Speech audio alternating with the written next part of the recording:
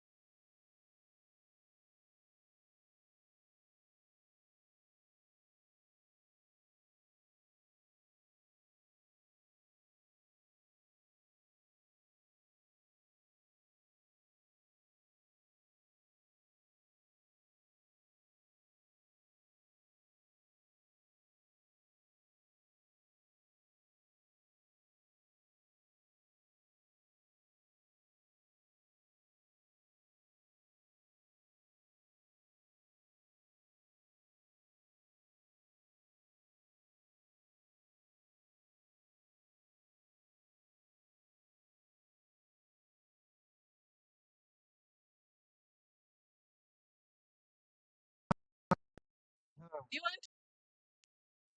want? Let's show you. Let them say DJ, Anguka. Hey, one foot in the front. Your mic is not working. One foot in the front. One foot in the front. DJ, give it up. Give us something. Give us something. Why? This one at the back. Let's go. Hands this way. Your hand. This one the other way. Are you doing that? When you'll be moving, you'll be switching them. Okay, nice. So I'm looking at. Come here. Ideri, come. Come, Delisi, baby. Give us something. Where is it? Democracy is about listening. If you're not dancing, I'll call you here. Who is not dancing? Let's look at that. This one. We are waiting for you to come. I'm looking at. Come here.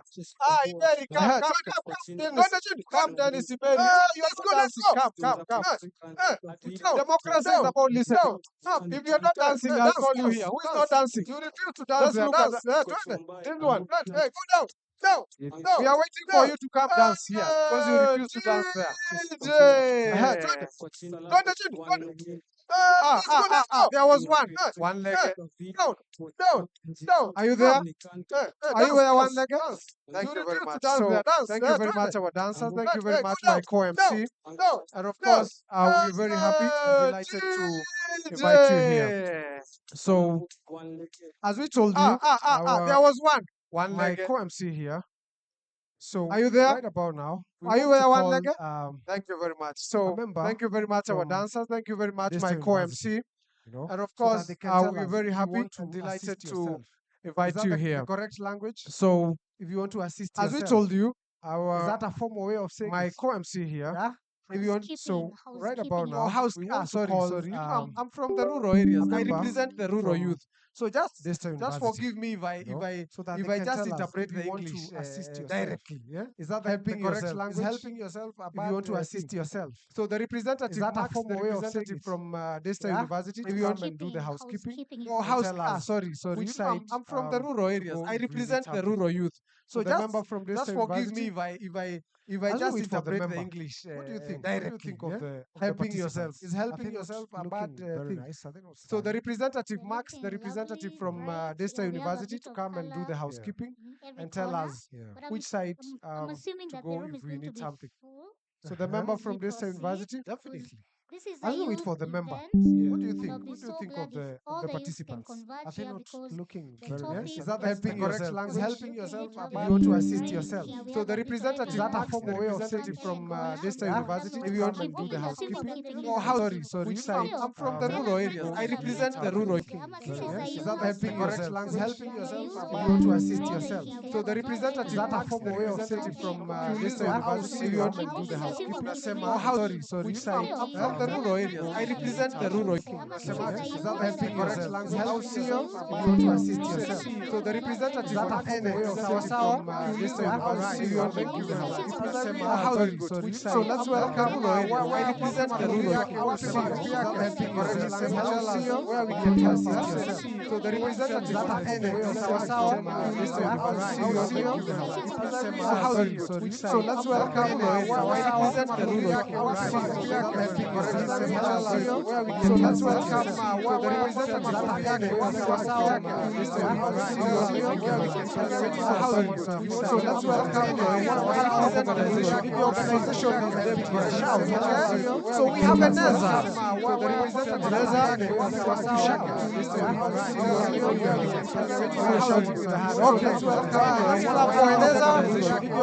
all right, we have Bruno Trust. So we have a Neza. So we have a Neza here. All right, we have Bruno Trust. So we have a Neza. All right, we have Bruno Trust. So we have a Neza here. All right, we have Bruno Trust. So we have a Neza. All right, we have Bruno Trust. So we have a Neza. All right, we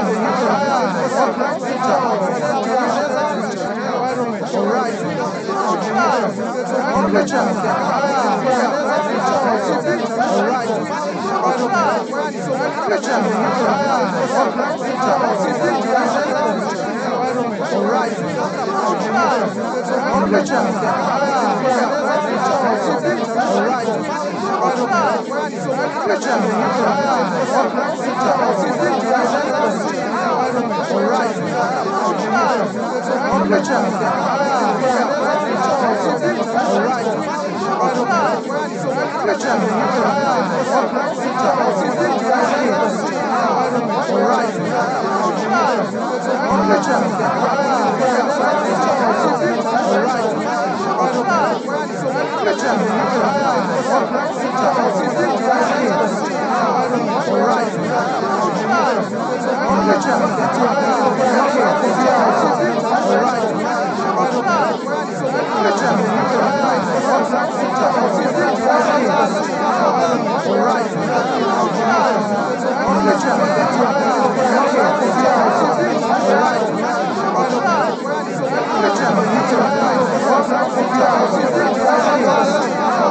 All right.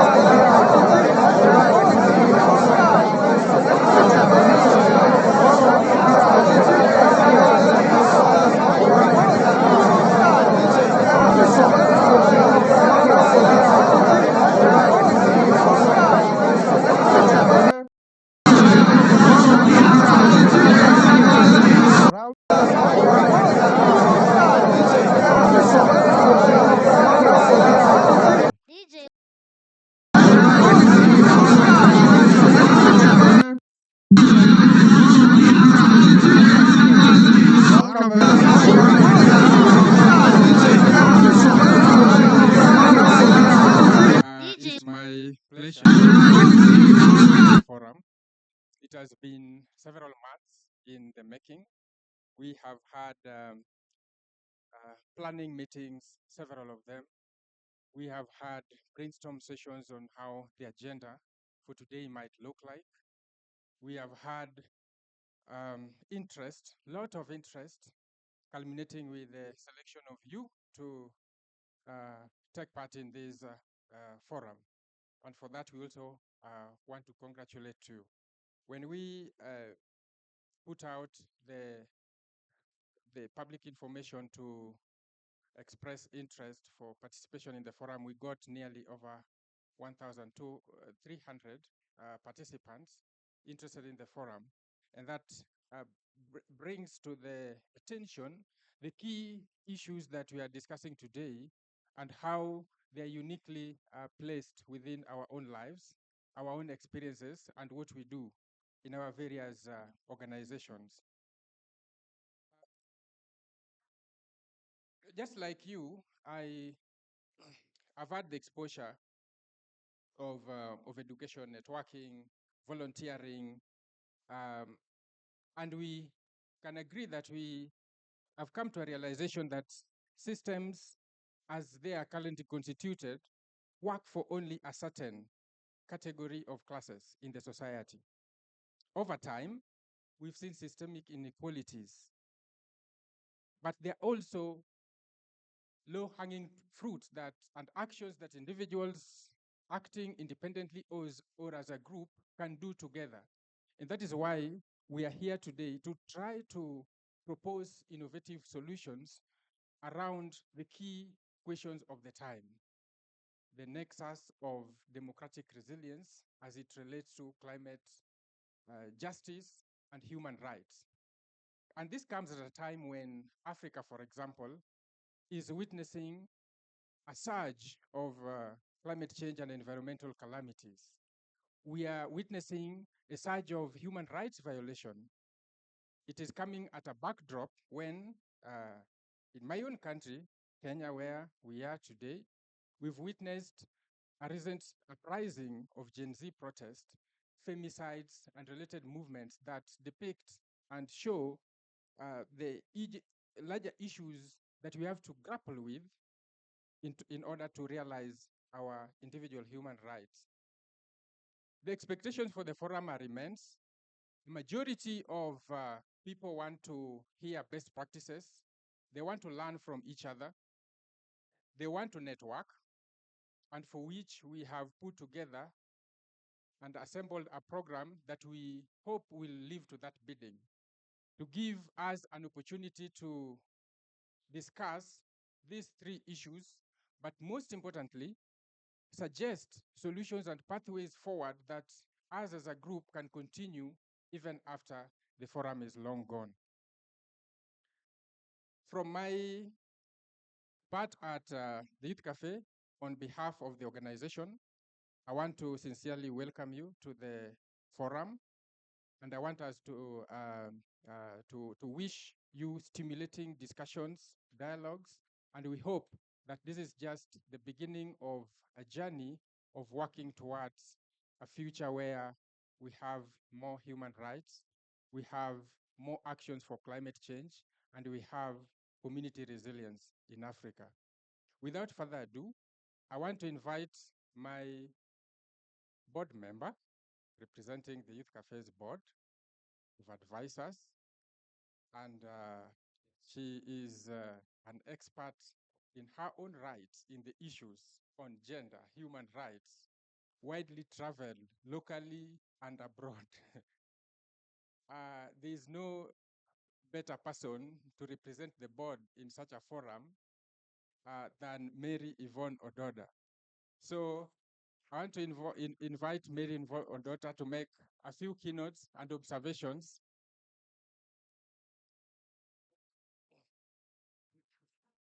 They give us something. They have to dance, the two of them. Now, if you fail me this time, Before you leave the stage, yeah, where are the last, dancers? not escaping, you have to dance. All right, DJ, give us something. Our boss Our has to youthful dance dancers. today. Bossy lazima dance. You have to show us some moves. And Yeah. your guest now, and the one you have invited, the board member and the CEO. Had you intimidated the DJ? How comes now? This is the time that the music is missing. Are you sensing something? Like I am? All right. Where are the dancers? Our dancers, welcome on stage. Ah, very good. He's in safe hands. Please, you're in safe hands.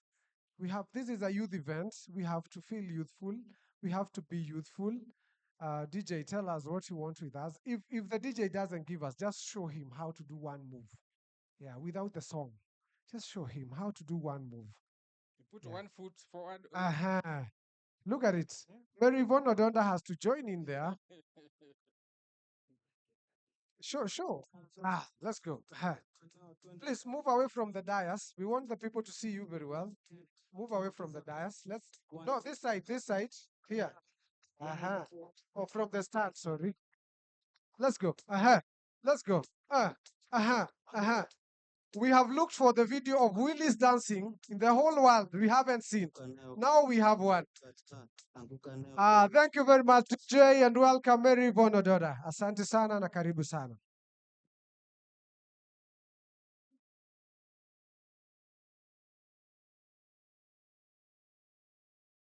Hi, good morning. I'll need a lot more energy than that. Good morning. Yeah, that's a bit better. We are so young, we still have energy. My name is Wana Dada, as I've been introduced, and I'm one of the board members at the Youth Cafe. And today it's a privilege for me to address you today on behalf of the organization and on behalf of the board members who couldn't be here today. And today we're going to be exploring the interconnected themes of democracy, human rights, and environmental justice in Africa. These are pillars that are critical to shaping the continent's future and require our collective commitment to address the challenges and seize the opportunities they present. So, for me today, I'm just going to give an overview of where we're at in Africa. Africa, our landscape, is a mosaic of progress and setbacks. Countries such as Seychelles, Cote d'Ivoire, and Liberia have demonstrated notable improvements in democratic governance, as highlighted by the Mo Ibrahim Foundation. However, this progress contrasts sharply with the struggles faced by other nations under authoritarian rule, underscoring the uneven trajectory of democracy across the continent. Afrobarometer data indicates that on average, in 39 countries, support for democracy remains robust, with 66% of Africans say they prefer democracy to any other system of government.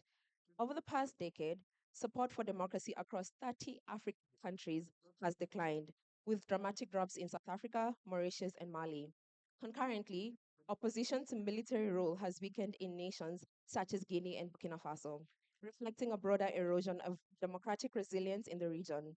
This dual trend underscores the challenges facing Africa's democratic landscape, where both popular support for democracy and resistance to authoritarian alternatives are diminishing. Alarmingly, 53% of Africans across 39 countries would accept a military takeover if elected leaders abuse power.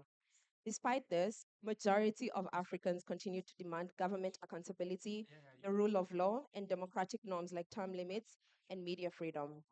The perceived supply of democracy is also shrinking.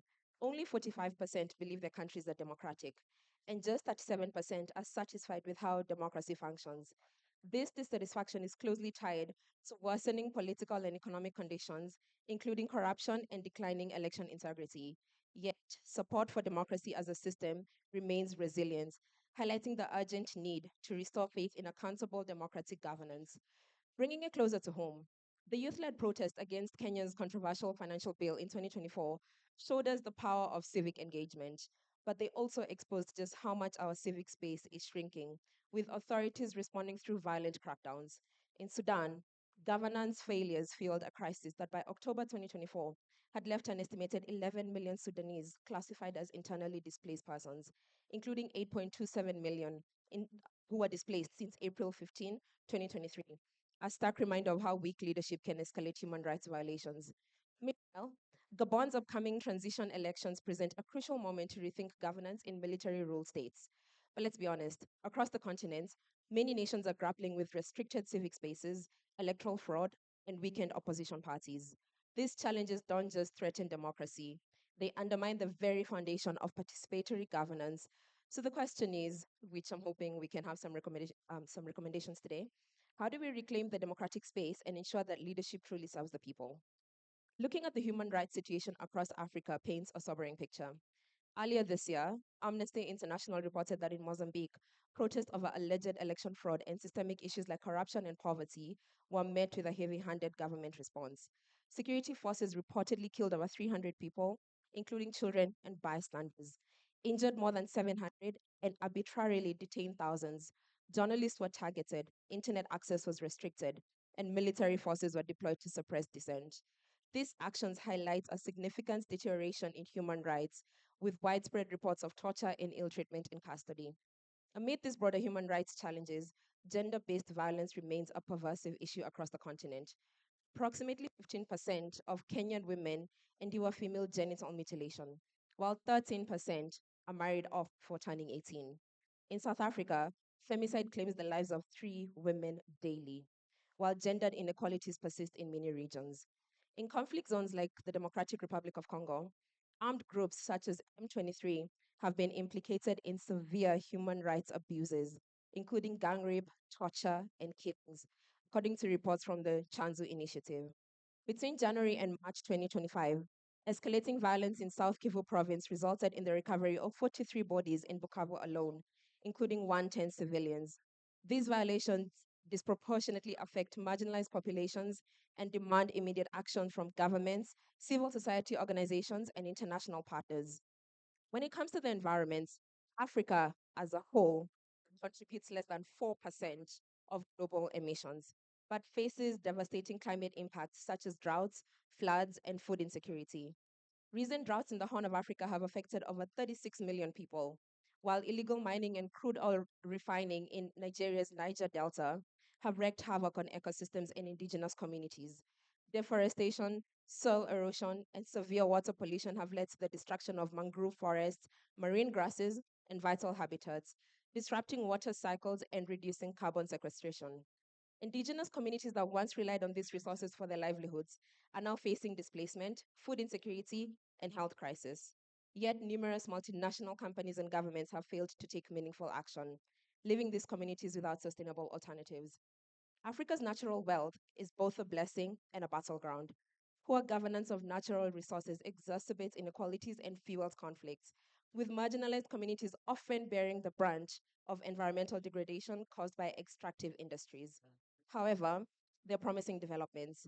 The African Climate Summit that was held in 2023 in Nairobi underscored Africa's commitment to leading its own climate solutions. The summit resulted in the Nairobi Declaration, which emphasized the continent's role in driving green growth and climate finance, while calling for stronger global partnerships. A key focus was the importance of local and community led initiatives, ensuring that climate action is tailored to African realities. Kenya has made strides with its Climate Change Act. This legislation strengthens environmental accountability, particularly in carbon markets, by requiring community development agreements for carbon projects, ensuring direct benefits for local communities. It also establishes a national carbon registry to enhance transparency in carbon trading, reinforcing Kenya's commitment to global climate goals under the Paris Agreement. Community movements, such as South Africa's Right to Know campaign, are also driving grassroots advocacy for sustainable practices. Addressing these challenges requires inclusive policies that prioritize sustainable development and the voices of marginalized groups. If we do not urgently address these environmental challenges, we risk losing not only our natural ecosystems, but also the people who have protected them for generations. Amid these challenges lies hope, the youth that we see here today. Hope embodied by Africa's youth. With a rapidly growing youth population, we have an unparalleled opportunity for transformative change.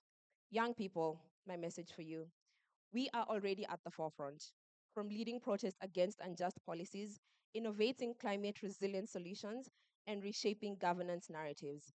With the right investments in education, leadership development, and digital literacy, we can become even stronger catalysts for democratic resilience and environmental justice.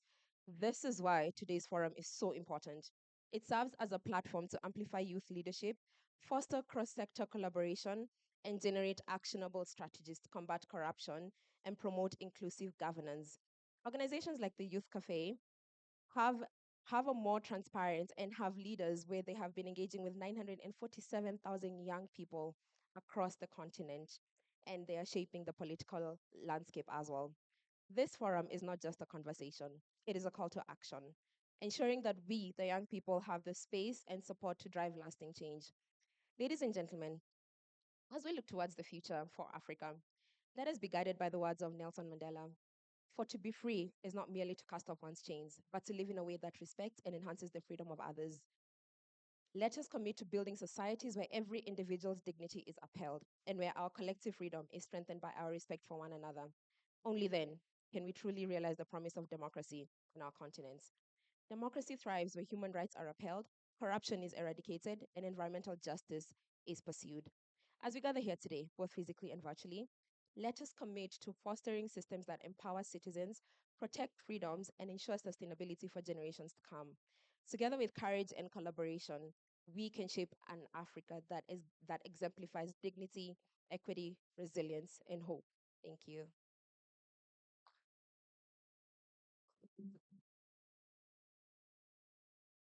Thank you so much for that great speech and set of comments, Mary. And I think we all echo your sentiments, and they form very good basis for the day that we have ahead of us. This forum was not put together by the Youth Cafe alone.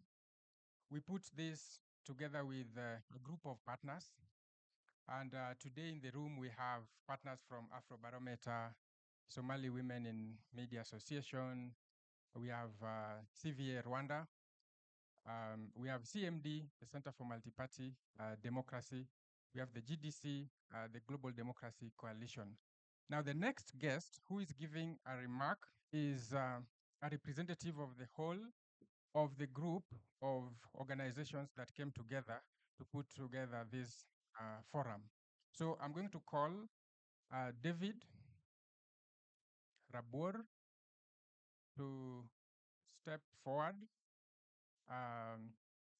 yes, and give remarks and comments on behalf also of the organizers as organizations. You are much welcome.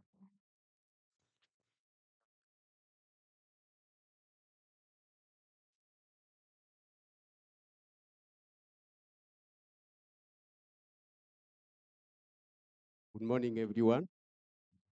Good morning. Hi. Vijana oi. Vijana oi. Yes, my name is David Rabur. I'm the Director for Community Action for Health and Development, simply known as CAHED. Professionally, I'm a lecturer currently at Just University. And I know here we have also quite a number of students. We are building a democracy, and it must start with us.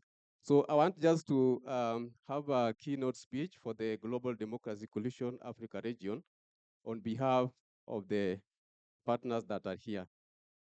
Our theme, advancing democratic resilience at the intersection of human rights and environmental justice. Distinguished guests, esteemed partners, fellow advocates for democracy and champions of justice, good afternoon. It's still good morning. Yeah, it is a great honor to start at the Global Democracy Coalition Africa Regional Forum, a gathering of visionaries, leaders, change makers committed to the resilience of democracy at a time when Africa faces unprecedented challenges of opportunity.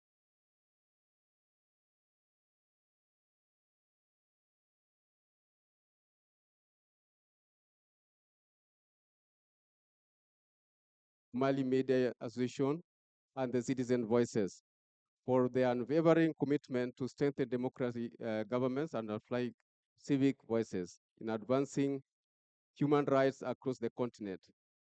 In Africa, we have progress, challenges, and opportunities.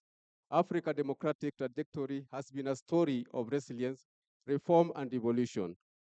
From the post-colonial transition to the wave of multi-party democracy during the 1990s, African nations have made significant strides in expanding political freedom, electoral participation, and civic engagement. However, today we find ourselves at a critical crossroads. Some of the countries continue to deepen democratic governance, others grapple with rising authoritarianism, shrinking civic space, electoral malpractices, and the suppression of dissenting voices. Military coups we've realized in West Africa, digital repression, and the manipulation of occasional term limits threaten democratic gains. Democracy data consistently shows that African overwhelmingly support democracy, yet trust in electoral process and governance remains fragile. And you can imagine what we as a people in Kenya realizing after and each and every election. The question before us today is not just about preserving democracy, but about strengthening its resilience, ensuring that governance structures are adaptable, inclusive, and responsive to the needs of the people. The intersection of human rights and environment justice. At the heart of democratic resilience lies the protection of fundamental human rights, including access to justice, freedom of speech, and political participation. Yet in Africa and Kenya, climate injustice has emerged as one of the most pressing human rights challenges of our time. From the arid landscape to the Sahel, where desertification displaces communities, to the coastal citizens of Kenya and even across like Zimbabwe, where rising sea levels threaten livelihoods, climate change is deepening social inequalities and exacerbating conflicts over natural resources. The destruction of ecosystem, forced evictions due to land grabs, and exploitation in indigenous territories have made environmental justice a critical pillar of human rights advocacy and the impact of climate challenges. But it's as clear, climate justice is not just about environmental protection. It's about equity, governance, and social justice. Marginalized women, persons with disability, youth, and indigenous people are disproportionately affected by environmental degradation, yet remain unrepresented in this decision-making process. A democracy does not uphold environmental justice is incomplete. A government that does not integrate climate resilience into governance is failing its people. What do we do? A call to action. To advance democratic resilience and intersection of human rights and environmental justice, we must embrace and bold transformative actions. And I'll read them from 1 to 5. Strengthen citizen participation. A democracy is not only as strong as its people. Government must prioritize participatory governance, ensure that youth, women, and marginalized communities have a seat at the table in policymaking. The second one, protecting safe space and human rights defenders. Environmental and human rights defenders across Africa face intimidation, arrest, and even assassination. We must advocate for policies that protect activists, journalists, and grassroots civil organizations from prosecution. The third one, integrating climate justice into democratic governance. Climate resilience must be a governance priority. Africa governments must implement legal frameworks that recognize climate-induced displacements, enforce corporate accountability for environmental damage, and promote sustainable land use policies. And number 4, we should leverage on technology for transparency. Digital technologies offer a powerful tool for enhancing transparency, accountability, and civic engagement. Government must ensure digital platforms for open data governance, combating misinformation, and ensuring free and fair elections. At regional level and global solidarity, Africa cannot tackle these challenges alone.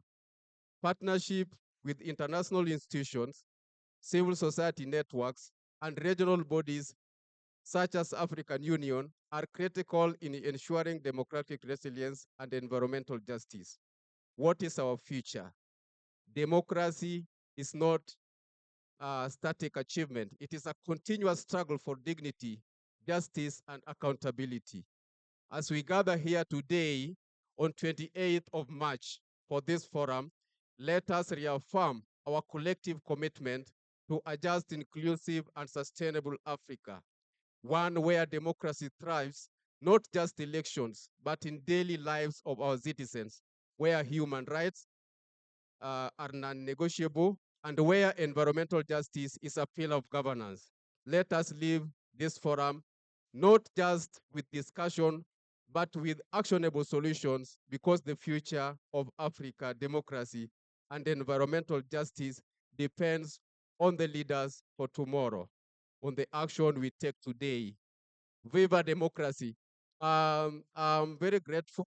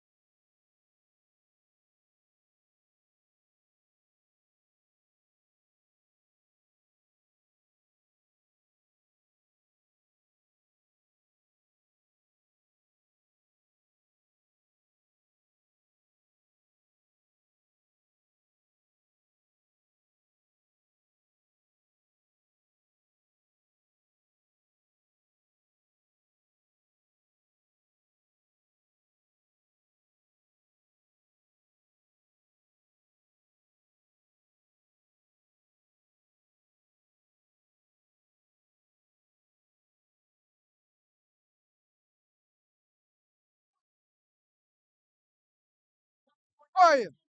DJ. Thank you very much. Thank you so much. That's very energetic. Elisenda is the brain behind the coordination of the Global Democracy Coalition. As the name suggests, it is global and a coalition. Many of us would attempt to coordinate coalitions, but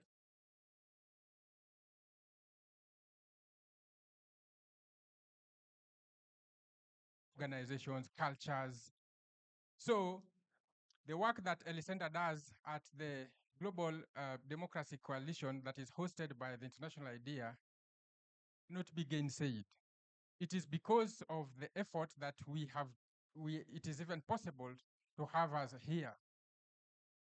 It is also notable that as we have the Africa Regional Forum, there are other forums happening simultaneously in other regions.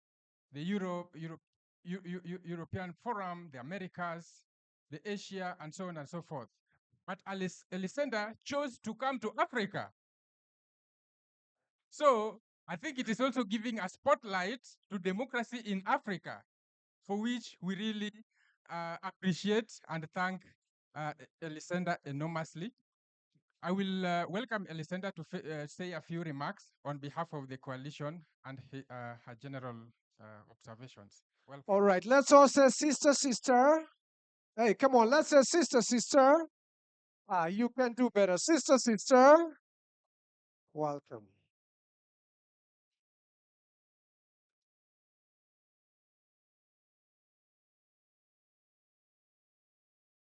No? Yes. Thank you so much for the warm welcome. Thank you for the dancing. I've never done that. It's amazing. Thank you. I like to dance. It's a pleasure, an immense pleasure to be here today among such committed democracy defenders. And at the Global Democracy Coalition, we truly appreciate the tireless efforts of our esteemed partners in making this event not only possible, but impressive and timely. I hope that each one of you lives here with something that fuels your determination to continue the fight to strengthen, enrich, and advance democracy and human rights. So, Willis asked me to share some remarks on the funding of democracy and human rights. So, let me start with something we often forget. Democracy and human rights are not self sustaining. They are not. They are not a luxury, they're not a nice to have. They are the foundation of peaceful, resilient, and just societies. And yet, they remain chronically underfunded. As you might know, today, less than 1.5% of the official development assistance goes to democracy and human rights. 1.5%. Despite overwhelming evidence that these instruments reduce conflict, they promote economic inclusion, and they foster long-term stability. We are at a turning point.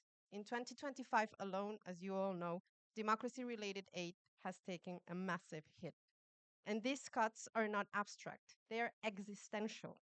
Organizations supporting independent media, women political participation, free and fair elections, and grassroots civic movements are laying off staff, shutting down programs, and in some cases, closing their doors entirely. We've seen partners from the GDC here in Africa who, despite losing vital funding, have kept youth engagement programs running with volunteer alone. They're launching community fundraising campaigns, they're partnering across borders and rethinking how to make their work more sustainable. But let's be very clear, resilience should not be a replacement for investment, because here is the truth. The cost of not funding democracy is far greater. When civic space shrinks, when corruption rises, when rights are denied, instability grows. When we defund democracy, we don't just silence NGOs. We weaken societies, we embolden autocrats, and leave entire communities absolutely unprotected. And the danger is that when funding disappears, so does the infrastructure of democracy. Independent media outlets, civic education programs, women political platforms, electoral monitoring efforts. And these are not extras, these are essentials for democracy.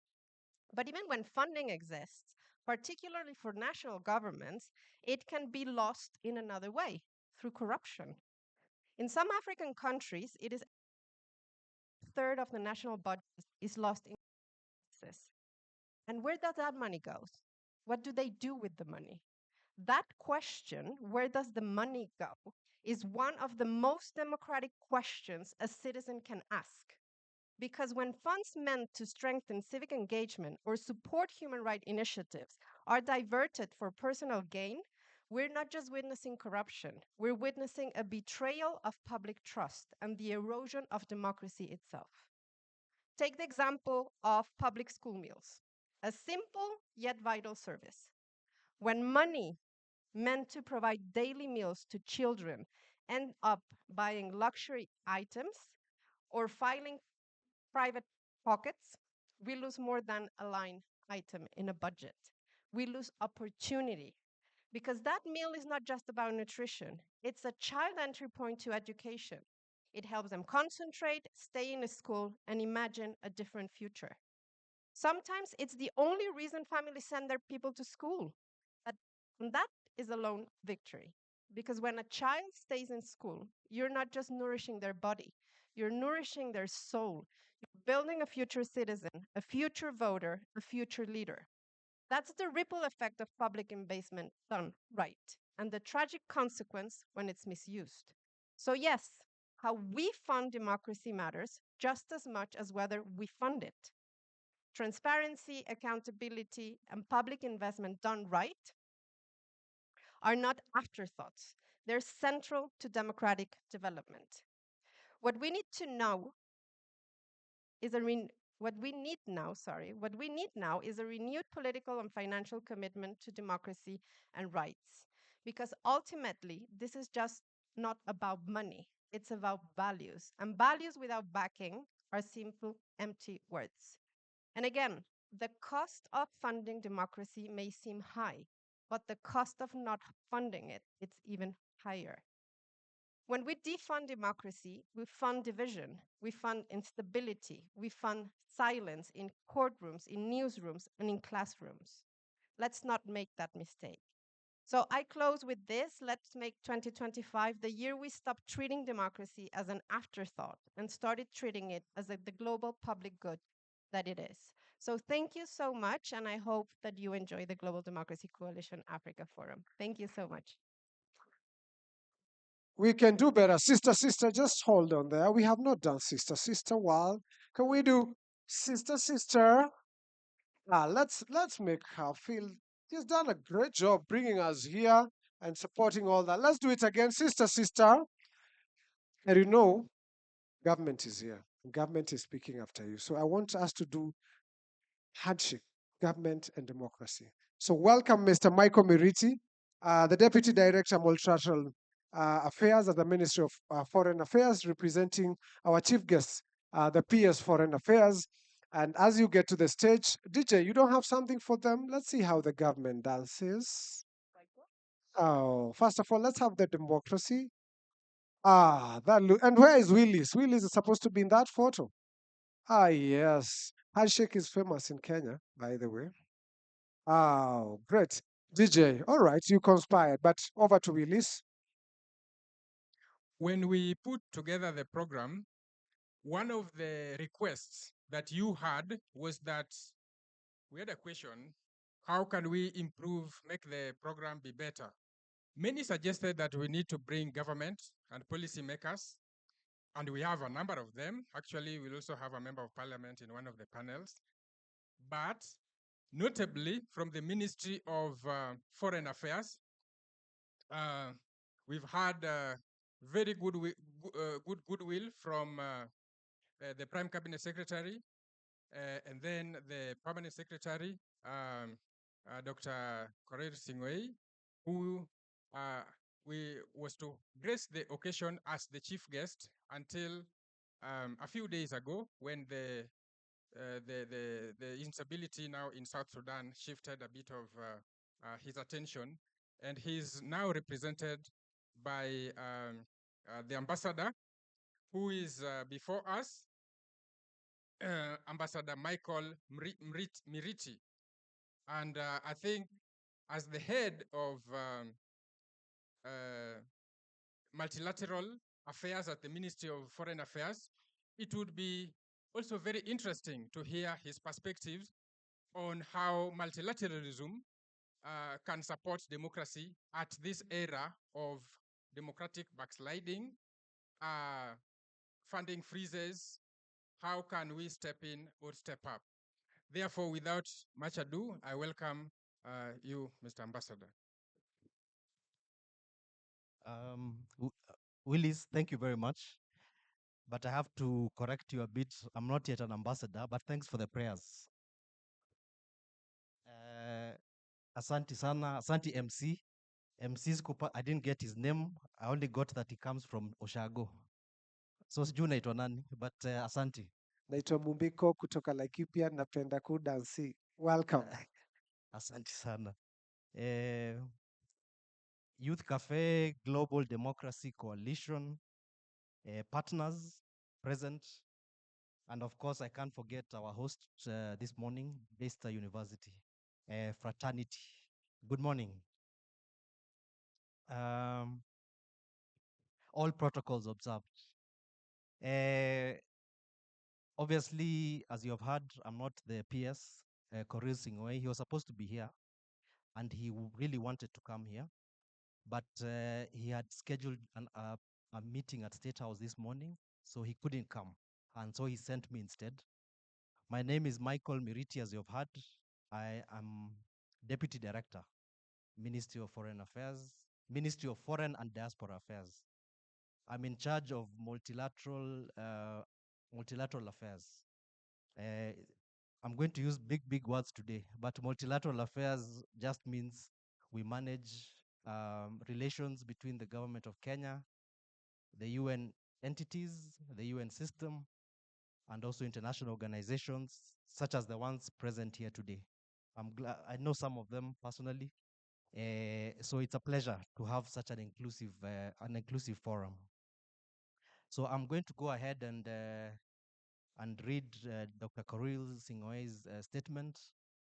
You'll forgive me for I'll put a few of my own personal anecdotes because I'll share my little experience, but I also hope to also get some of the youthful energy because most people here are youth. I hope to get some of that energy, some of that creativity, innovation, and we can exchange. So, esteemed speakers who have spoken before me, ladies and gentlemen, again, good morning. I thank you for the opportunity to speak today on the convergence of democracy, human rights, and environmental justice. These are important principles in global governance and therefore demand our thorough examination. My goal today is to ensure that we all understand the role of government in establishing democracy, human rights, and environmental justice. And why is that?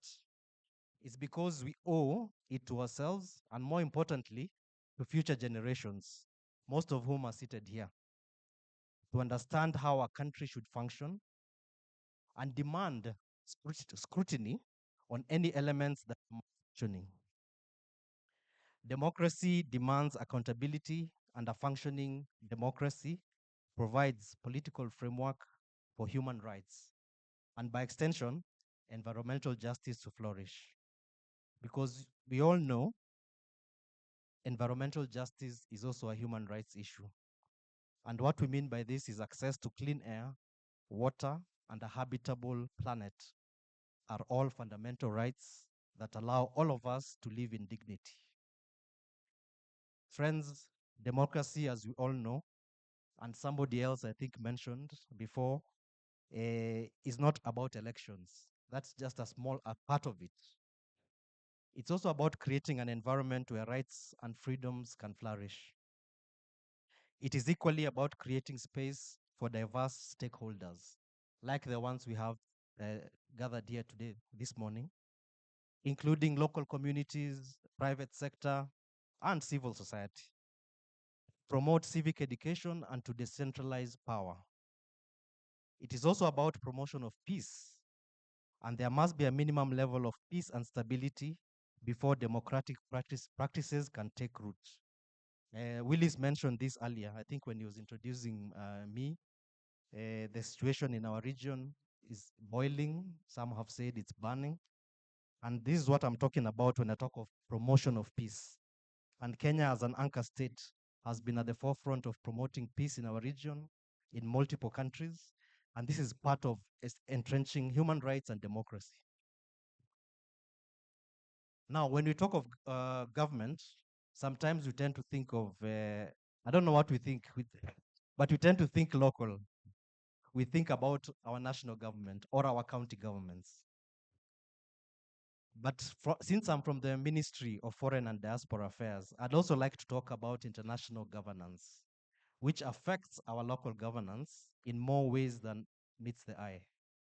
This is why Kenya is an active member in the international governance architecture. And I want to give an example that is very pertinent to what we are discussing today. Kenya is currently a member of the Human Rights Council, which is an intergovernmental body based in Geneva, and it's part of the United Nations system. It is responsible for strengthening, promotion, and protection of human rights around the world. Kenya will be a member until 2027. Our key priorities during our membership of the Council are to build a stronger foundation on national human rights policy and action plan, that is locally, a clean energy transition, which is what we are talking about, environmental justice, and emphasizing environmental justice as a human rights issues, and that Kenya recognizes it as such, and also to have inclusive social protection that leaves no one behind. At this juncture, many of us might be wondering, how can Kenya police itself in the human rights space? Or how can the Kenya government police itself? How will we ensure that all these priorities are met if there's no one to be accountable to but ourselves? Well, we are accountable to something called the Universal Periodic Review, or UPR. And this is a unique mechanism of the Human Rights Council that calls for each UN member state to undergo a peer review of its human rights records every 4.5 years. In other words, other countries will review what Kenya has done to improve human rights and to overcome challenges to the enjoyment of these human rights. Now, ladies and gentlemen, for democracy to flourish, there has to be a respect for the rule of law. Respect for the rule of law is fundamental, and no person can be above the law. This applies both locally and internationally. In terms of environmental justice, it is well known that African countries, who, by the way, are suffering from the worst effects of environmental degradation, climate change, and biodiversity loss, despite being the least contributors to the same. African countries are underpaid due to the undervaluation of their carbon sinks. Kenya recognizes this in the Kenya Foreign Policy of 2024, which, by the way, is available online, and I encourage all of you to get a copy of it and read it. The Kenya Foreign Policy 2024 and other instruments like the Climate Change Act, which somebody mentioned earlier, commits to championing Africa's green revolution so that assets are properly priced for the benefit of the citizen. Indeed, environmental harm is deeply tied to political and economic systems that enable an equal distribution of resources and power. We all know, or most of us, I think, know about the Paris Agreement, which is an international instrument, legally binding international treaty on climate change. This is a treaty that ensures collective global climate action and financing. However, we have to be truthful and say that the lack of commitment to emission cuts, to energy transition, and climate finance for the most vulnerable countries, including Kenya, raises concerns about the future of international cooperation in this sphere. There's a process ongoing at the International Court of Justice, which is the apex United Nations court, where Vanuatu, a small island developing state in the Pacific, is taking a lead on seeking an opinion on the state's obligation towards climate change. The small island developing states have an existential threat. All of us do. But the small islands developing countries have an even greater existential threat that they are facing from climate change. In fact, in the next few centuries, a few decades, their countries might collapse, might sink under the ocean. So even as the International Court of Justice prepares its ruling on the case of the obligation of states in respect to climate change, we must ask ourselves if international cooperation will carry the day, or will this be another case of failure to honor collective global agreements? Now, friends, colleagues, ladies and gentlemen, democracy cannot be a system that serves the interests of the powerful rather than fostering justice for all. Because the injustice erodes trust, and erosion of trust weakens legitimacy and effectiveness of institutions. So that we all owe to ourselves, all of us, to fight injustice in all forms if democracy is to thrive. The Constitution of Kenya, 2010, is alive to the fact that there may be violations of human rights and threats to democracy. That is why our Constitution lays out checks and balances, guardrails, and institutions that will outlive us to protect citizens against these abuses. Kenya is on a journey to bolster our democracy, human rights, and environmental justice. I'm sure many of us can list all the ways that we fall short. However, allow me to share some few measures that I believe are important to also reflect on what we have gotten right. During the Human Rights Council meeting in Geneva, the one that I've just mentioned in February, our Prime Cabinet Secretary and Cabinet Secretary for Foreign and Diaspora Affairs, His Excellency Musalia Mudavadi, and High Commissioner for Human Rights, agreed to formalize establishment of the Office of the United Nations High Commissioner for Human Rights regional office in Nairobi. This expands the footprint of the organization in Kenya and enhances position of Nairobi as a multilateral hub. Now, colleagues, I don't think a government that allows the United Nations Office on Human Rights to expand its presence in Nairobi, and this happened last month, I don't think that is a government that fears transparency, accountability, and scrutiny. More importantly, critique. This is part of it. So very soon, the United Nations Office on Human Rights will open a regional office in Nairobi. They already have a presence, but they'll enhance the presence. And remember, this is an organization that has been blocked and kicked out of other jurisdictions. I'll not mention them because I'm diplomatic. But it has been kicked out of other jurisdictions, but we are welcoming it. This just shows our commitment as Kenya to this space. In terms of enhancing position of Nairobi as a multilateral hub, this is something that is real. A lot of organizations are establishing their regional presence in Nairobi. I have seen among the partners, we have Plan International. We had a meeting with Plan International CEO, the newly appointed CEO, just this week. I think it was on Tuesday. And they are establishing their global headquarters in Nairobi. So Nairobi will be the global headquarters for Plan International. So I'm happy to see them today. I don't know if they are represented here. We know, of course, that Oxfam also has its global presence in Nairobi. We know that other organizations like IDEA. IDEA is an organization based in Sweden that promotes and also funds human rights programs worldwide. So they're also expanding their presence here. The United Nations itself, as I've mentioned, and many others. This shows the government's commitment to transparently adhere to international human rights norms and to the peer review that I mentioned earlier. You'll agree with me that great strides have been made in this country to strengthen human rights freedom regimes and ensure accountability when violations occur. As part of our UPR report that I mentioned earlier, we highlighted various institutional reforms that are anchored in our constitution to enable this to happen. This includes strengthening the role of the Kenya National Commission on Human Rights by increasing its budget and also operationalizing the Independent Policing Oversight Authority, or IPOA.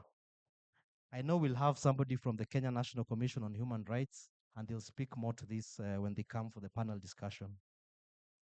IPOA, as we know, is an independent body that holds law enforcement organs accountable for their actions and ensure that they operate within the boundaries of the law and the Constitution, to ensure that law enforcement organs do not violate constitutionally protected rights and freedoms. These are some of the institutional reforms that we are making to ensure that when violations occur, they can be remedied. And I encourage you to also read the report it's actually, the report was actually prepared by the Office of the Attorney General, but it was a inclusive report with civil society voices, it was participatory. It's a 30-page report. It's quite bulky, but I encourage you to look at it and see what measures have been taken. I just highlighted a few. Friends, ladies and gentlemen, to conclude, what is the role of government in establishing democracy, human rights, and environmental justice? Government is a guarantor of these principles. Government must create the enabling environment for justice and accountability to thrive.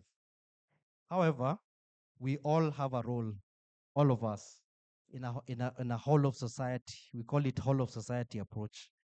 Whether it's civil society, whether it's youth, whether it's the church, private sector, all of us. We all have a role in holding the government to account and in building a Kenya that future generations will be proud to call home. Asanteni sana.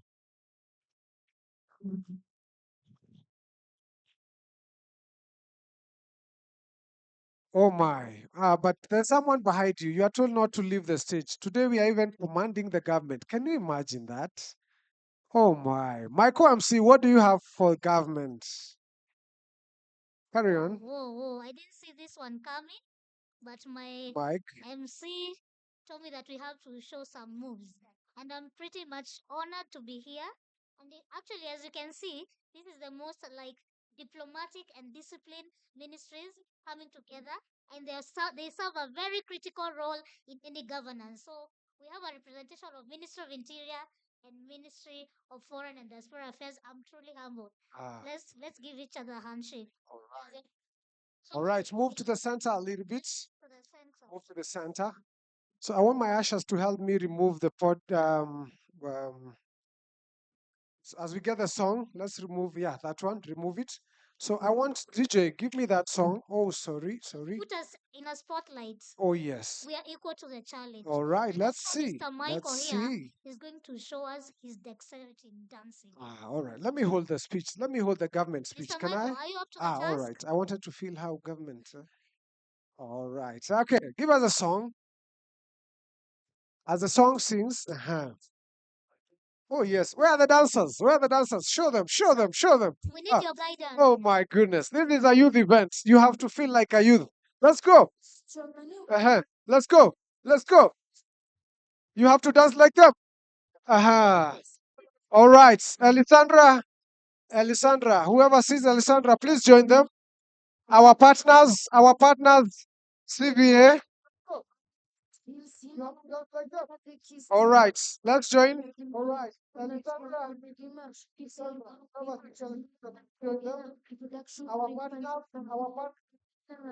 All right, our partners, please join. Our partners, please join somewhere. DJ, just a bit. Hold on. You're not dancing, you people. We want you to dance like youth. This is a youth event. All right? And also democracy event. And you know you are right at the center of democracy. So DJ, give us the song. I want all of us to come in front for the group photo. It's our moment to shine. And I mean all of us. Led by our leaders here, our partners. Yes. DJ, give the song.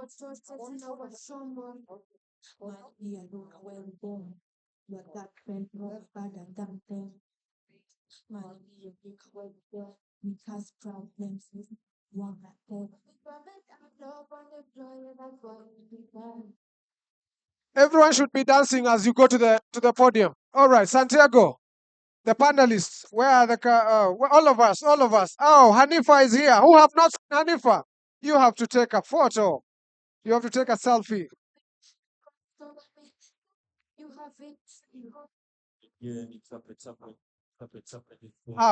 Why are we not on the podium already? Let's go, all of us, a group photo for all of us. Hey, come on, you're not dancing. Hey, who is not dancing? Let me see you. Commissioner. Yes. Commissioner, you're not dancing. Yeah, let's come front to the front. Let's come to the front. Please come to the front. My ushers, please give me 5 seats here. DJ, just a moment. So, Alessandra, DJ. So please, we want to take a quick group photo. So, the chief guest, representative, CEO, Youth Cafe, our partners, please come to the front. Yes. So, yes. So we have to fit in this photo, please. We are friends. We are friends of democracy. We have to fit here. Let the photo at the back be the Global Democracy Coalition. And please leave some space for the MC. I have to be visible there for marketing purposes. All right. We have to smile. Come on.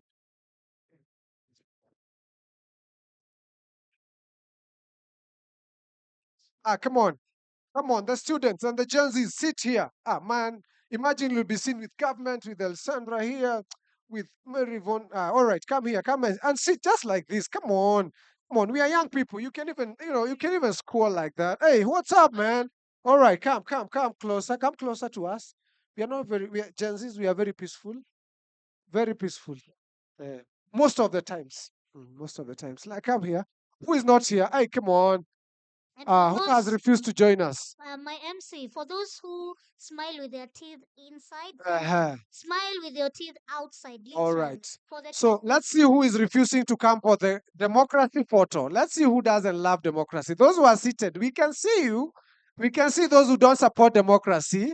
We can see you. Please take a good photo. The videographer, focus on the people who are not supporting democracy. They are seated because they don't want to feature on this video, on this photo. Oh, are we here, all of us? Can you see all of us? Yes, you can even squat here. Oh, those on the back, you can do your hand like that, democracy. All right. Viva democracy, viva! Come on. What a viva is that? Viva democracy, viva!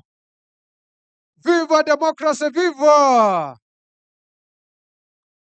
Let's all smile. All right.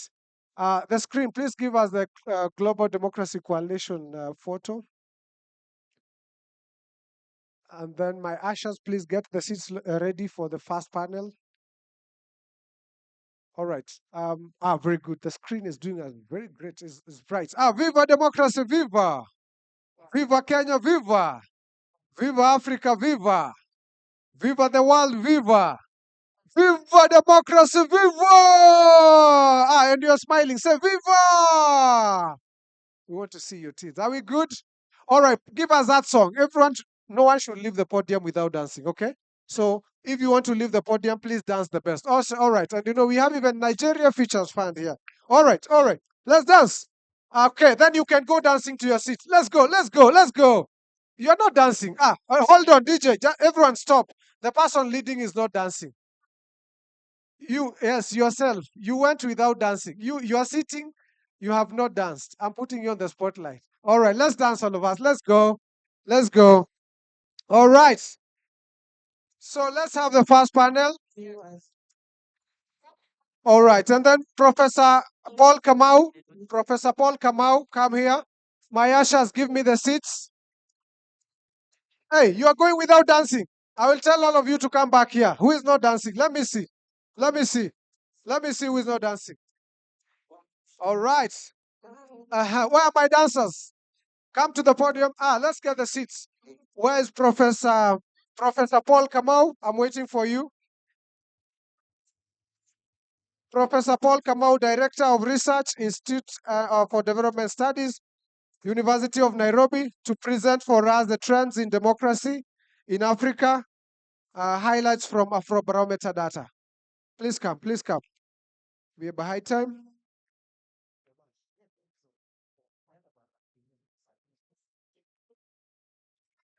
Please come. You can be introducing yourself as we carry on.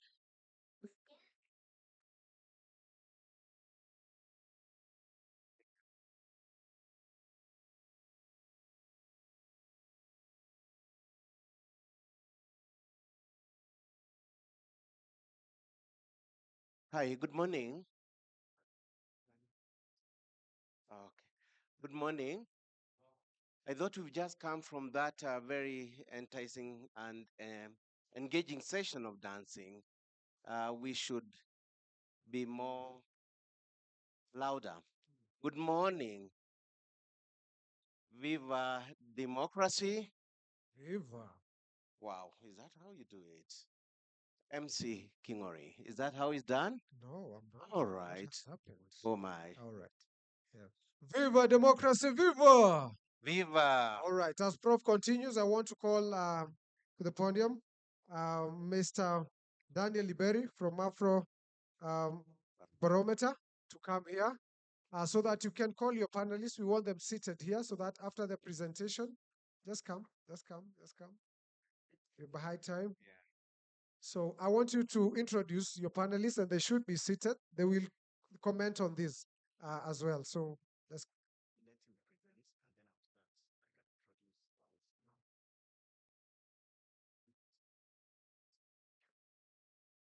Thank you very much.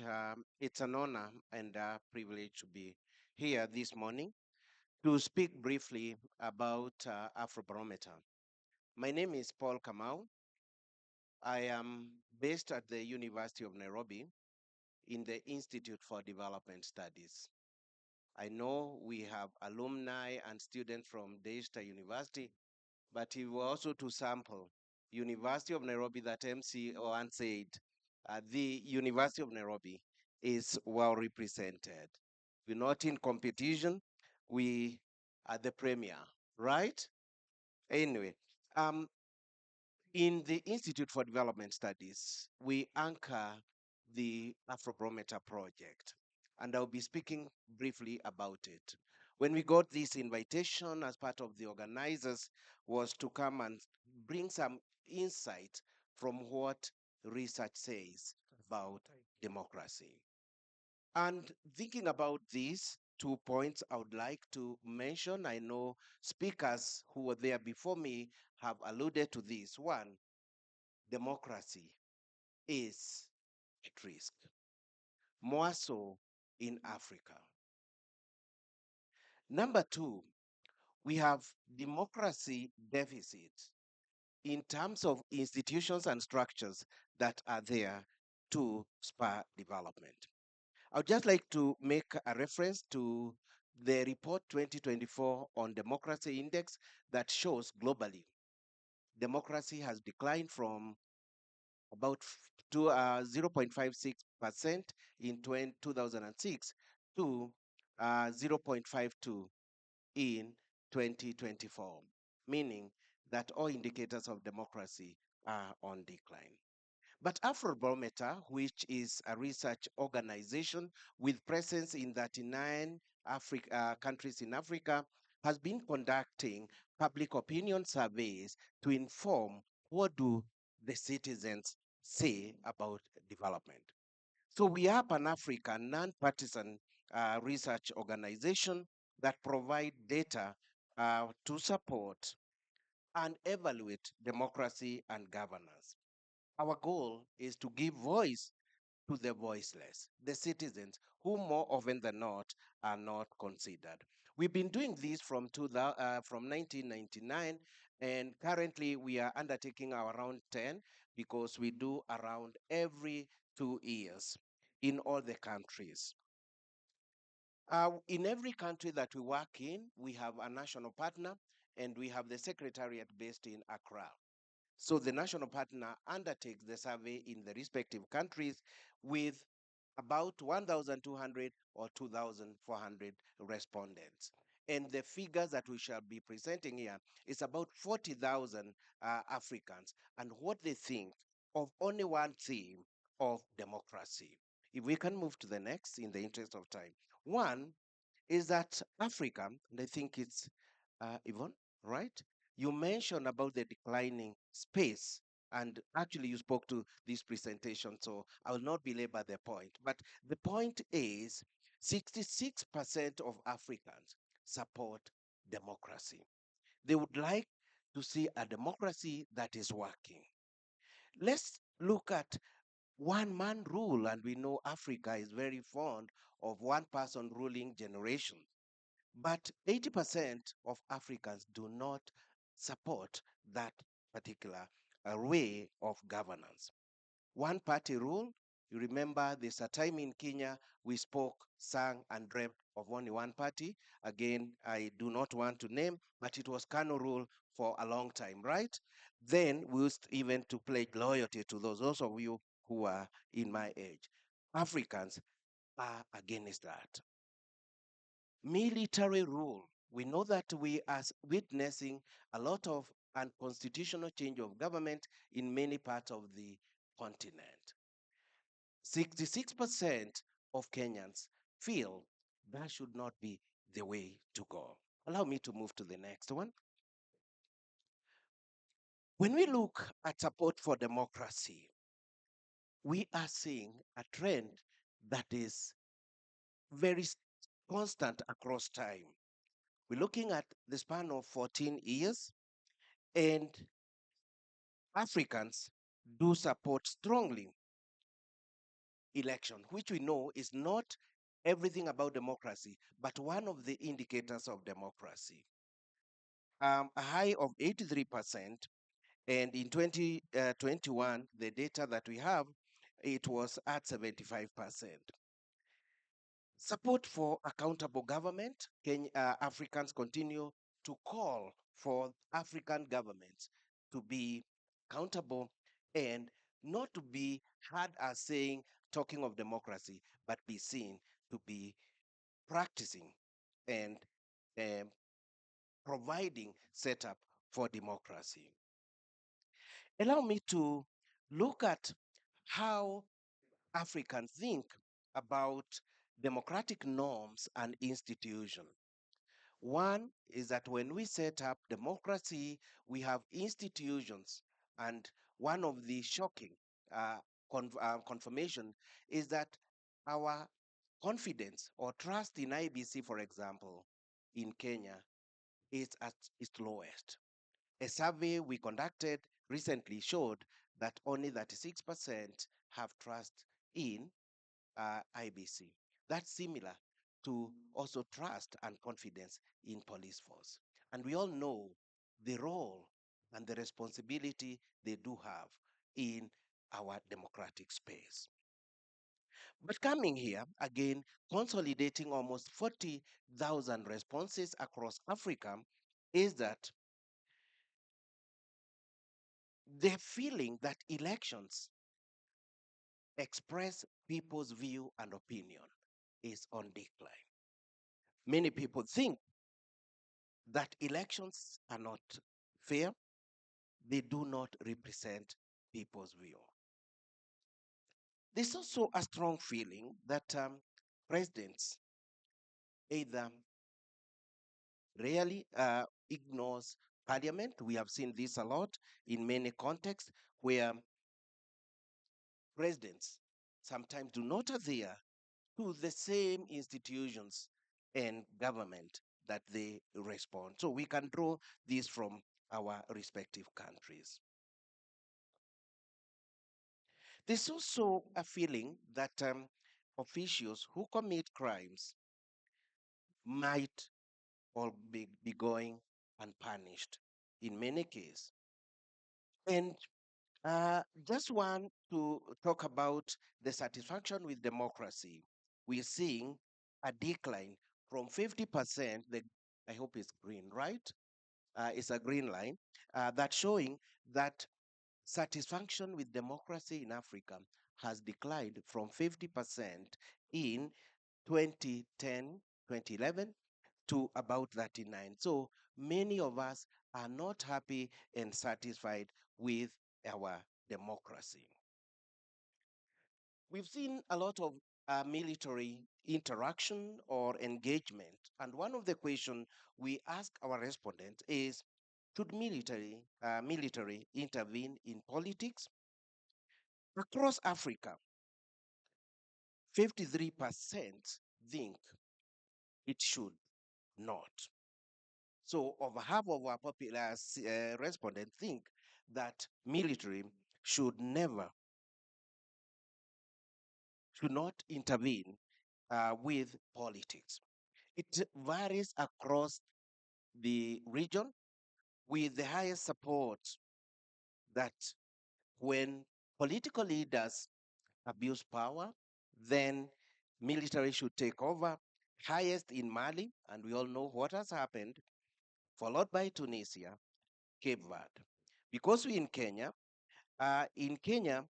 only uh, 56% think military should not intervene or participate in political affairs, even when government or elected leaders fail to do so. Allow me just to make one presentation as I bring it to a close on democracy in terms of demand for democracy and supply of the same in the country. So this is purely on Kenya. We have teased out this data just to talk about Kenya. What do we think about democracy? One is that there's a rise in call for democratic space. So what we've been doing as young people is what every Kenyan, including those of us who are called silent majority, would be calling for. Two, are we in support of term limits? A majority of Kenyans, up to 80%, think we need to limit presidential terms. Support for democracy, for multi-party democracy is quite high in Kenya, and that armed forces should never intervene in politics at 57%. How satisfied are we, or how do we think of the democracy in Kenya? You can see that it's been on decline across time when we look at 2011, 2010. And generally, just like in the whole of the continent, there has been a continuous refusal for military or non-democratic intervention. So what can we say are our takeaway points? One, that when we look at the data across Africa, there's a very high support for democracy, and these citizens remain committed to democratic space in terms of their participation. But poor political performance make people not feel that it's happening well. National government, regional government, continental organization, as Mr. Mireti has alluded to, there's a role to play. One is to strengthen public sector integrity and accountability, cap official and informal impunity, and ensure good quality election, because it's through quality election that we can be seen to practice democracy. We have uh, our website that is free, and you can interact with this data. Our data for all the round from 1999 to today is available. If you can just move that to the last slide that shows our website and our contact. I'm done. Thank you very much. Let me just show that, Daniel. Allow me to recognize my colleague, Daniel Iberi from Afrobarometer, and we thank you very much, MC, for this. Thank you very much. Let's clap for him. Let's clap for him. Maua, maua, maua, maua, maua, tumwangushie. Thank you very much. Thank you for that inciting. That I want to welcome Mr. Daniel Iberi. to come and introduce the panel. As he comes, we have internet and Wi-Fi. Everyone should pick their phone and take a selfie. But did you know that your badge has a barcode, a QR code? Sorry. Do you know that? Can you scan the QR code and see what is there? Who has scanned? What is there? What is in the QR code?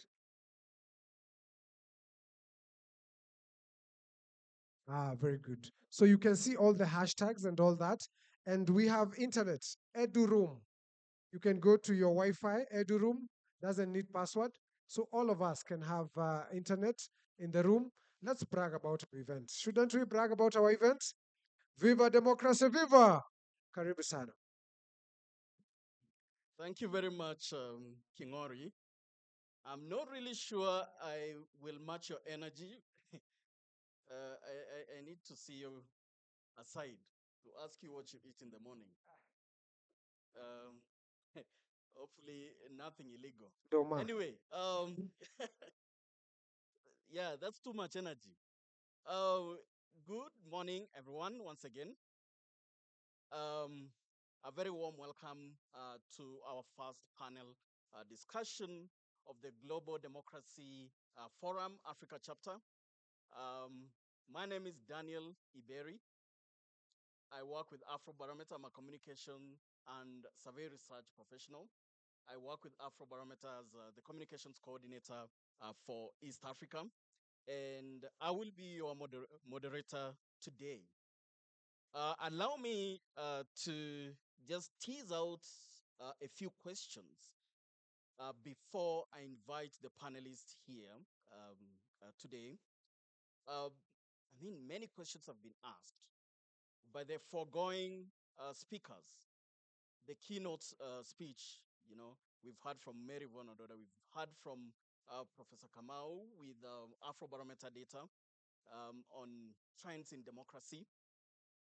But on democracy and human rights, where are we with democracy in Africa? As much as we've seen the data, where are we? Are we progressing? Are we regressing? There is much talk about democracy and regressing. There is much talk about democracy has plateaued in Africa. There is confusion now in Africa that we no longer understand the concept of democracy. Experts are trying to tell us that now can we redefine democracy in the context of Africa, in the context of history of Africa, so that it can serve us. The question is it serving us right now? We've seen back and forth. We've progressed. Africans want democracy. Okay? But then, when you look at West Africa, the coups and, there are so many fora that are being organized in West Africa right now. They are telling you that that thing is not working. Is it because we are not able to define democracy, understand its tenets very well, so that to the extent we are saying that it's not really working? Okay, so there are so many questions around these concepts. Okay, our panel today will talk about democracy, human rights, and environmental justice. But again, I'd like to tell them that, as much as we are talking about all these things, Africa Agenda 2063, where will you be in 2063? Okay, I mean, some of us will be, very old. Where are the youth? Do they understand the concept of democracy? Aspects of human rights? And it's a good thing that today we are having that discussion in this setup, because we are able to reach young people. But again, this is a conventional way of reaching young people. Not so many young people are able to attend such fora and really grasp this concept. I'm not saying they are complex, but again, we need to really find a way of appealing to them. Ladies and gentlemen, I'm not here to give a speech or to present These are very weighty questions, and I'd like to introduce our esteemed panelists who will be responding to some of those questions. Um, may I now call forward um, Gloria Wawira. Gloria Wawira, where are you? Gloria Wawira is the CEO, National Youth Council. Gloria. Hi, Gloria. Where is my panelist? Okay, let's move on.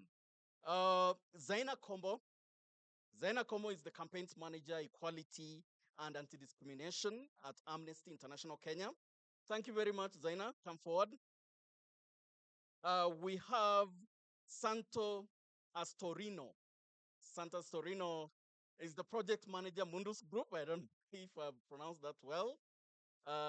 We also have Dr. Dennis Wamalwa. Dr. Dennis Wamalwa is the Commissioner, Kenya National Commission for Human Rights, KNCHR.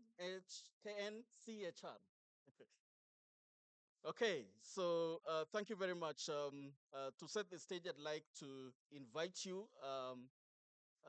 Let's start with Santo. Can you briefly give your opening remarks about our theme today, you know, in not more than 120 seconds?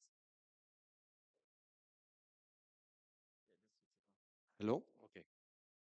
First of all, it's a pleasure for me to be here today to take part in this conversation in this forum.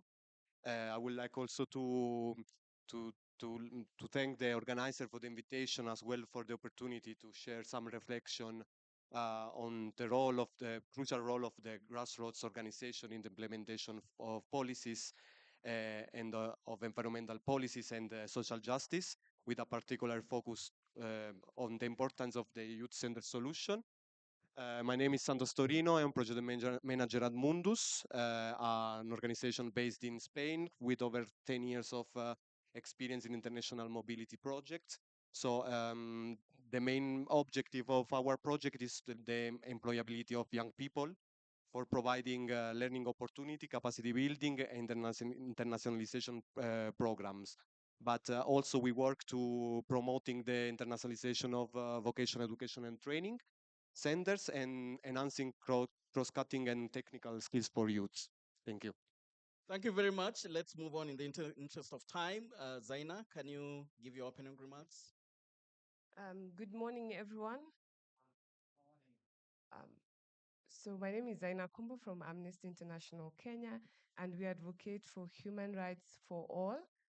Just to say that there is a lot of intersectionality between democracy, human rights, and environmental justice. So we must all get concerned, not tomorrow, not yesterday, but now. Thank you. Thank you. Dr. Amalwa. Thank you. Good morning, everyone. Dr. Dennis Omalwa from the Kenya National Commission on Human Rights. And for us, we're glad to join you because we know that environmental human rights is a human rights for all. And we hope to engage. Thank you. Thank you very much, Dr. Amalwa. Maybe just give the mic to Zaina. Let's start with you. Zaina, how can democratic governance frameworks effectively address environmental issues or crises while ensuring human rights protections? So to start with, we cannot speak about democracy if we do not work on accountability. Our institutions need to be strengthened to tackle impunity, because impunity is at the core of the regression that we are seeing in terms of human rights, governance, and democracy. Our current constitution, the Constitution of Kenya 2010, is a framework that gives all of us, including the youth, a lot of agency to ask questions to individuals and institutions that are mandated to take care of human rights and democracy in the country. Thank you. You said we need to get concerned. Yes. And how do we get concerned with regards to human rights? How do we get concerned? How do people in this room get concerned? I mean, you're talking about involvement, definitely. what are the channels of involvement, beyond the ordinary? As I started by saying that the Constitution has given us agency. Our previous Constitution regarded citizens as subjects. Right now, Article 1 of this same Constitution gives the sovereign power to the people. So we all need to understand that, first of all, human rights are inherent. They're not given by government. The moment you were born, you deserved all the human rights that are there, from the UDHR all the way back to our Constitution.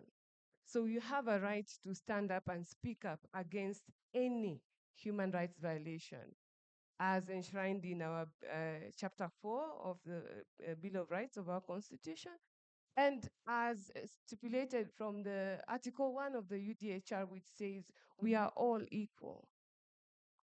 So we need to enhance our agency, stand up for our rights, demand for accountability, not even ask. Demand that we are on the table, because at some point we do not need invitation to the table. We have to realize that we are the table. When we do not have environmental justice, it is not just the trees and the oceans that are being affected. We are talking about human beings who need this environmental justice. To be honest, the trees do not need justice, it is us. Because we can't live without the trees, for instance.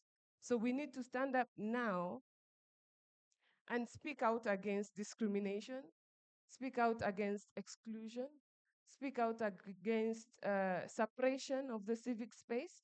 And it is up to us to expand this civic space. They might decide, whoever decides, they might decide to defund democracy. But it is we, the people, who can expand this democracy, even without funding. It requires only our voice to stand up against atrocities, to stand up against impunity, to decide that we want our country back. And for sure, we will get it. We saw it from last year. Thank you. Thank you. Thank you. We saw it from last year. We'll get there. This is what happens. Last year is what happens when, we don't listen to the people. But then, well said. Let's act within the law. We should be at the table, speak out against suppression of the civic space.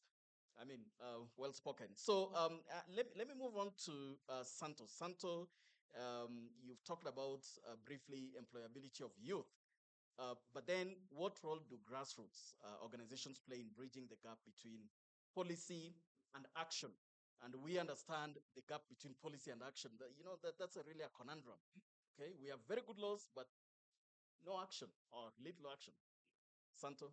Yeah, connecting what Zaina told before, of course, maybe some progress in environmental policies had been in the last few years, but the impact of the vulnerable communities on young people remain unequal around the world, and they are still affected by the effects of the environmental issues, the climate change, and also the lack of democracy in some part.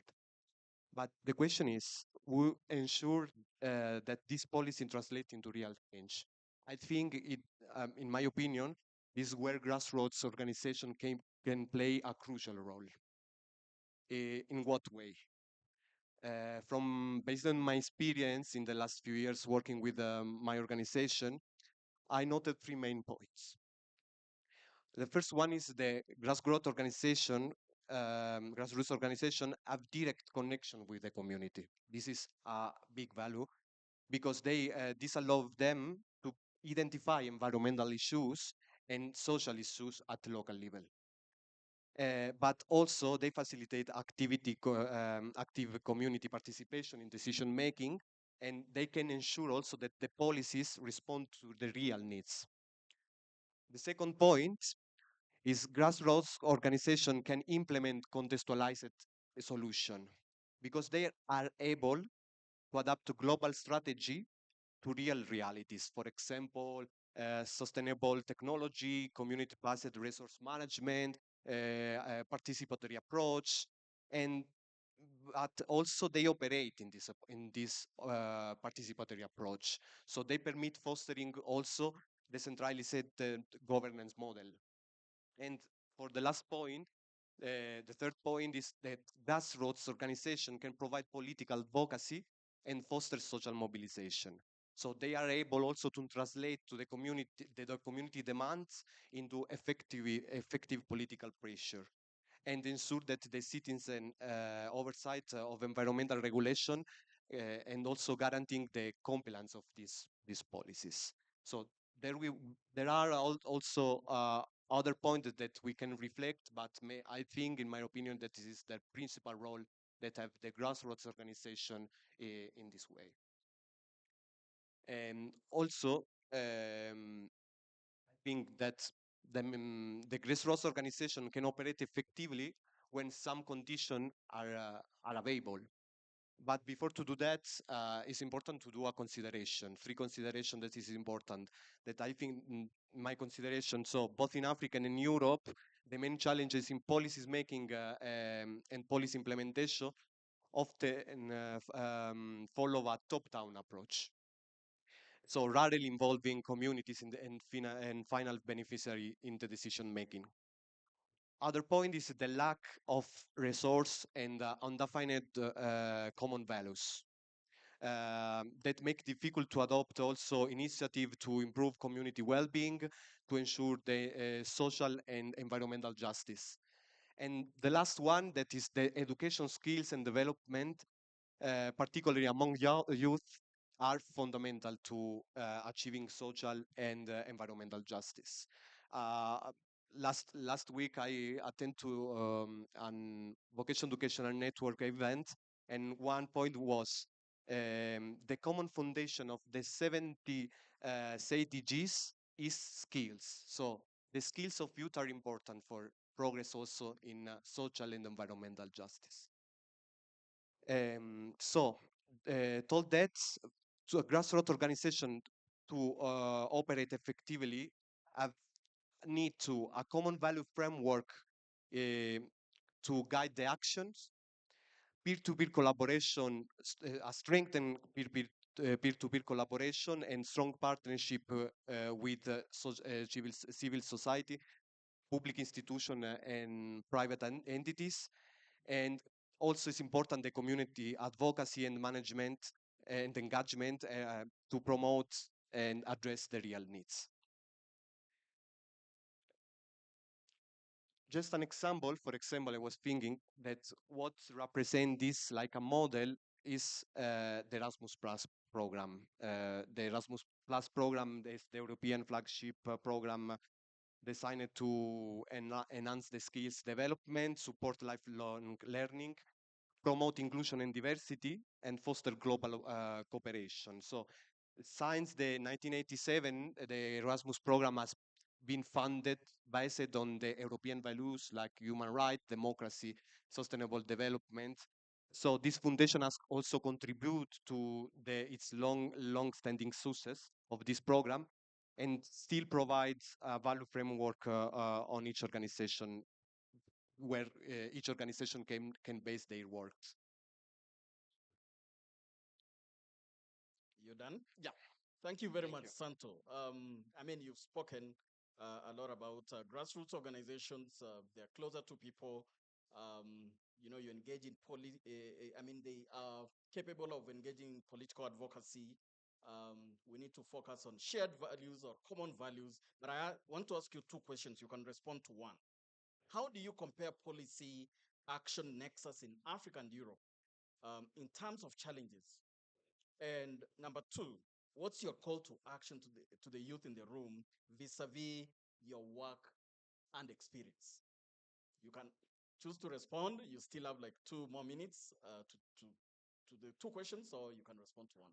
Okay, basically, like challenge, I would say before, both in Africa and Europe, I think that the decision making and policy connected with environmental justice and also social justice, often they depend from top-down approach. So it's important also to develop a bottom-up approach, also to understand the real needs of the community, not only the community, but also the young people that they want to apport a contribution in the local in social justice and environmental justice.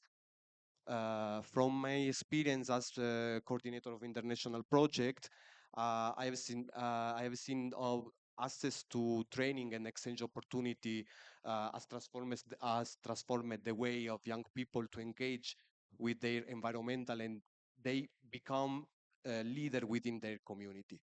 So I think that when you provide the right tools to young people, not just to be part of discussion, but involve them in design and implement innovative solution to the challenge we face, the young people can apport a lot of contribution. Because also young people have the talent, the passion, and also the tool to provide this drive real lasting change, because they, how say before also Zaina, they are not just the future generation. Also, I would say that before during the speech I heard that they are the generation of today, not the generation of tomorrow. They are the generation of today, so they have to act today. Thank you. Certainly, they are the generation today because they have the energy. Um, yeah, that's what we get every time, right? Yeah, but then the youth in the room, you have the energy. What are you using the energy for?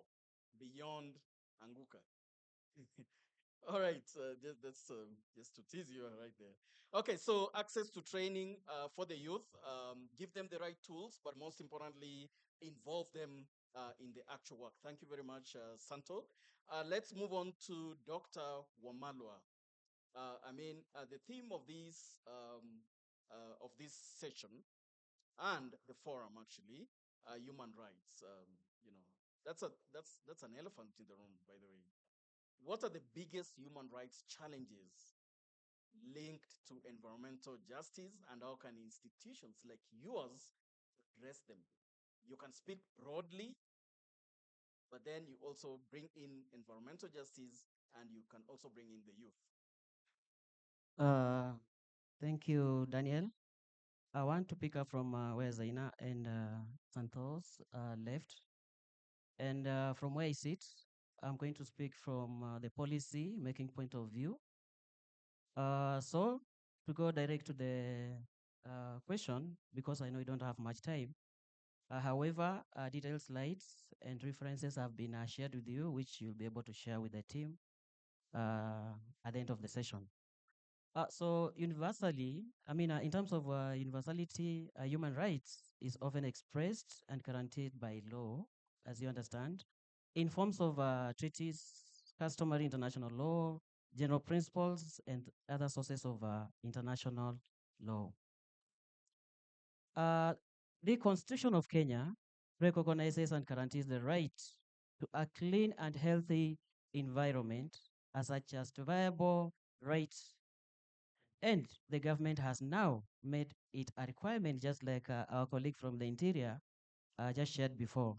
It's a requirement that for every planning process to address the mitigation and adaptation of measures concerning the environment by way of undertaking environmental impact assessment. And this is what we are advocating for. Because we believe that environmental justice entails the right to have access to and benefit from natural resources, as well as the right to participation and involvement in decision making on all matters uh, touching on environmental policies, like I mentioned, laws and regulations coupled with our programs. Some of the challenges, of course, we have quite a number of challenges, but we're talking about, killings, arbitrary detention, and harassment of environmental human rights defendants is all over. Limited disclosure of environmental information. Access to information for any kind of a community is very crucial and meaningful for public participation, because concerned individuals and communities cannot meaningfully engage on the exploitation of resources without their environmental full disclosure of the purpose and the scope of benefits of projects or the communities. Inadequate public participation. Public participation is a natural values and principles of governance under the Constitution and bind and applies to all persons. So people have to be engaged. Lack of an effective benefit sharing framework. Many communities have complained. They came, they mined, they left us. Our donkeys, our camels are breaking legs because there's nothing they're getting out of that. Access to justice for historical and ongoing environmental challenges, like previous cases of environmental concerns have not been adequately addressed, while new and emerging cases continue to impact on communities in Kenya and in Africa. However, we have opportunities and solutions for actors, all human rights institutions, all partners to engage in. A case of the Commission, the Kenya National Commission on Human Rights, what we are doing.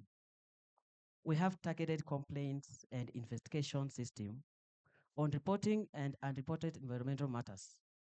The Commission, as well as the human rights actors, have the opportunity to do so. Redress on behalf of victims, I can see you looking at your watch. Like I said, I shared already the notes. E.g., the OGEC case and follow-up on the implementation of decision of African Court. The power to conduct public inquiries. The systematic and extensive broad human rights violation, e.g. Kenya National Commission on Human Rights, is finalizing its report on ACHA's concluded public inquiry into the impact on businesses in the rights of indigenous people in communities. Advocacy for policy and legislative reforms. The Commission has a sustained and has advancedly led to the domestication of the United Nations Guideline Principles on Business and Human Rights through the session paper number 3 of 2021, and the National Action Plan on Business and Human Rights is in place. Through national and regional international monitoring and reporting, the Commission has the mandate to monitor Kenya's compliance. Finally, the emphasis on collaboration of effort from stakeholders. We are actually emphasizing that we cannot do this alone. We need all the partners in this room, young people from across Africa, across the country, to come together and work together. Thank you, and back to you. I hope I'm within time. Thank you, Dr. Wamalwa. Who will bring the young people together? Are we going the route of last year, faceless, leaderless? I mean, that's not for you to respond. Okay, so the Ogiek story is a tragedy. By the way, it had to go all the way to the African court. I mean, it tells a lot about our system. But Dr. Malwa, you've mentioned there is law, but there are also implementation challenges. Specifically, I don't know whether you have information. How are relevant bodies addressing arbitrary detention? Okay, I mean, we have structures, we have government structures which justify detention, okay? But we have arbitrary, illegal, quote unquote, detention. From your perspective, from your work, how, are they handling?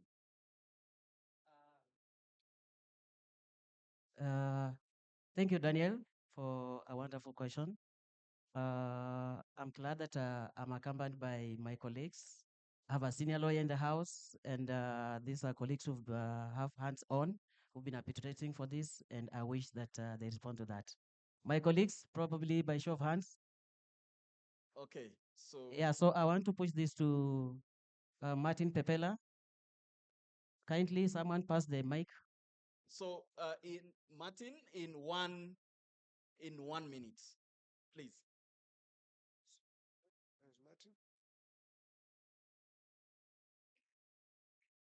Thank you very much for the question. And on behalf of the Commission, I want to respond to that question in the following sentence, that we have the doctrine of rule of law. That's what the Commission adheres to. That's their solution to all the issues of protecting and promoting rights in Kenya. However, I know the implementation space is a challenge. The arresting officers sometimes may arbitrarily arrest, and as they arrest, they may not in any way follow the due process of the law. But as a commission, we rely on the judiciary. The judiciary is literally the pinnacle of justice in the country. And that's the reason why the commission quickly moves to court under the auspice of public interest to support or to assist victims who have been arbitrarily arrested and seek justice for them. And in many cases, we have been very successful. The other opportunities to write or petition Parliament. Parliament is a house, a representative of the people, and there are committees that are charged with such areas. So that's how we work. Journalism, of course, the media is also very important to highlight some of these issues. We use this adage that Mulika, you know those statements that we used to use long time ago. Mulika nani? Okay, I don't want to mention that word, but it's just to mulika. And umayona mchana usiku. You've heard of that statement. Umayona mchana usiku. So that in the darkness, things can happen. But when you have some light and you mulika the person may flee. So that's how we have been rescuing persons who face arbitrary arrests or unjustifiable detentions. I hope I've responded to the question. Yes, Martin, you've really, really tried to respond to that question. But what I'm getting between the lines is that you are really trying not to bite the hand that feeds you. But these are some of the challenges. They are there, I mean, we understand. Thank you very much, lady and gentlemen, for those remarks. I'd like now to open the floor for engagement. I'll only take 3 questions. You can see that the agenda is really, really packed. At least one question from each, can we say, what do you call this, row or, yeah. Yeah, so that hand was up. Uh-huh. Okay, so yeah, just give it to that lady. Please also indicate to whom your question is directed so that they are able to adequately respond to your question. Hello, everyone. Good morning. My name is Zaha. I think this might just be directly back to Martin, but it can also be for the panel as well. I'm keen to understand, we're very keen on victims, yes, in that when arbitrary arrests happen, enforced displacements, we have to speak truth to power here. I'm looking at the cases whereby police officers, for example, have been identified, or members of the government have been identified violating human rights in the presence. Has there been any accountability on them? Do we have these people being detained? What exactly is the challenge there? What is the challenge of us pursuing justice when it's against the functional government policies that actually implement it? What's the challenge there? So Thank you. For Thank people you. like Rex, etc. All right, thank you. Very important.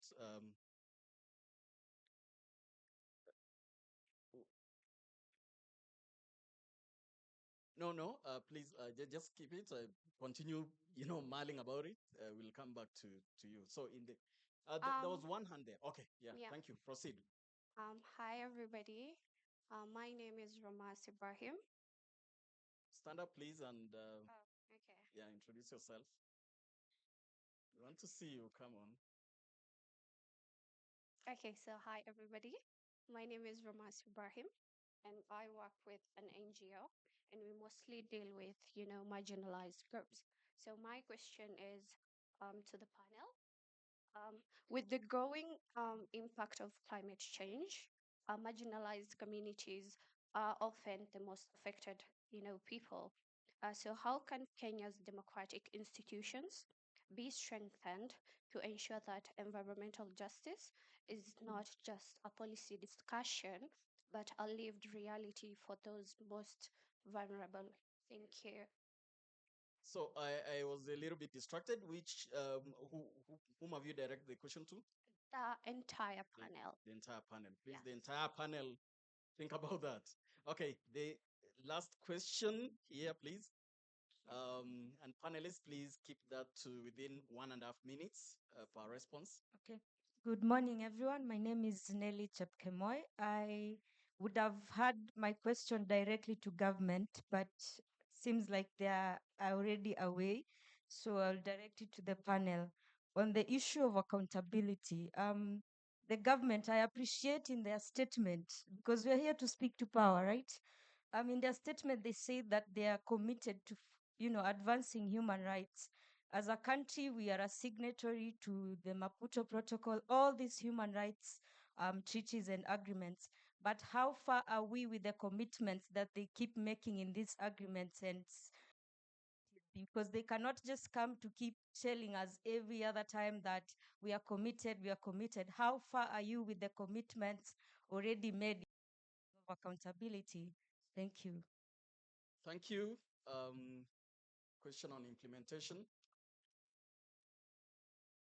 I think the panelists should now respond. Can you give that to Martin? Because I think that was Martin. You're not a panelist, so Thank keep you. it under 1 minute. There were quite a number of questions. So okay. one minute. All right, you can proceed. Respond to them. By the way, we don't want to really restrict because we want answers. 1 minute will be an injustice. On the issue of holding, let me say, officers, police officers, strictly responsible for crimes against the citizens or persons within the Republic. The Commission's role under our statute, which is the Kenya National Commission on Human Rights Act, is to investigate, to document, and to report. We do not have enforcement power. We cannot arrest. We can only report through a report done by the Commission itself as an independent office. And we have done that on all these cases that you have mentioned, including the Rex case. And as you can currently see, the officer who was allegedly involved is before court, right? He's before court, and there's an inquest on the same. It's going on. Unfortunately, in this country, justice is a slow-moving wheel. It can be sometimes, very demoralizing for victims. But at the end of the day, we believe justice will be found. On the case of Baby Pendo, you know very well, it has taken us as a commission close to 8 years, 7 years, when that baby was, unfortunately, lost her life. You know very well, 11 officers are currently before court. They have been doing all mambo jumbo things to delay taking plea. But we thank God, last week, the Court of Appeal has rejected their request, or rather their appeal, not to take plea. They should take plea anytime in the coming few days. Once they take plea, they'll take plea not under the Penal Court of the Republic of Kenya. They will take plea under the International Criminal Act, which Kenya is party to, because they have been accused of various counts: murder, rape, forceful transfer of people, amongst others. So we are happy that that statute will be enforced in this country. As a commission, we are closely monitoring. We also provide legal support to families that are affected.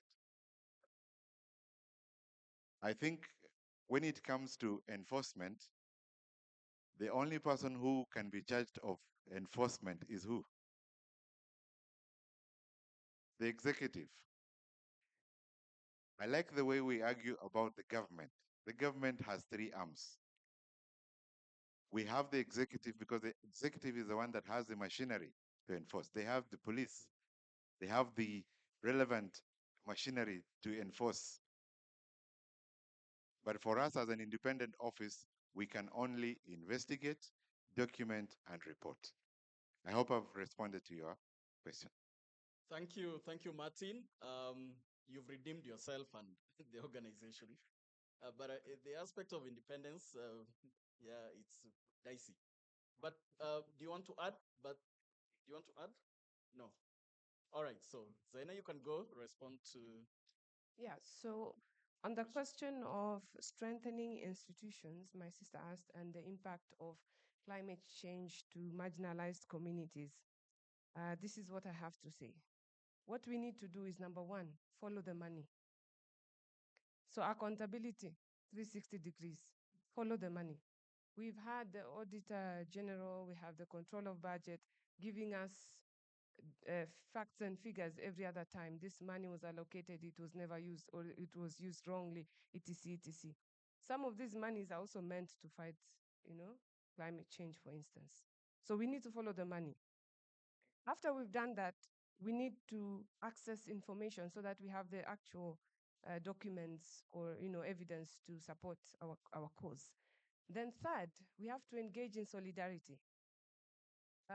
When any particular marginalized community speaks about the atrocities they're going through or any type of discrimination, for instance, those of us who are not part of the marginalized communities need to speak up for them.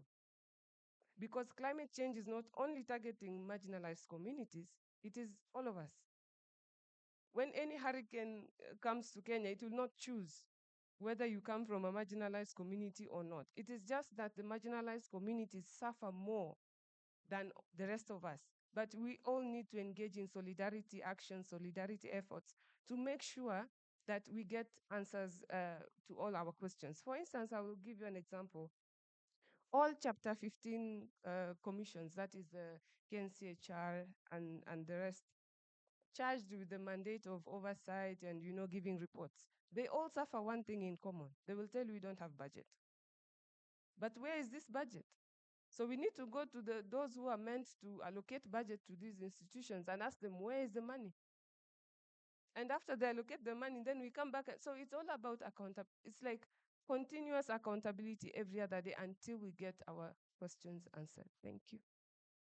Accountability, integrity, key issues. Yes, Santo, you want to add something?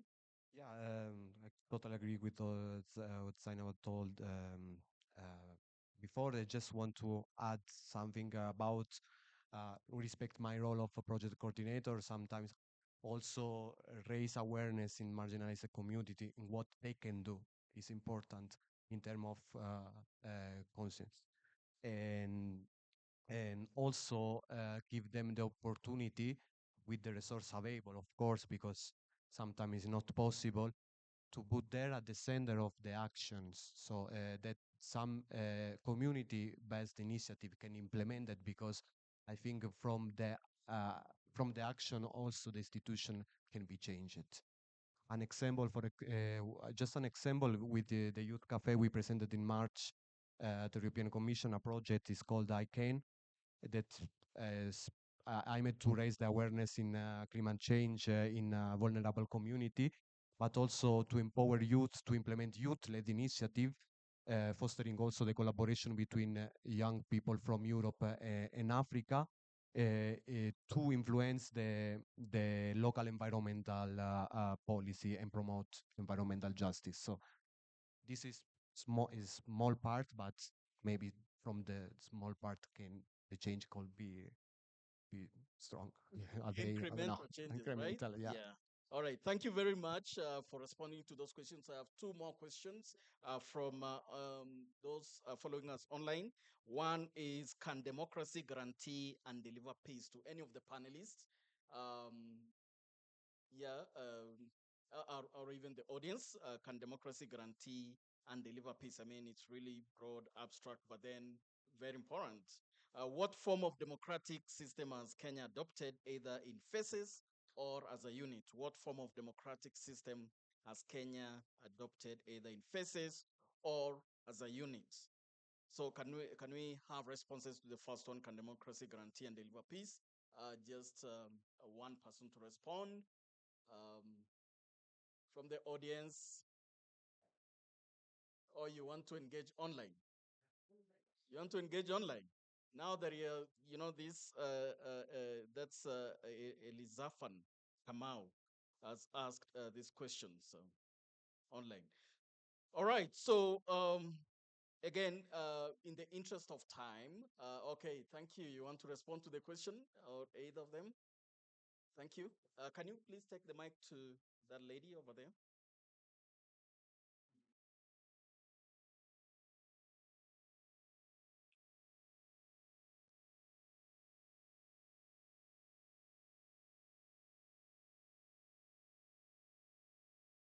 Morning, everyone. My name is Sia Ntoyambaso. I'm from Sierra Leone. So to answer that question, definitely democracy will be able to enhance peace. But for me, I'd like to just outline three preferred solutions from the conversations we've had here today. First of all, we have to speak to these politicians and our people in leadership, especially grassroots too, that it is necessary to have servant leadership type of leadership in Africa. It is necessary to understand that you are for the people, you were placed there for a reason, and we do not have to always beg you guys to place money where they're needed. Another thing is people have rights to their opinions. We have to ensure we understand this before taking up leadership spaces. You can also listen and give preferred solutions. Also, like you said, faceless or leaderless organizations. It is necessary that when we say youth organizations, let the youth speak. Let us have people in authority that are really youths. Thank you very much. Absolutely. Thank you very much. Very well responded. You, you've made your point, but in a subtle way, you've responded to the two questions. Um, do we have 30 more seconds for? Please, let's wrap up. Kingori is killing me here, so we don't have that time. Sorry. You can engage the panelists after this. Thank you very much. You want to take over? Yeah, sure. Now, Thank you. let's clap for them. We've had an insightful session. Right about now, we need to break up out for tea break. Tea break. We'll have our tea from this area, so you can just leave through this entrance of this other one. So let's take a break for 15 minutes. We'll be right back after 15 minutes. Okay? So let's keep time. All right. We have to clap for the panel until they are out of the podium. Yeah, let's. And let's engage with them. We were not we did not allow them to give the parting shot because we want you to interact with them and get the parting shots direct from them. How was that? Thank you very much. And then let's move forward for a photo together, the panel. So we are using this route to go and have tea. We do it in 15 minutes, okay? All right. So please come forward for a photo. Don't leave the stage yet. A photo with my assistant MC here. Just join them for a photo. Very good. I don't know whether Willis is around, but let's proceed to go grab a cup of tea. 15 minutes, okay? All right. In the meantime, let's have the videos of our partners playing so that we are able to see that. Let me take one with you, people. How will I brag around that I was here with you? All right.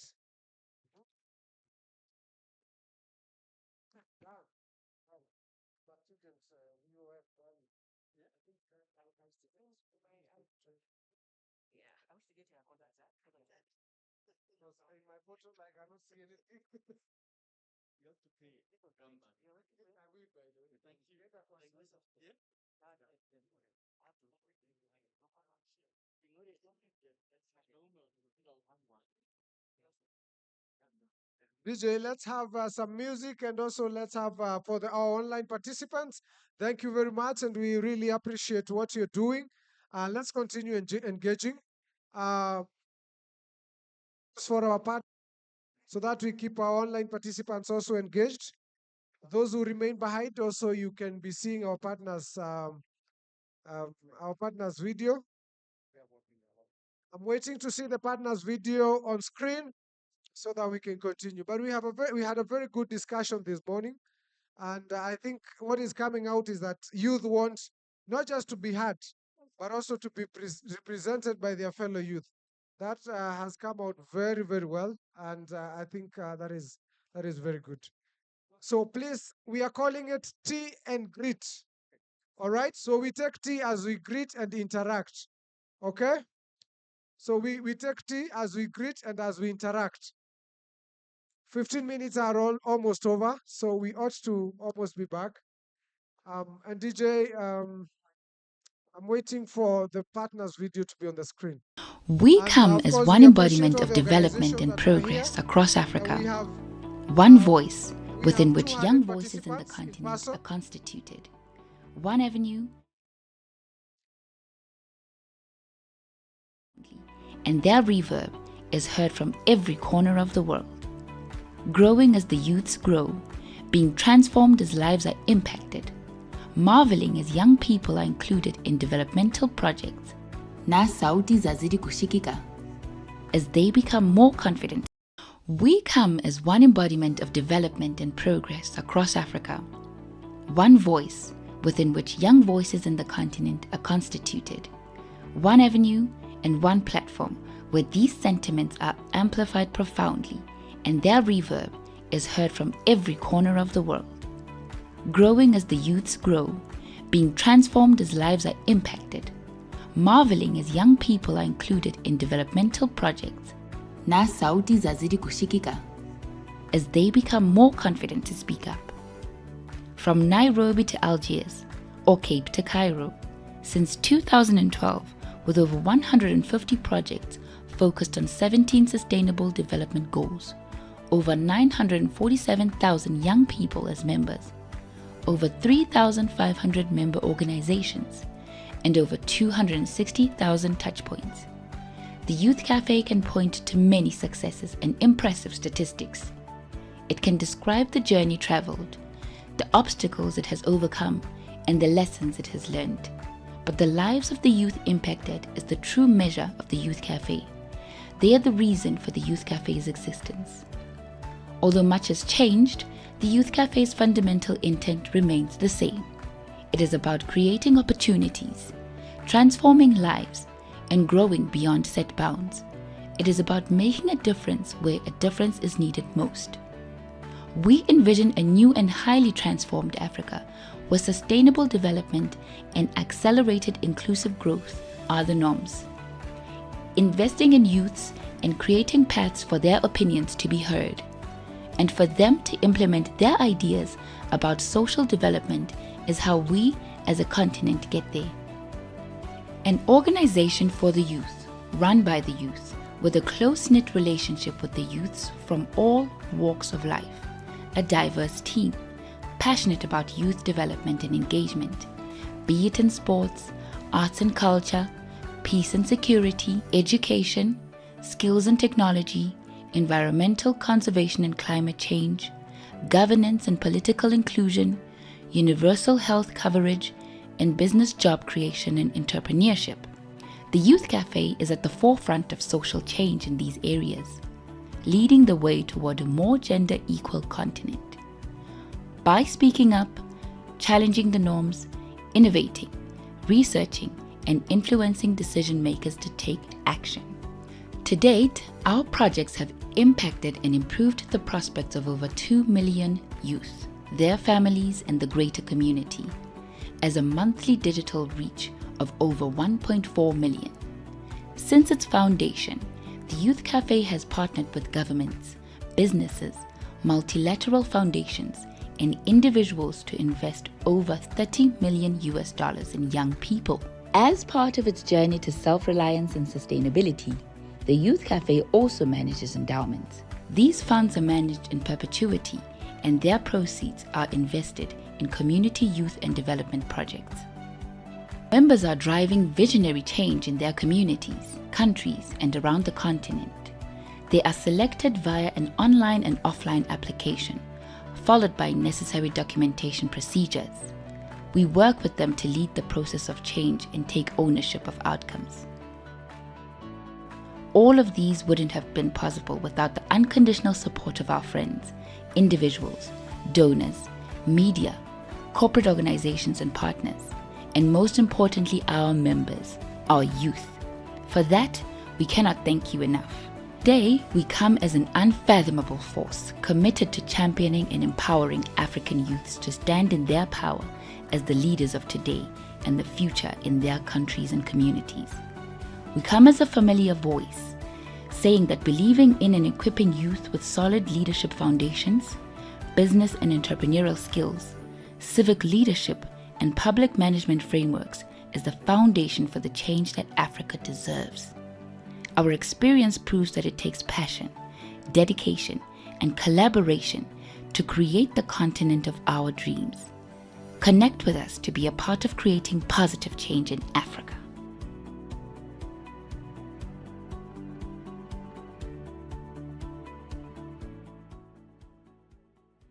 We come as one embodiment of development. Donating books, equipment, and financial sums, or be part of our ecotourism programs and let us lead you through the beautiful ecosystem of our continent. The Youth Cafe has many more innovative ways for you to play a part in our ambitious initiatives. Visit our website today to learn more. Roughly 75% of the African population is below 35 years of age, filling our continent with incredible potential and energy. But despite all this, factors such as poor distribution of healthcare, education, employment, and even water and sanitation facilities have severely crippled our potential. As a result, we can see our youth lacking safe convening spaces and unable to influence the decisions that are being made for their own nation's development. This is where the Youth Cafe comes in. Since 2012, we as a unique youth initiative have ensured that the talented youths of Africa are allowed to step up and play their role as the new driving force of their nations. How do we intend to bring this change, you may ask?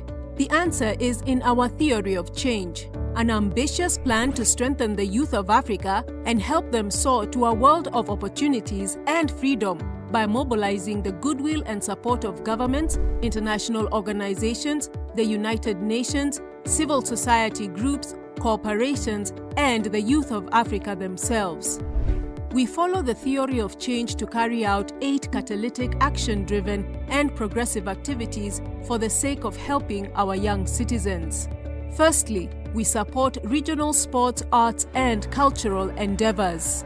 Then, we ensure peace and security for the youth by actively involving the stakeholders to avert their participation in cases of violence and extremism. We regulate seamless flows of knowledge transfer to help educational and skill-based institutions, directly increasing awareness and access to employment opportunities among the youth. Apart from this, we actively work to promote green, resilient, and inclusive development to combat environmental degradation. We regularly push for changes in the regulatory framework to mobilize domestic resources and eradicate poverty for the undocumented and unbanked sections of the youth. Plans to promote improved access to active healthcare privileges and general health awareness against drug abuse, COVID-19, and transmissible diseases are being carefully planned by us for the young citizens. A growing businesses incubation program has been set up to support unfunded business ideas of young entrepreneurs by offering them startup capitals. And finally, we represent accountability initiatives and increasing advocacy for political stability, utilizing our community resilience and convening power. With the improved domestic development, distinguished intergenerational co-leadership, and the ever-expanding global outreach of the Youth Cafe, our dream of a youth-led Africa now draws closer every day. Along with our identity as a creative amplifying laboratory, advocating and fostering innovative, impactful, and progressive policies that promote youth participation and engagement at national, regional, and global levels. If you wish to see the young minds of Africa be beacons of leadership in the global community, register as a member of the Youth Cafe today and help us carry out our tremendous responsibilities from the front line. We welcome you to volunteer or have an internship with us and gain valuable guidance, professional recommendations, and future employment opportunities. You may strengthen our resources by donating books, equipment, and financial sums, or be part of our ecotourism programs and let us lead you through the beautiful ecosystem of our continent. The Youth Cafe has many more innovative ways for you to play a part in our ambitious initiatives. Visit our website today to learn more.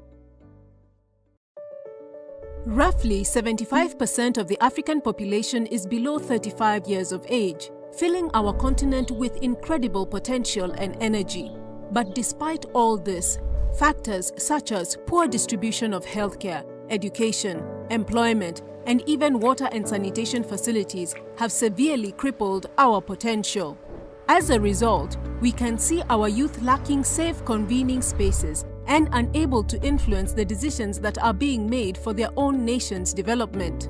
This is where the Youth Cafe comes in. Since 2012, we as a unique youth initiative have ensured that the talented youths of Africa are allowed to step up and play their role as the new driving force of their nations. How do we intend to bring this change, you may ask? The answer is in our theory of change, an ambitious plan to strengthen the youth of Africa and help them soar to a world of opportunities and freedom by mobilizing the goodwill and support of governments, international organizations, the United Nations, civil society groups, corporations, and the youth of Africa themselves. We follow the theory of change to carry out 8 catalytic, action-driven, and progressive activities for the sake of helping our young citizens. Firstly, we support regional sports, arts, and cultural endeavors. Then, we ensure peace and security for the youth by actively involving the stakeholders to avert their participation in cases of violence and extremism.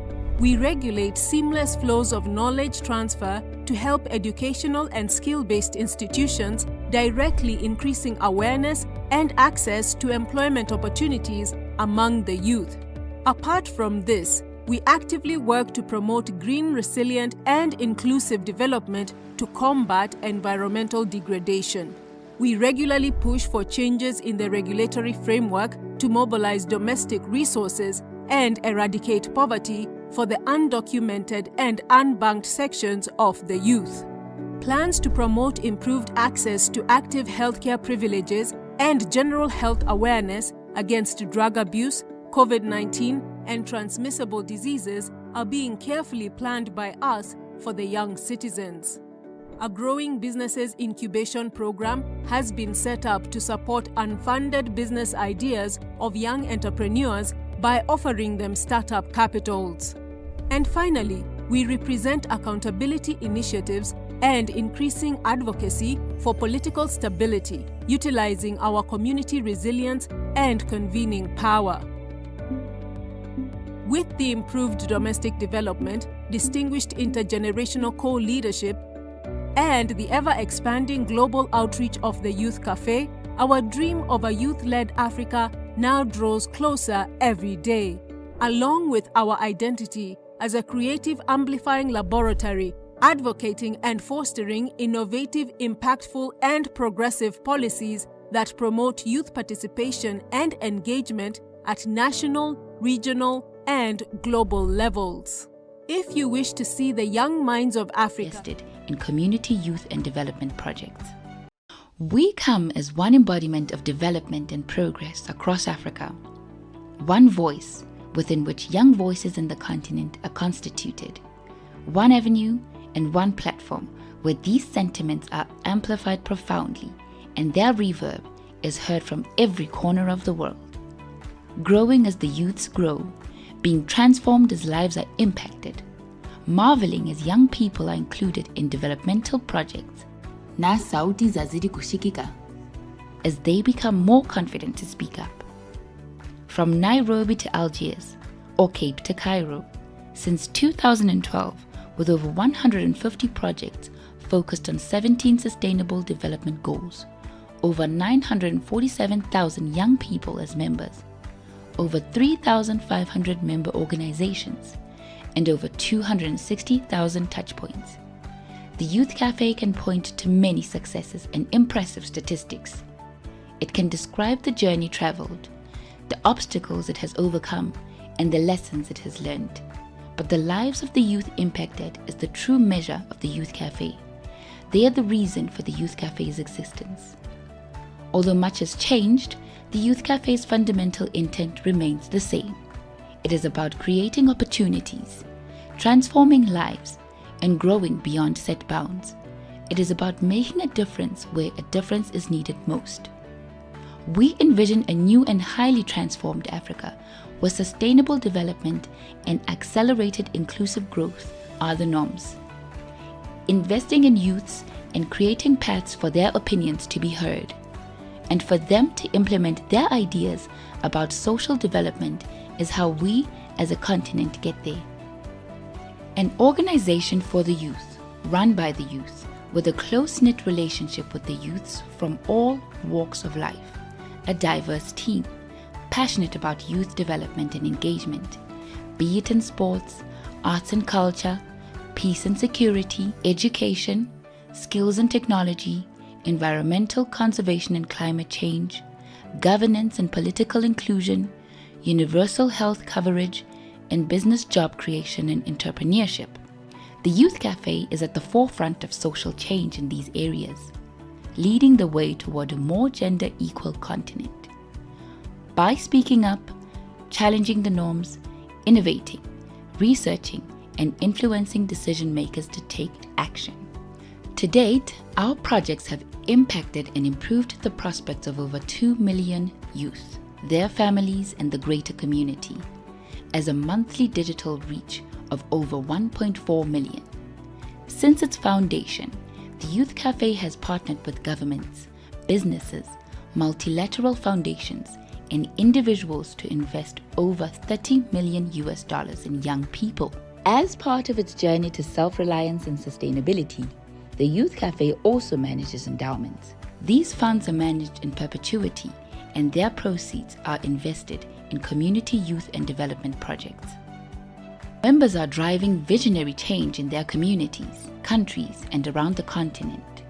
They are selected via an online and offline application, followed by necessary documentation procedures. We work with them to lead the process of change and take ownership of outcomes. All of these wouldn't have been possible without the unconditional support of our friends, individuals, donors, media, corporate organizations and partners, and most importantly, our members, our youth. For that, we cannot thank you enough. Today, we come as an unfathomable force, committed to championing and empowering African youths to stand in their power as the leaders of today and the future in their countries and communities. We come as a familiar voice, saying that believing in and equipping youth with solid leadership foundations, business and entrepreneurial skills, civic leadership, and public management frameworks is the foundation for the change that Africa deserves. Our experience proves that it takes passion, dedication, and collaboration to create the continent of our dreams. Connect with us to be a part of creating positive change in Africa.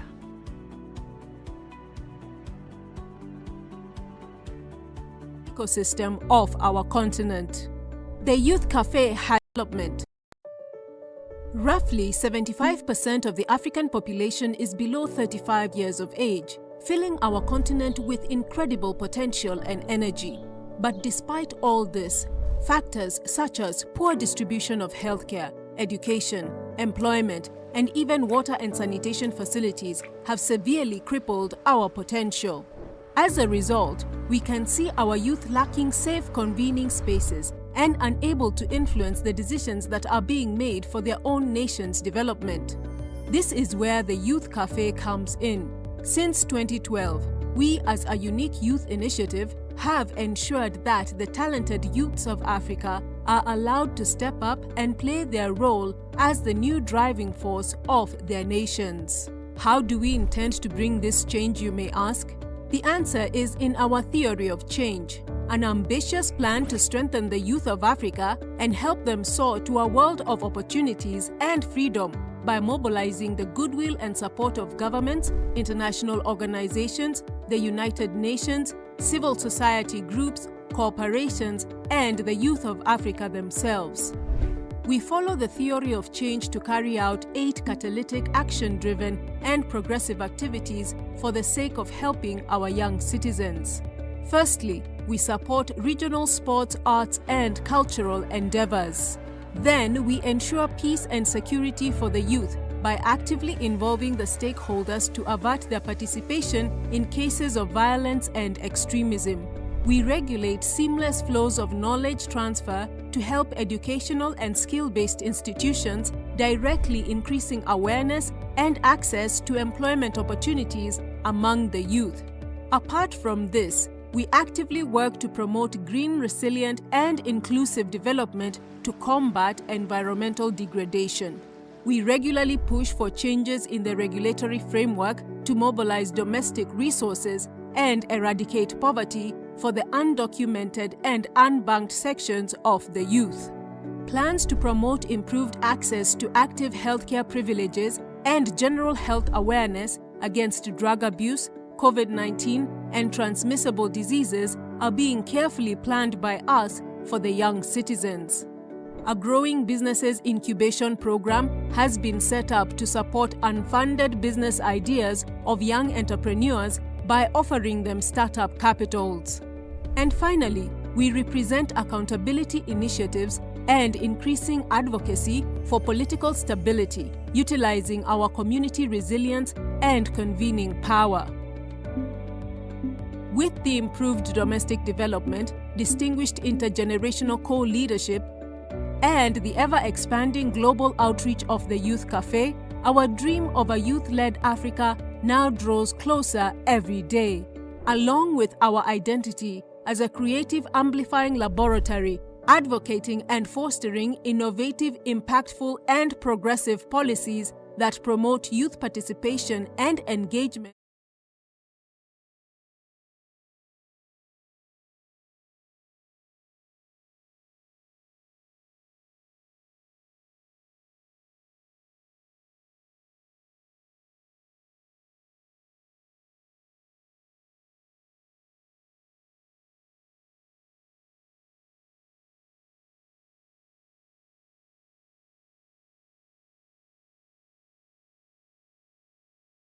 See the video.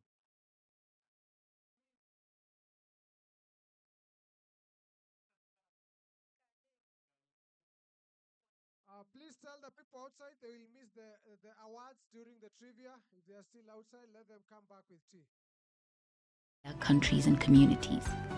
We come as a familiar voice, saying that believing in and equipping youth with solid leadership foundations, business and entrepreneurial skills, civic leadership, and public management frameworks is the foundation for the change that Africa deserves.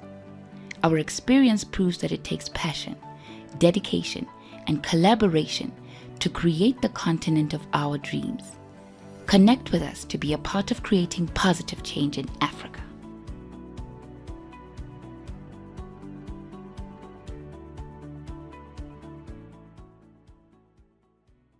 We come as one embodiment of development and progress across Africa, one voice within which young voices in the continent are constituted, one avenue and one platform where these sentiments are amplified profoundly and their reverb is heard from every corner of the world.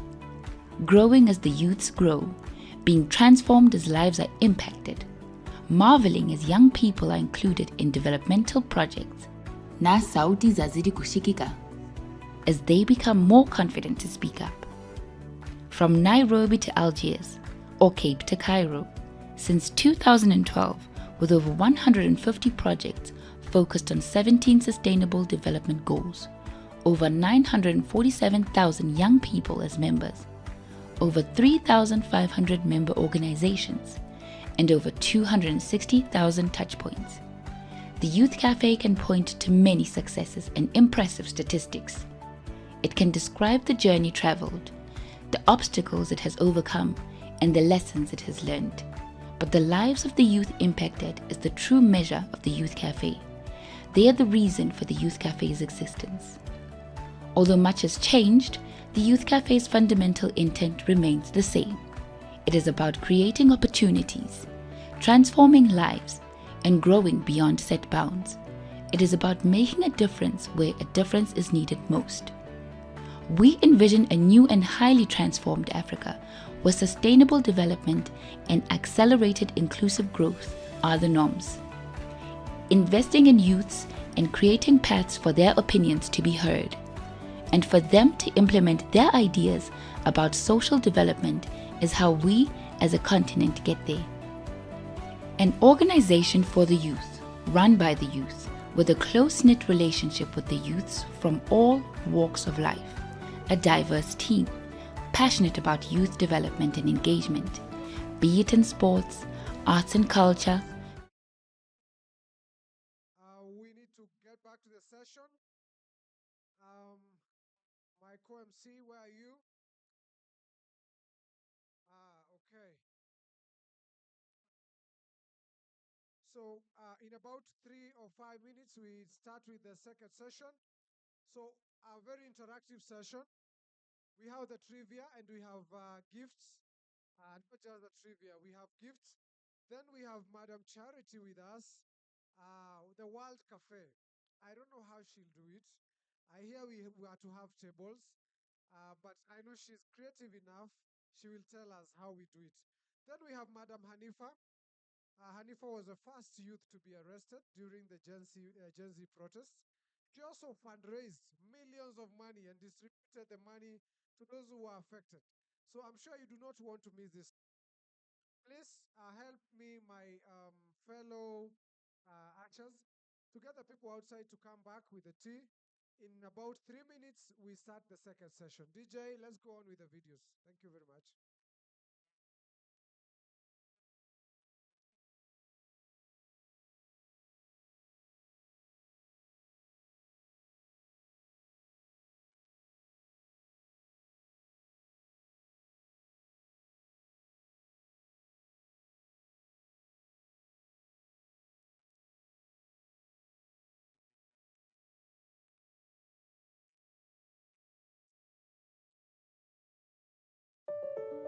Roughly 75% of the African population is below 30.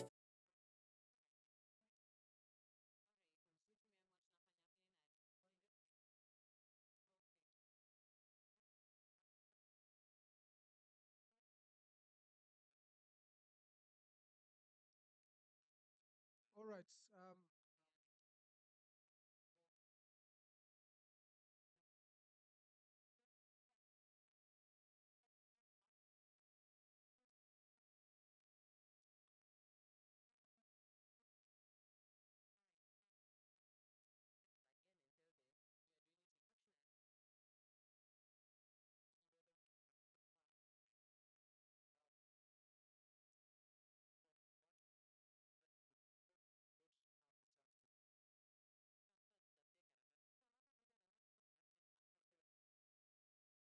To a world of opportunities and freedom by mobilizing the goodwill and support of governments, international organizations, the United Nations, civil society groups, corporations, and the youth of Africa themselves.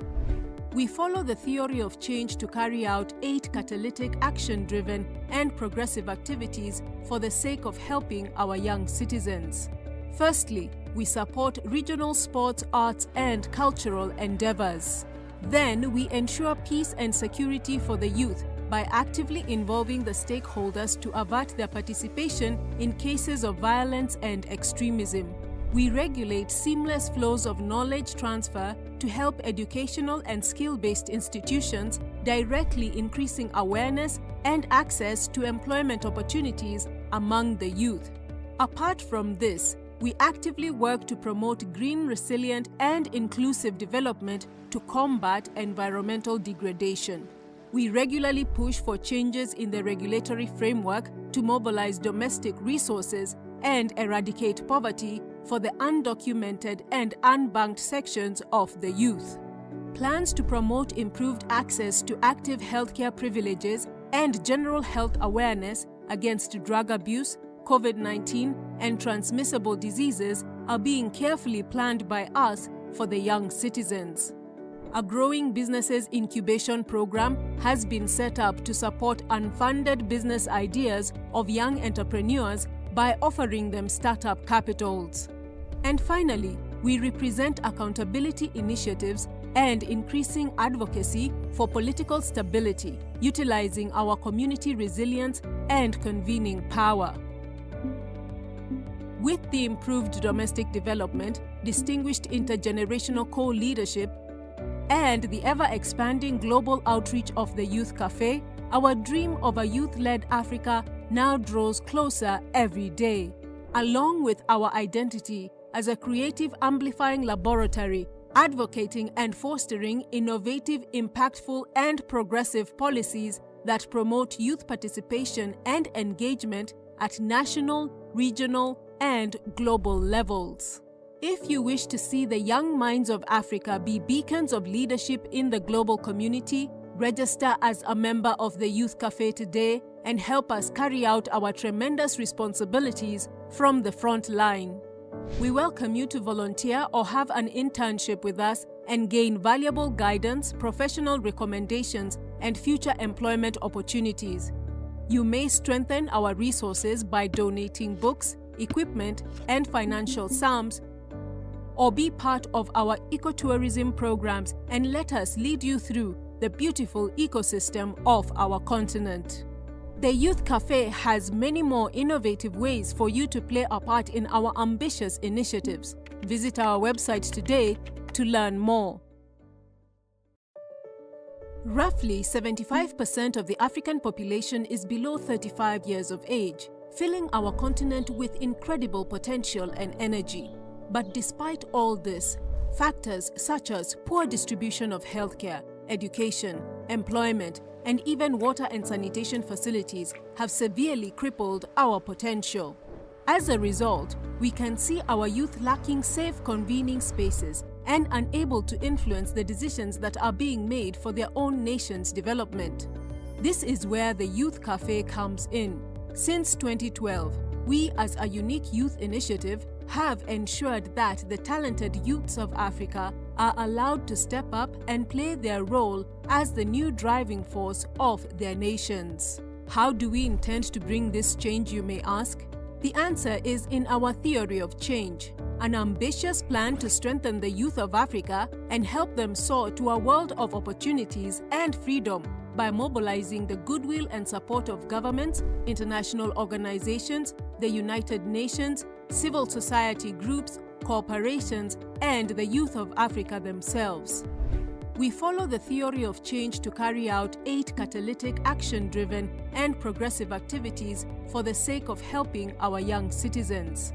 Firstly, we support regional sports, arts, and cultural endeavors. Then, we ensure peace and security for the youth by actively involving the stakeholders to avert their participation in cases of violence and extremism. We regulate seamless flows of knowledge transfer to help educational and skill-based institutions, directly increasing awareness and access to employment opportunities among the youth. Apart Wow. Viva democracy, viva! That is not a good viva. Viva democracy, viva! What's happening? And you just had something to take. So, Shirley Jameli, come here. We want to have a quick trivia. We want to see whether you understand democracy. Are you ready for the questions? Are you ready for the questions? So this is it. Let's all rise. Let's all rise. Let's all rise. Let's all rise.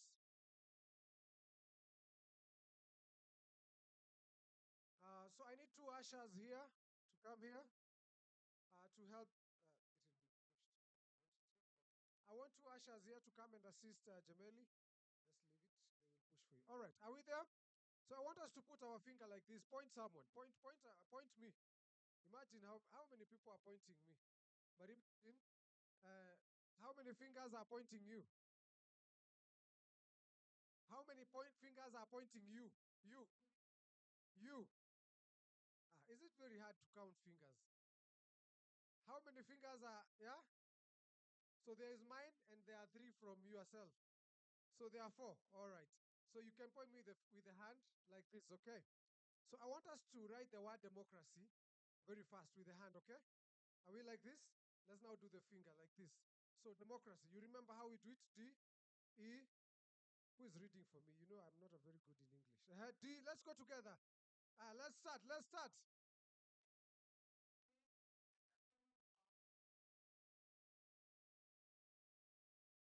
All right, let me see whether there are fellow drunkard mates here. So we are doing it with the leg now. So let's go. I'm like, hey, but we did very fast. All right, let's go. 1, 2, 3. And by the way, if you don't do it very well, I'm looking at you. You'll be the first one to be asked the trivia question. Who is that? Okay, let me not ask. Okay, let's go. 1, let's start. Not with the finger, with the leg. And not putting the leg down. Let's go.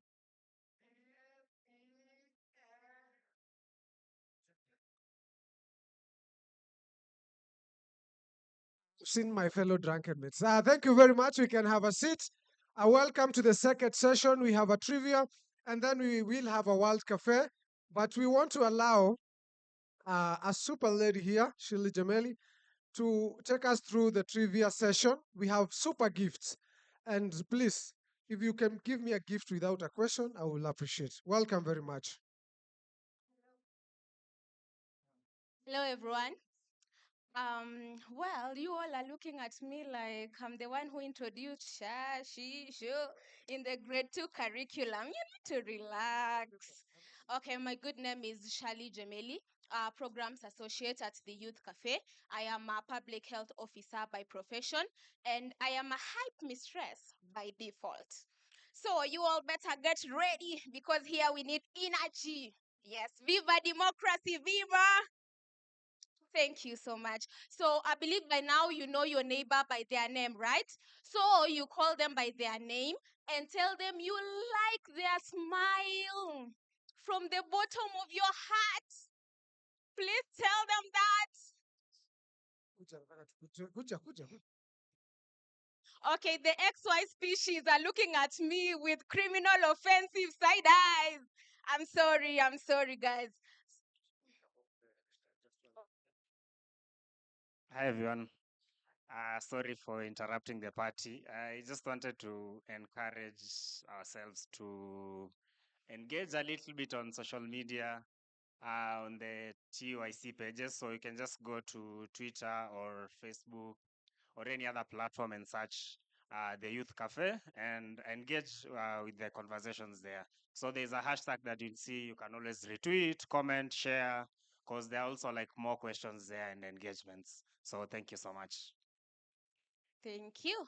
So, before we get into the questions, first I'll give you the instructions. And you need to get the instructions clearly, right?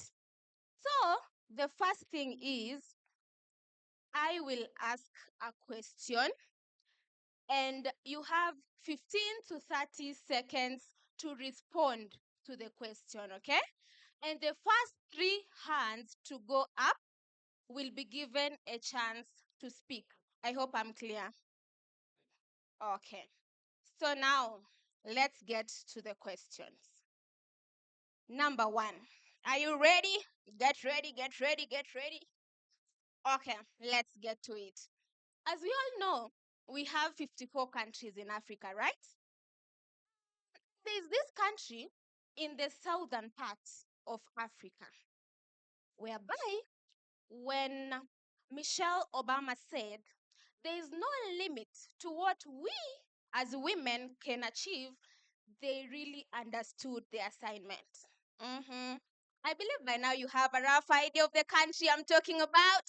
So let's get to the question now. Yeah. So, who was Honorable Lucius Witboy's predecessor as Vice President of Namibia? 10 seconds gone. 11 gone. 12 gone. Ay, Kasongo, yeah. You have 14 seconds gone. 1 second remaining. We have 1, Second one, second one.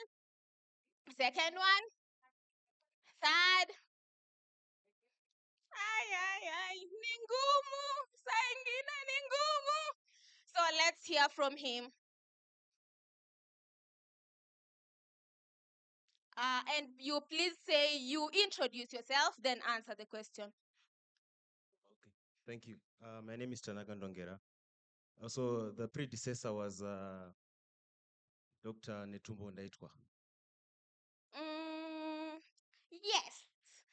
Some claps for him. Please proceed to the stage. Get your t-shirt. The pressure might be getting worse, but please compose yourselves. And just get the answers. Get the answers, guys. It's not that hard. If the questions are as easy as swallowing Misheveve and Sarati, right? Okay. Congratulations.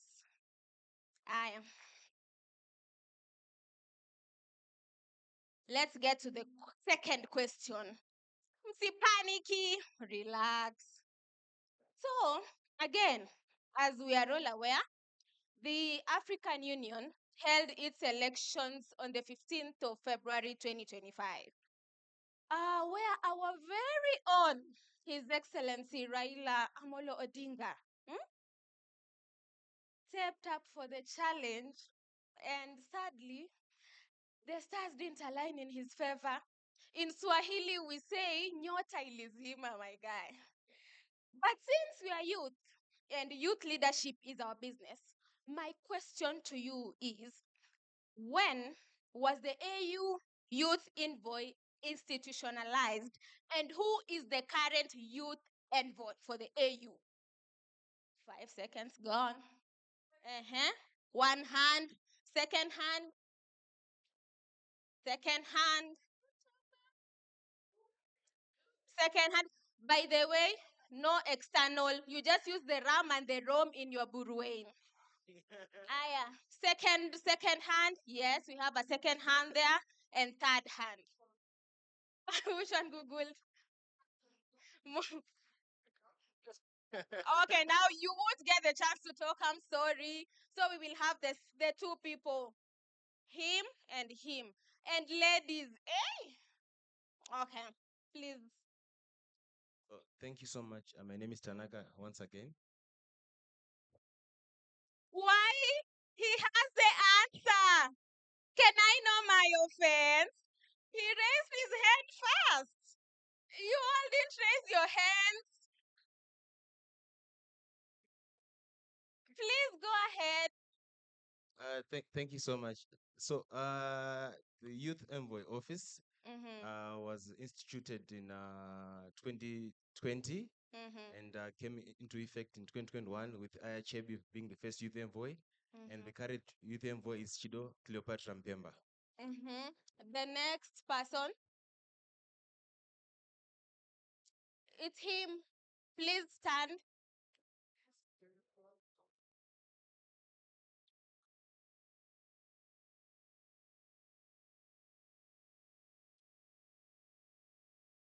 Okay, thank you so much. My name is Muku Watanaka from Zimbabwe. The current AU Youth Envoy is Chido Cleopatra Mpemba, and it was institutionalized in November 2019. So now they got the answer wrong for when it was institutionalized. So she was the first one. So please. Hello, hi, how are you? Hi. My name is Eunice Wawuda, and I think the answer it was institutionalized at 2018. 2018. She was the first one to raise the hand.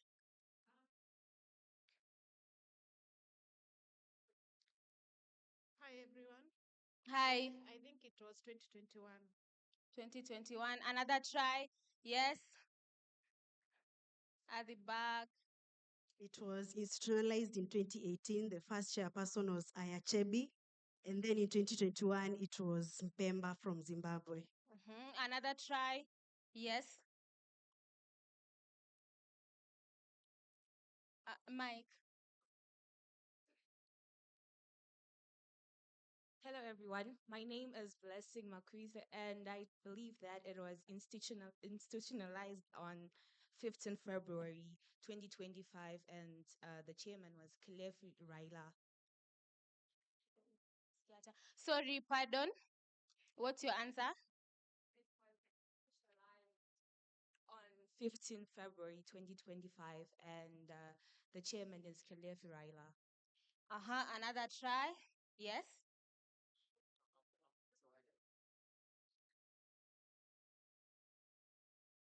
Imekuwa ngumu.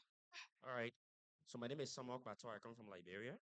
It was institutionalized in November of 2018, and I know that for a fact because the first chairperson, Aya Chibi, made a state visit to Liberia then, and she was hosted by myself. So Evidence, I know that for a fact. Yeah, thank you. I am. So now we need to discuss this. There's a difference between establishment and institution. Sorry, that word. That word. Institutionalizing. That word. Yeah. So there's a difference. Establishment was in 2018. Are we okay up to there? And then now we need to talk about institutionalizing. So when was that? Yes? Thank you. It was in 2024. I'm sorry to disappoint, but it was July 2024. Yeah. So now that they got the answer about the who part, should we give them a t-shirt? Or we just go to the next question? Okay. Okay. I'm told E is for effort, but let's go to the third question. It's about climate and environment. So climate change is not just an environmental issue, it's also a justice issue as well. And the people who contribute the least to global emissions often suffer the most, sadly. So, in response to this, a historic fund was established at COP27 to help vulnerable nations deal with climate disaster. So my question is, what is the name of this fund? What is the name of this fund? Yes, 1, 2.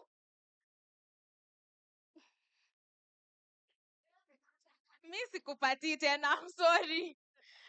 Number 3. Yes, number 3. I am so in that order. It's called green funds. Sorry? Green funds. Next person.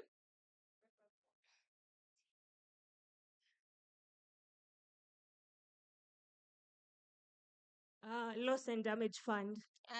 Next person. Him.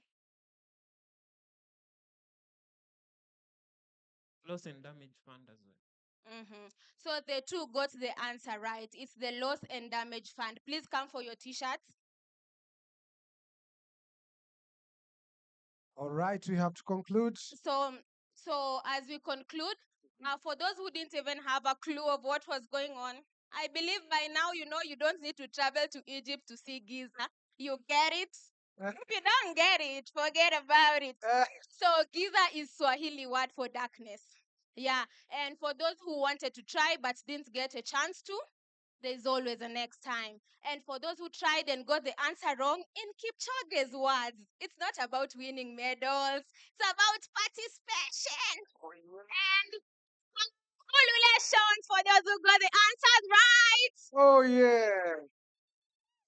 Congratulations. She's a superwoman. Yes, she's a superwoman. Let's clap for her once again.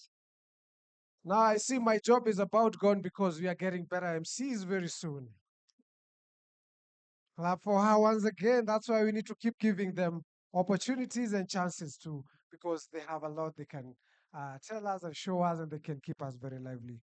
So about this moment, I want to invite Madam Charity, because we want to go into the next session, which was supposed to be a world cafe. We were supposed to have tables, uh, but I'm sure she's creative enough. But as she comes, we have the first youth who was the first one to be arrested. Come. I want you to be here with Madam Hanifa. Come here, Madam Hanifa. Oh, sorry. All right, Hanifa. And we have an Ignite speech. So, Karibu Sana. So, I want you to, Hanifa was supposed to speak to us at 3. She's the first youth to be arrested. She was the first youth to be arrested. She fundraised.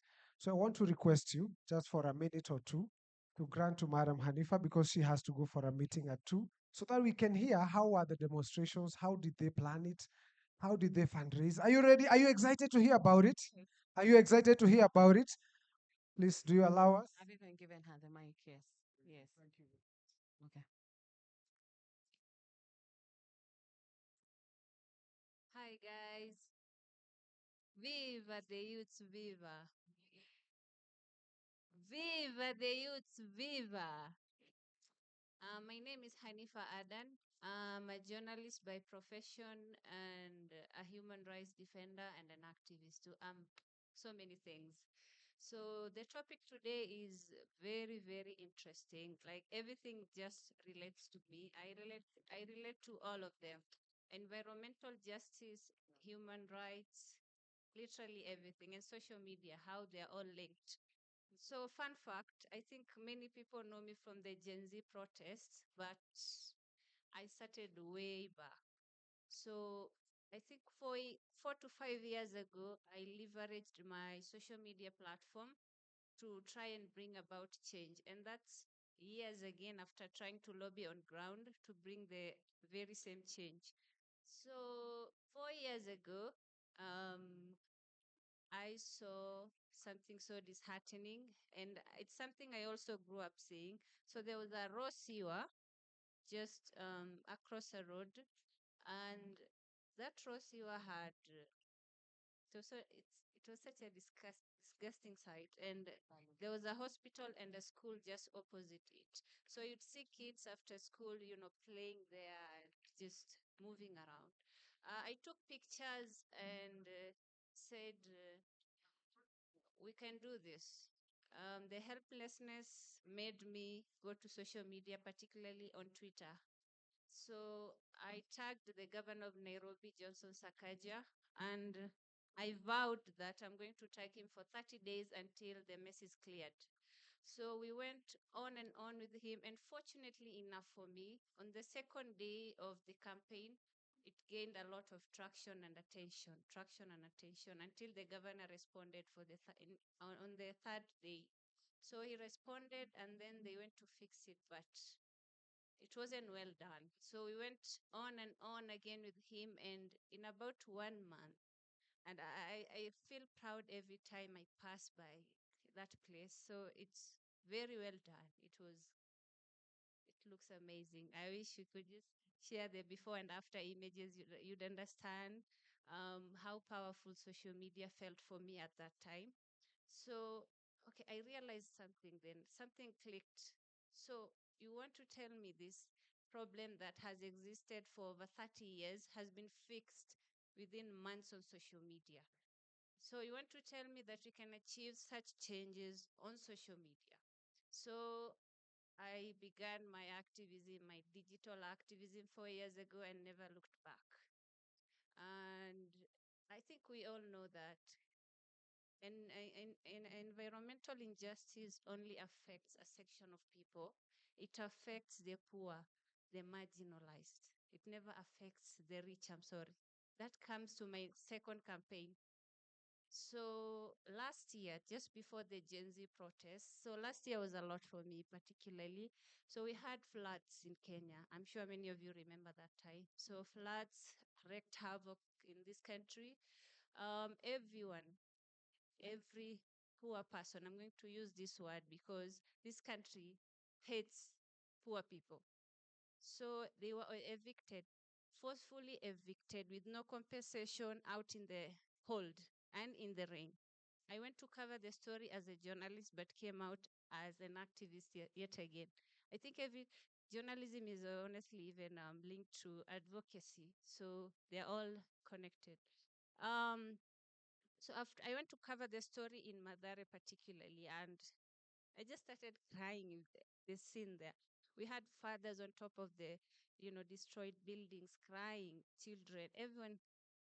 It was a mess. You're just seeing how the government hates its own people. I was so disheartened, and I couldn't just write the story and move on. So I came online again and asked people what exactly we can do to help with the situation. And I'm saying this because every time I go on social media to do something, I never expect the results. So I was in so much awe of how generous and loving Kenyans are.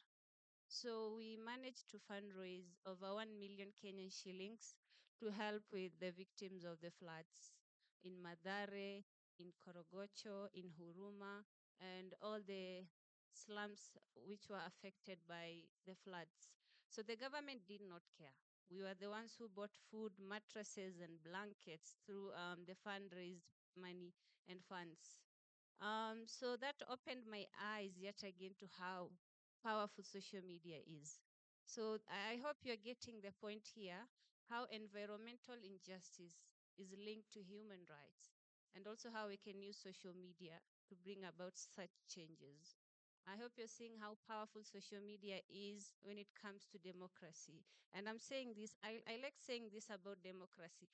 Democracy is not given, it is built. And as we've seen for the past 1 year in Kenya, how social media has protected this democracy and has strengthened our ways of asking for accountability.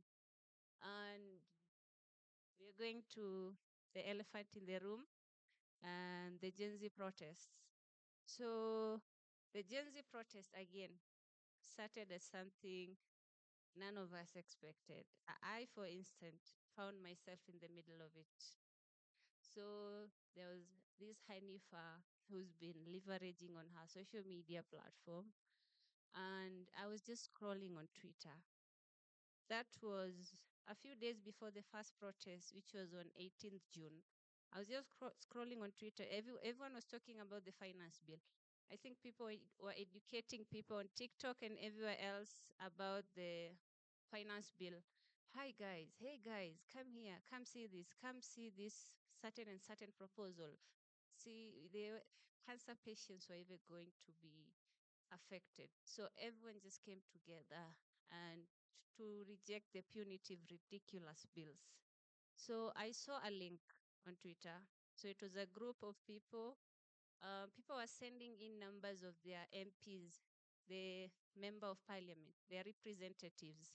So actually, people tend to forget this a lot, but what really led to this movement was a culture we have called kusalimia. Basically means greetings in Swahili. So the kusalimia culture is when all of this began and how I also found myself in the middle of it. So I took numbers from the group of the area representative, the MPs, and posted it on my Twitter. So yet again, the attention, the viral, the trend started. So people started greeting their area. Basically, they were telling their members of parliament to reject the bill. So they were telling them to represent their interests and not the interests of their masters. So did they listen? No. Do they ever even listen? In So conclusion,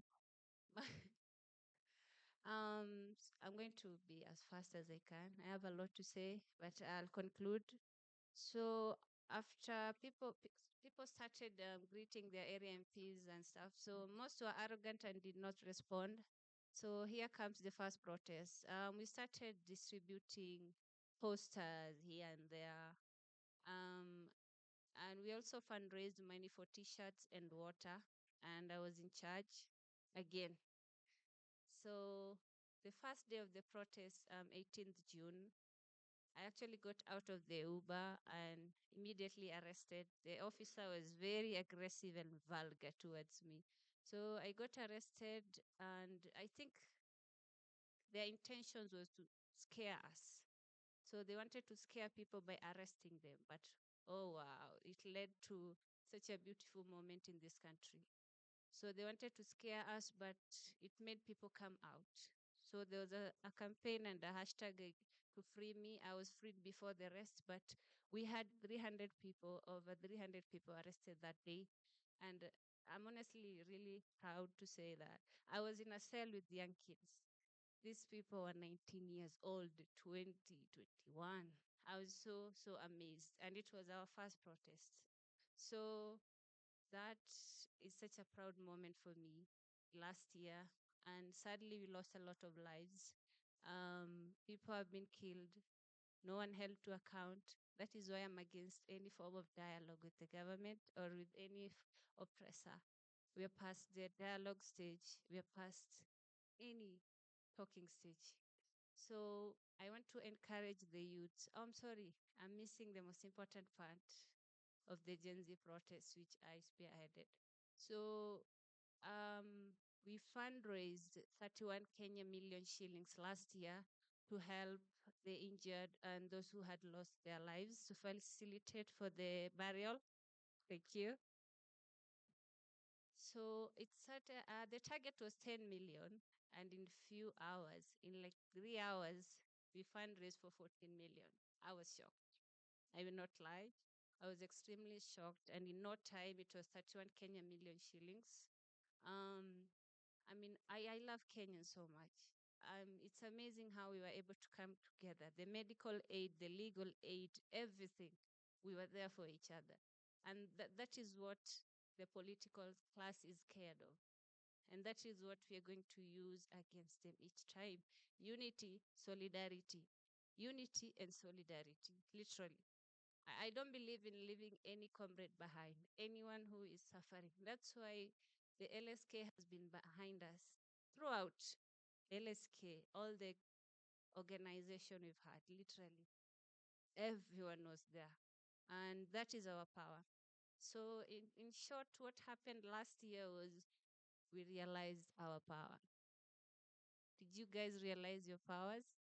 So we realized our power, and we're not going to look back again. I hope we don't get tired. It's tough.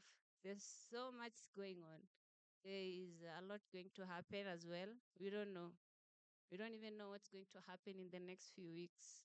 So I'm encouraging every youth in this country. You have to use your energy, as someone said here. What exactly are you doing as a youth? Because this is your only time, literally, to show what you're capable of. This is your only time, I'm just saying. Of course, it's never too late. I don't want to get so motivational, but as a youth, what are you honestly doing about democracy, about accountability, about your country?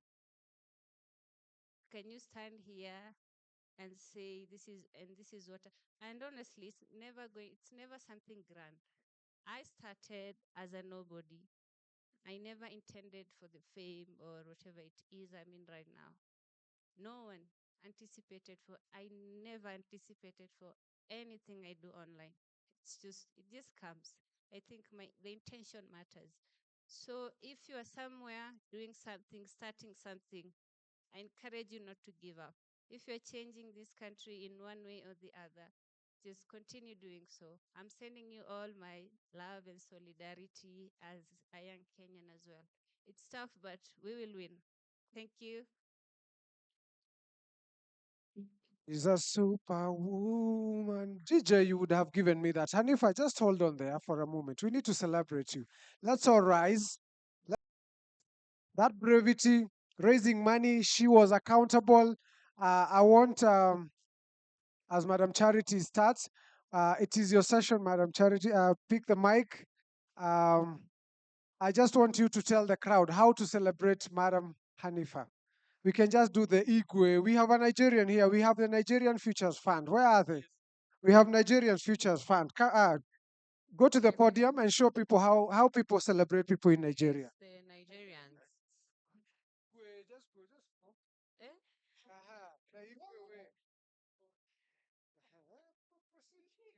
Please.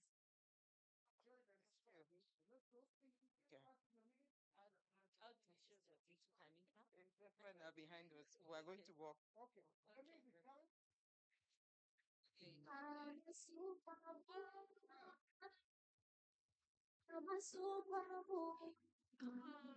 They're coming for you, woman. Yes, they're coming for them, please. Please clap for them. With the t-shirts.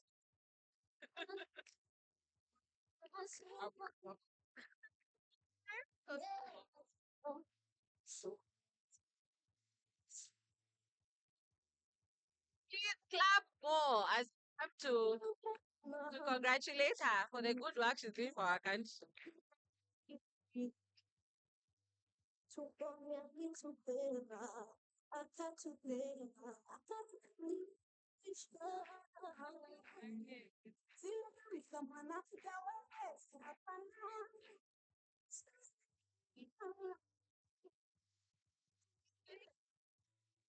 Thank you for us.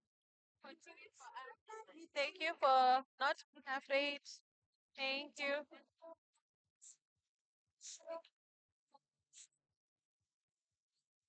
Okay. One of them wants to, or two of them want to say something. Okay. Good afternoon, everyone.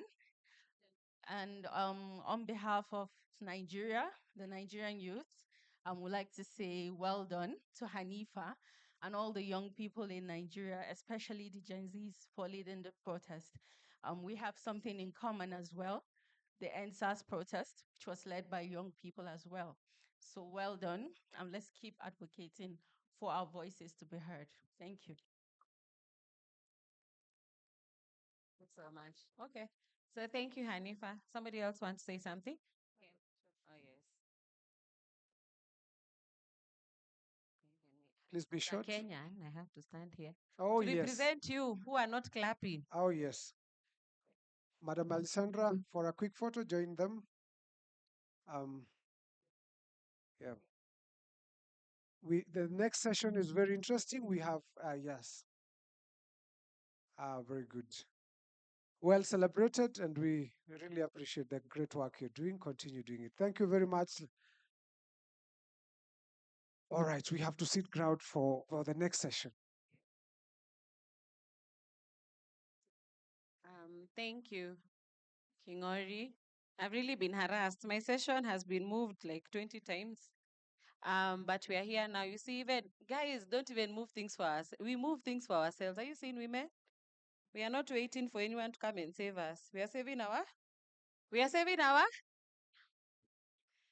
So I'd request the DJ, as I'm hustling with this thing, to play Giuliani's song. Please, Nikonja. How many people know that song? How many people know that song? Hey, kwani mimi ndio mzee ama? All of you know the song. Okay, so please DJ. Umeipata?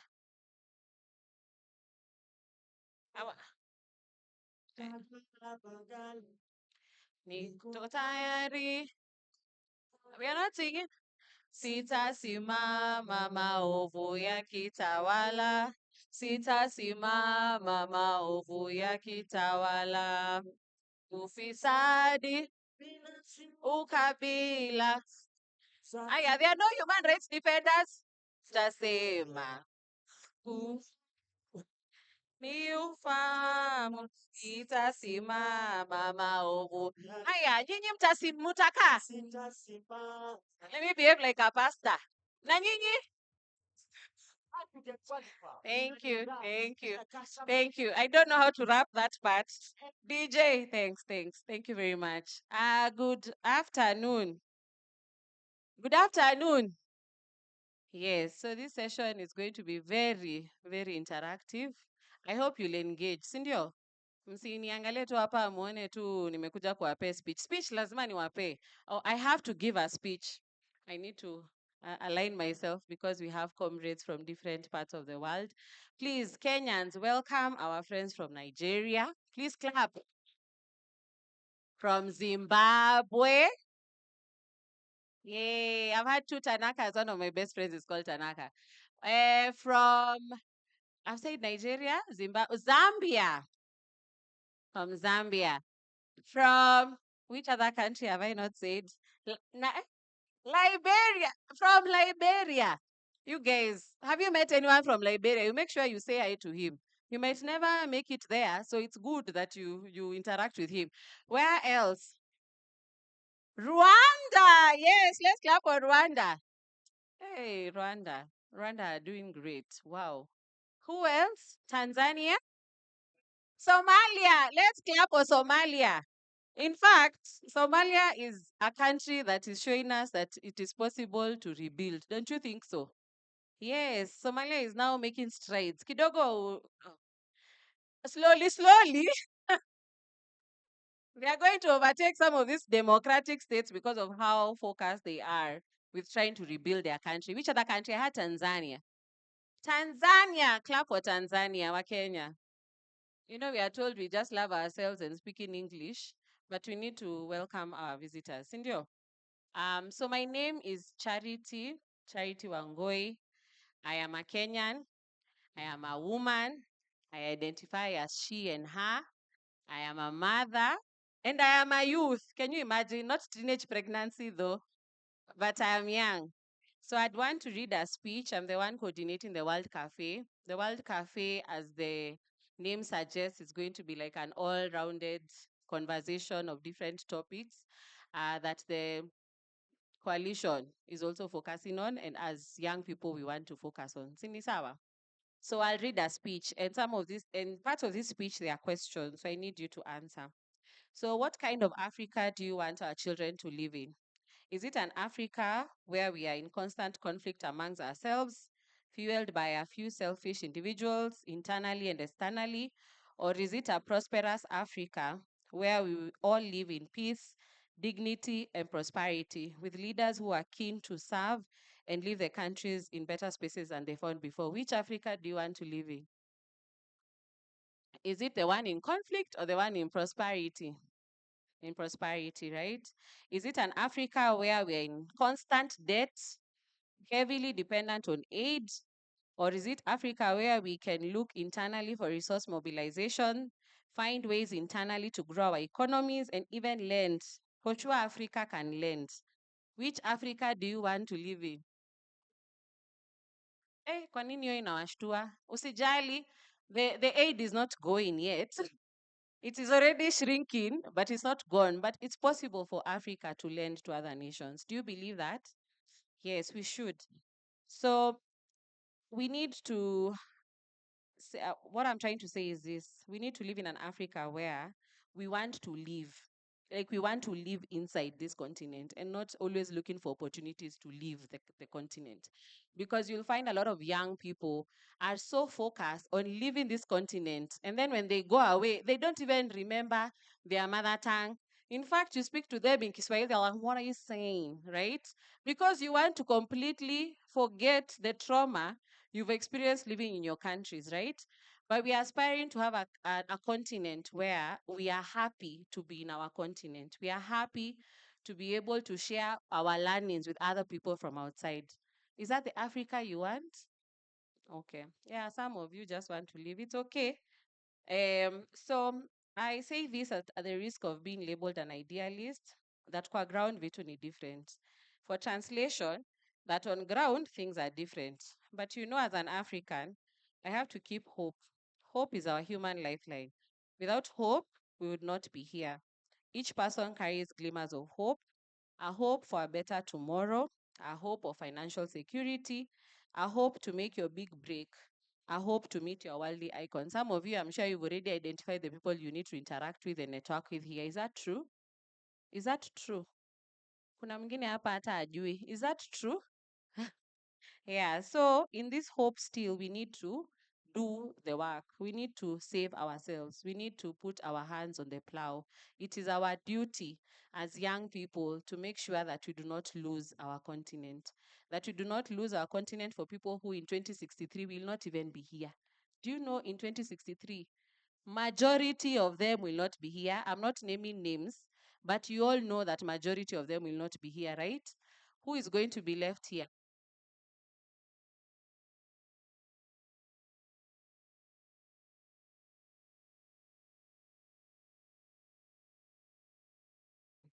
What will the future look like in 50 years? No one is coming to save us. We can only save ourselves. So as we are going through this World Cafe session, we need to look at it from this view. I know you've been in discussions, dialogues, conversations, and a lot of young people get tired. They say, you're always calling us for meetings. We don't see actions, right? During the morning discussion, there was a conversation about there are so many policies in Africa, but there's lack of implementation. Isn't that the case? So that's the part that hurts the most, that this thing, we have it on paper, that it's just simple. Just follow what is on paper and implement. But it seems to have, we are facing some challenges here and there, right? And so I want you as a person, as you're going into those discussions, we are going to break into groups to discuss for about 20 minutes and come back in plenary. Do not run away. Your country is depending on you, please. Are we together, youth? Are we together? Yes, please don't go away when we break into groups because your country is depending on you. Kenya, we are depending on you, these people who are seated here. Okay, in 2063, I'll be 71. So I want you to really do the work so that my daughter is able to benefit from the work that we are doing here. Isn't that the case? Okay, so look at these questions this way. So picture yourself as a child. Can you picture yourself as a child? Do you remember? Why? Do you remember yourselves as children? Yes, right? Si kitambo. How many people are 25 years? You see, that's not too long ago. 24? 18? There's 18. Stop lying. Are you 18 years? 19? 31? Okay, so all of us or the rest are 45? Yay! 35. How many people are 35 and below? Yes, so you can remember yourselves as children, right? So reflect on that as a child. So look at yourself as a child who's dreaming and a child who's forming, who is curious and has a zeal for life. What kind of environment would you like to live in? What ideal situations would you like to find yourself in? So journey with this child in their different stages. When you are a toddler, as a teenager, and as a young person, what kind of Africa would you like to hand over to them? Because this work we are doing here is for us, because the youth are the present and the future, but they are still children being born. Africa as a continent is a teenager. We are the average age of 15 years. Can you believe it? 15 years. So as a continent, we are about 15 years old. So we have a very young population that's depending on the work that we are doing.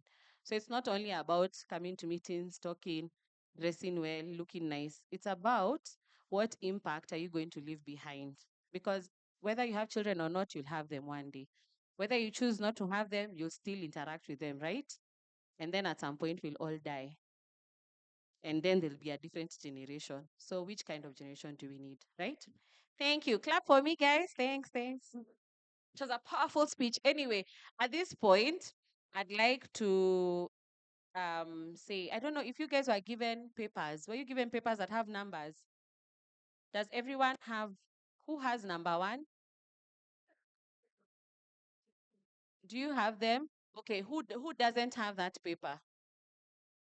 Okay, so it's majority of the room. So this is what you're going to do. We're going to divide this room into 3, okay? We'll have this middle session, okay? This section, how many Kenyans are seated on this side? I've noticed a lot of guys who are from out of Africa are seated on this side. How many Kenyans are out of Africa? Out of Kenya are on this side. How many are Kenyans? Okay, so it's balanced. Okay, you can. And how many are Kenyans here? How many are not Kenyans? Okay. Okay. And on this other side, Kenyans? No Kenyans? Ah, fantastic. So there's a bit of a mix. So we'll have 3 groups. The groups will be facilitated by Daniel. Daniel will be facilitating, Daniel, right? Daniel will be facilitating the 3rd group. So this will be the 3rd group, okay? The 2nd group is this one. It's going to be facilitated by Keen. Please, Daniel, wave so that people can see you. Yeah, so that's Daniel. Okay, he'll facilitate that group discussion. Then we have Kin here. This is Kin. Please allow her to facilitate, okay? But you can also help her. Then Kingori will be on this group, the ones with the MC. Okay? Yes, so it's going to be the facilitator. So the facilitators have the questions. We'll have about 25 minutes to discuss. It's now 12:53.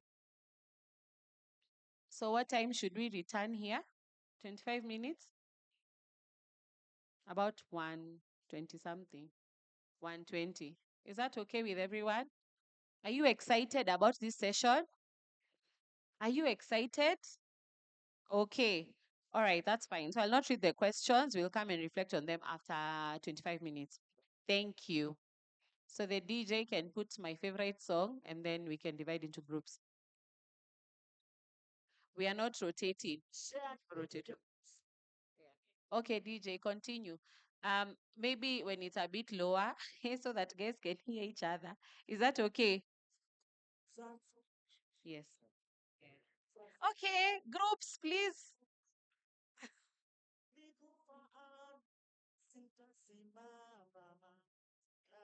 You're not placing your mic down. It's your session. I'm over harassing you. Am I not? All right. Let's try this. My group, move to the far end. Let's rise up. Let's rise up. Move to the far end, my group. And your question is question number 1. Innovative, right? Innovative solutions to strengthen democracy. Innovative solutions to strengthen democratic institutions. So that group move to the far end. So the middle one, maybe you can discuss around the center there. And this group, all of you come downstairs here. You can sit on the floor. You can, this is a nice event. All right. We are allowed to feel. Then a rapporteur, there will be a rapporteur coming and us as a facilitator. So she will be the overall and she'll be coming and listening to what we are saying and also guiding us a little bit. Is it clear? Is it understandable? So the second question will be best practices in environmental justice and climate resilience. So it's going to be here. And then the third question is youth and civil society's role in driving democratic reforms. Okay? So what is expected by the facilitator? I want to over-harass you.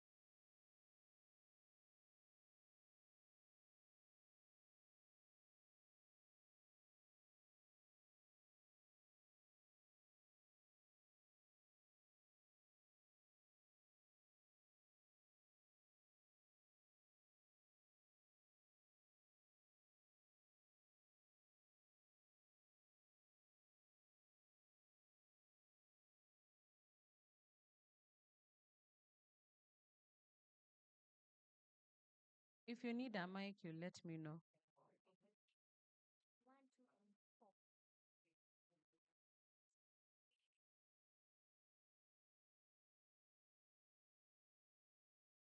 The facilitator.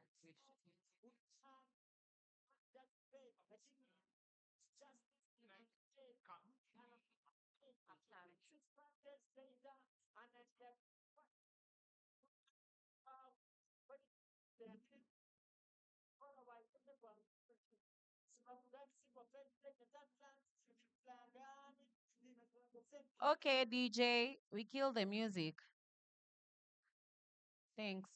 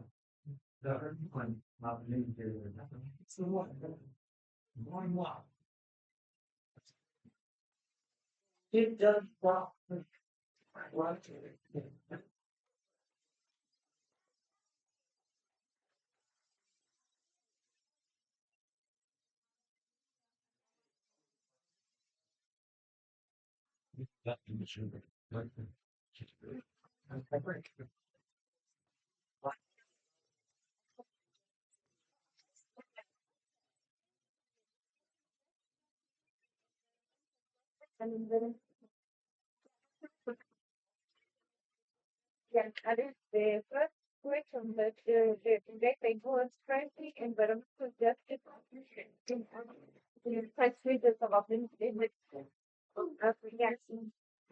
So, with frustration and justice and to just the judicial issues.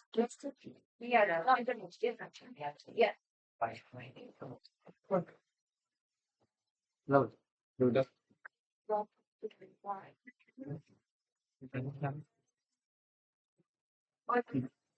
okay. And that would be, I'll give you an example of all of Africa, whereby these people are less represented in the discussion on issue with environment justice. And to get to see like a project I'm working on, the northern eastern part of Kenya, people they are not aware of how maybe they are giving a land, communal land, and the resources that being extracted from there. I think this one leads to biodiversity loss and also loss of that the creation. But then these people they don't know, they are not aware of it because they are presenting. So and the representation of peoples in these regions. And awareness is so we'll move on to the next question because interest of mine. So the next question is how can marginalized community, grassroots movements offer solutions and build their capacity and advocate for climate resilience? Whether my name is Ramat. Oh, you see. Ramat Brush. So yeah, how marginalized communities, grassroots movements offer solutions to build their capacities to advocate for climate resilience. We'll start with the guy in the yellow card. Matt,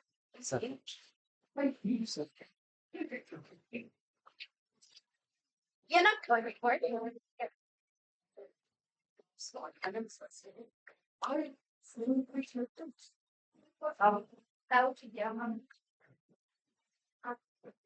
It's okay.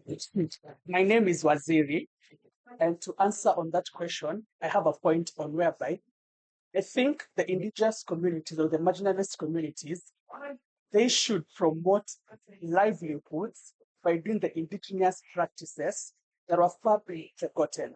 Like if, for example, you want to do farming, there's no point of you introducing, as the guy says, the Western nature of farming. You can use the traditional ways of farming, and you can use pieces of that, they just do the cow thing instead of doing the tractors. You do maybe the plow. You get the point? So now here you can reduce air pollution, and you're increasing productivity, you're increasing livelihoods, and you're also bringing food on the table. When you use fertilizers, you're going to get the profits, the benefits, but also after the demerits of using the fertilizers, what are the demerits? It's climate change and extreme weathers.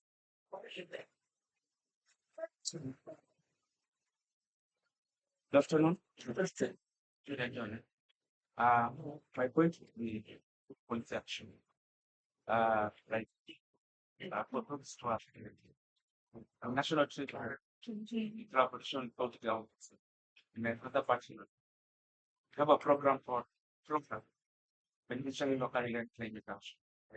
the communities are the one prioritizing the issues that are really threatening them. Maybe like it's your law, let's say, kind of drought. Maybe there's drought in the community. We prioritize their which issues that the funds that are coming in program that are going to that the fund will be directed. So for instance, sure. Thank you. We have a lady now. Oh, hi everyone. My name is Wahuda. I wanted to speak on the point that Waziri has touched on, but briefly. I think he's saying something very important. What? Oh, okay. About the importance of leveraging on the traditional knowledge, which I think is very critical.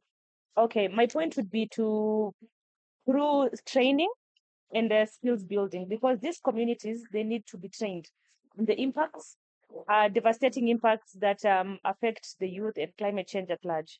So if people could have a well-organized community and leaders that will be able to guide them and train them to lead them on best practices that are going to offer solution to, to curb the effects of climate change and environment, I think that will be good. Yeah, for the interest of time, I'll leave it at that. Yeah, thanks. You did hear? My point was upscaling through capacity building and training. Yes. Thank you. Just to add on that, as I said earlier, I'll voluntarily answer this question. But to add on to whatever has been said, which is very true, in my organization we have projects whereby we start a project in a certain community, and it's like community and people led, whereby the leaders of that certain project will be chosen that community, whereby they'll be taking things in their own hands. And I think this is it has been working for us, and it works. Yeah. I will go on to the next question, please, for the interest of time, and we have 2 more questions to go. The third question is kindly share examples of grassroots movements and community-led initiatives that have successfully tackled climate injustices. Kindly share examples of grassroots movements and community-led initiatives that have successfully tackled climate injustice.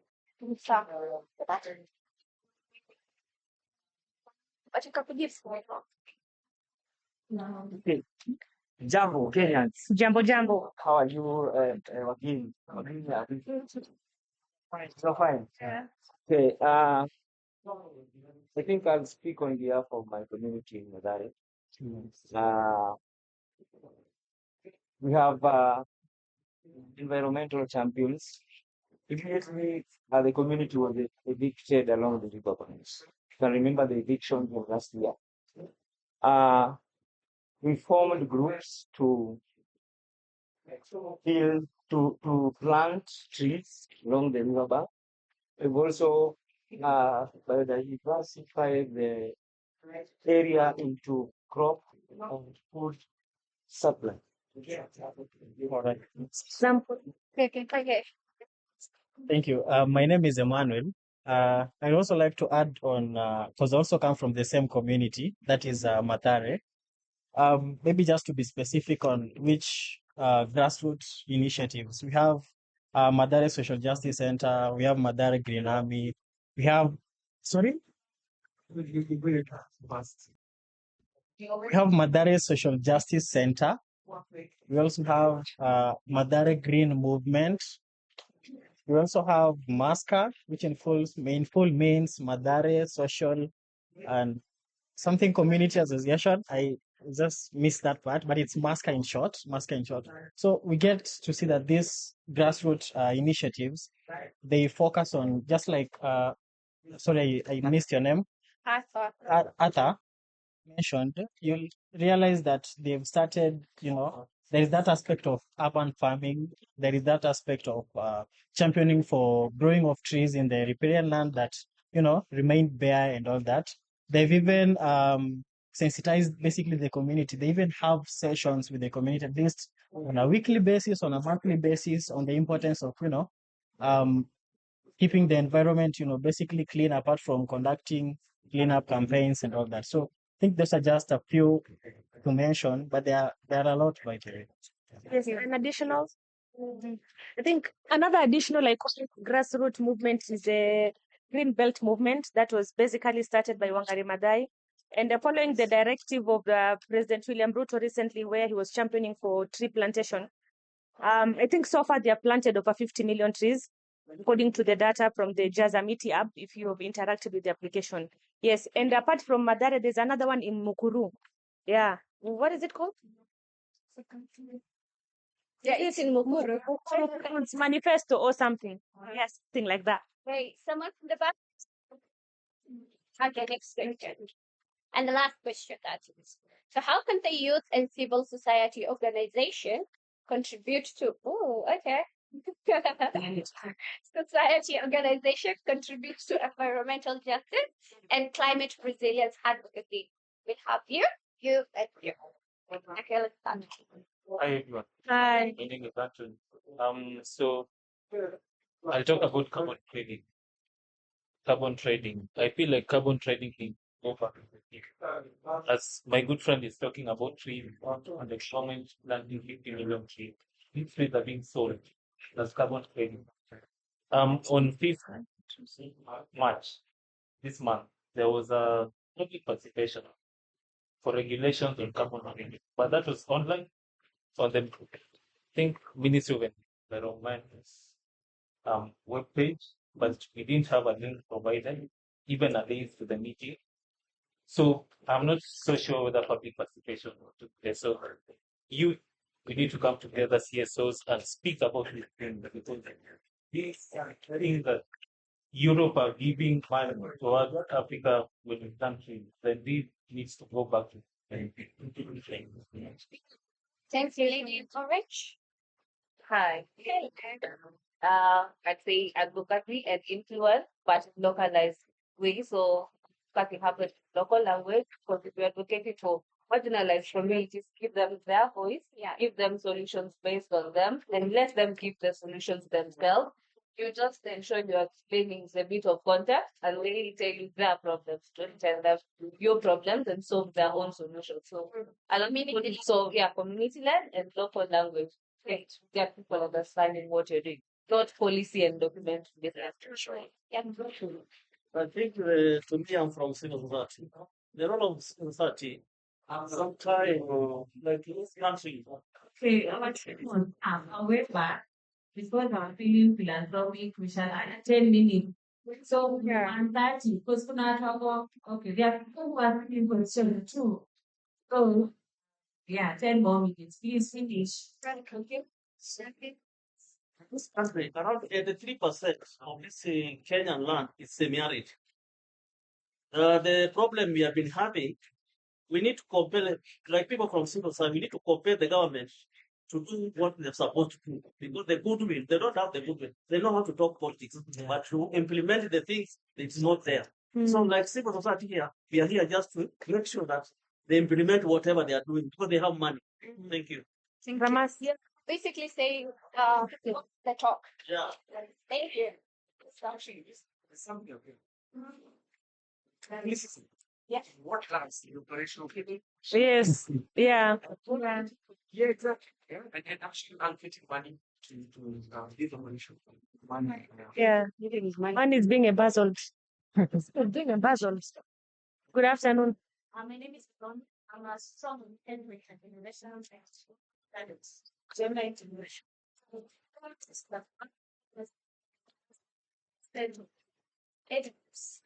the same time, gender different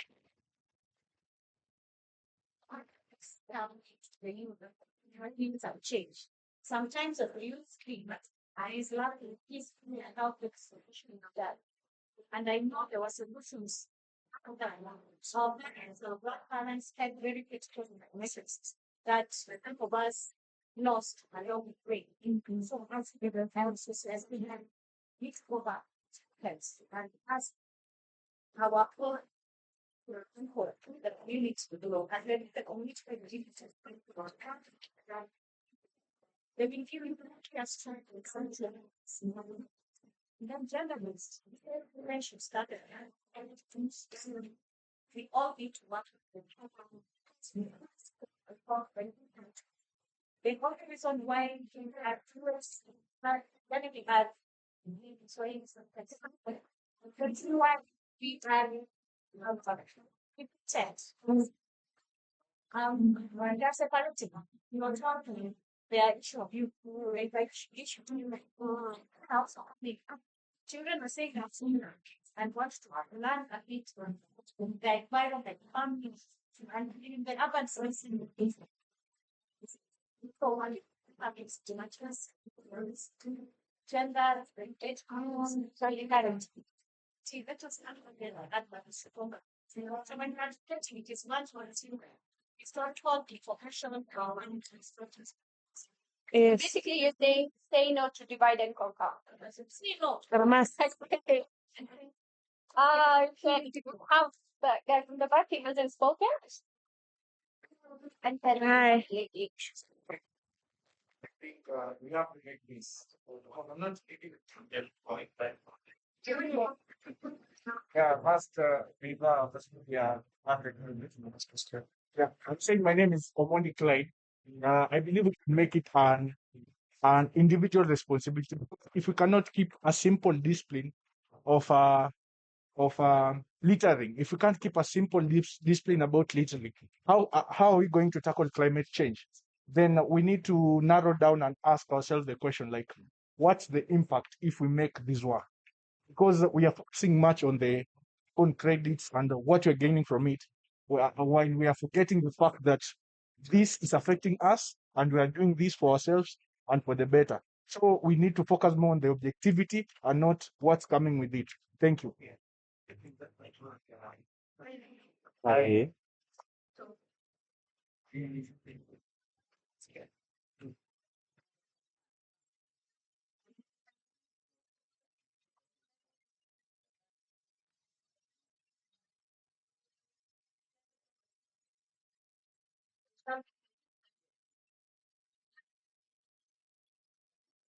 Oh,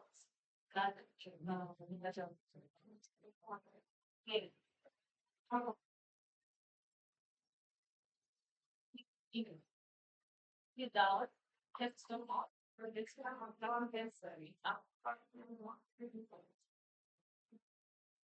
Yes, Thank you. The question is about the role of society and youth. yeah. To tackle on two aspects. Aspect of the youth. First of all, as the youth, we should understand that what is being wrongly done today will affect us in the coming years. In that case, I will immediately reflect to what Omod has just said. We should take it as person and understand that if we do something to do it, it will affect us. Number two, civil society said that policies are there. So the civil society to panel start or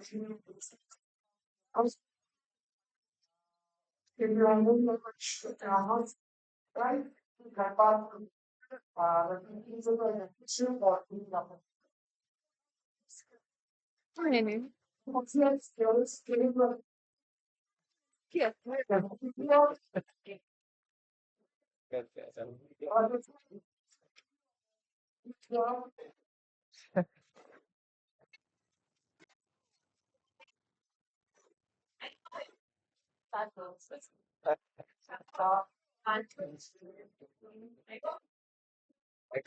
One, two.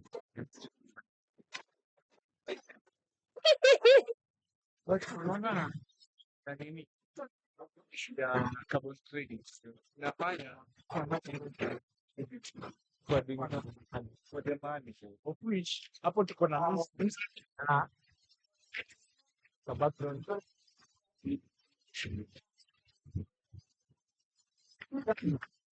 What do you have to say to him?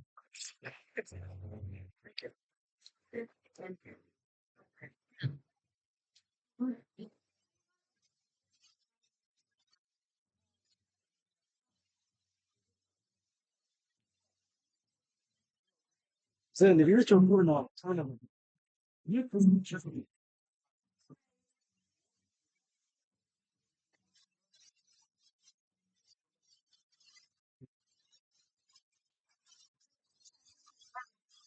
Hello.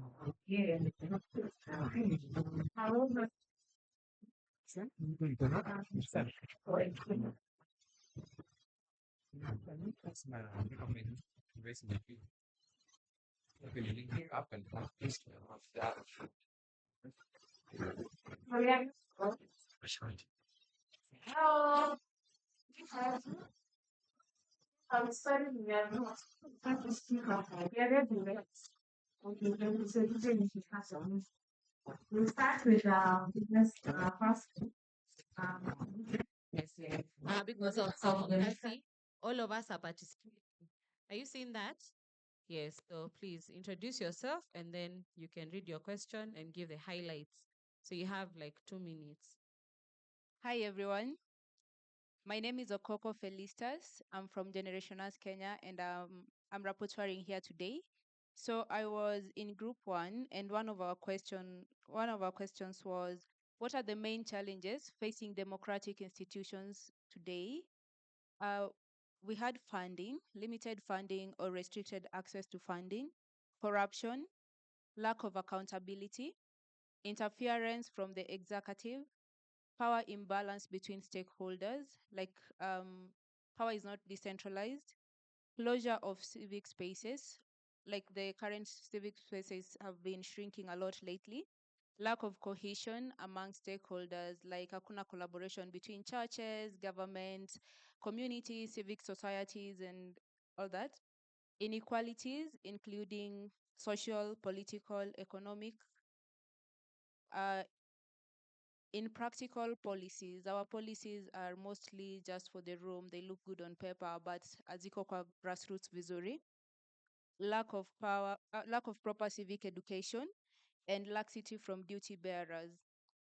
Our second question was, what innovative strategies can you suggest to enhance transparency and citizenship, accountability of the institutions? So one of the suggestions was actually making some of these issues punishable offenses, because our political leaders don't have an ethics standard. So that was also another solution, developing an ethics standard for our political leaders so that if they go against that ethics standard, this becomes a punishable offense by law. Independence and power in our current justice system. Our current justice system have this sort of correlation where they can't independently question other arms of government on what they're doing. We had creating structured civic engagement strategies where you can maybe open an app or go to a certain space and ensure that you get education that you need on civic processes. Engaging tech to keep government accountable and transparent. Someone was suggesting there are apparently apps where you can go and check government projects, how they're proceeding, the funding that has been allocated to them, if they are working as they should. Some of the platforms mentioned was A40, there was Wajibikaji, and there was Wamwizi, which has been functioning for over 1 year now. Strengthening engagement mostly at the end of project or financial year to ensure accountability. So this includes like having collaborative efforts at the end of a financial year. We come together and we talk about the budget that was there, what has been done, what hasn't been done, and why. And then we have some of the issues that came up with how do we strategize to decentralize power to promote work amongst people who are appointed in government? How do we venture into alternative funding, because funding from the government actually leaves us vulnerable to not questioning or not exercising our agency over these issues? And also, how do we get conversations out of these rooms and actually on the ground? Because policies are majorly just things we talk about, and most of them are not being implemented or accounted for. Our next question was collaborating between stakeholders, and suggestion was having roundtables to promote accountability measures, also dialogue sessions, strengthening and establishing consortiums to promote accountability, focusing more on corporate social responsibility than corporate social investment, reviewing existing policies and acts to promote decentralization of power.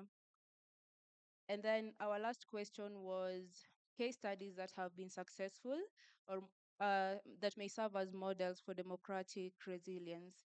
So one of our members from Ivory Coast say that they have a high authority for good governance system where their high level leaders come together to provide accountability for what their ministries or what their offices have been doing.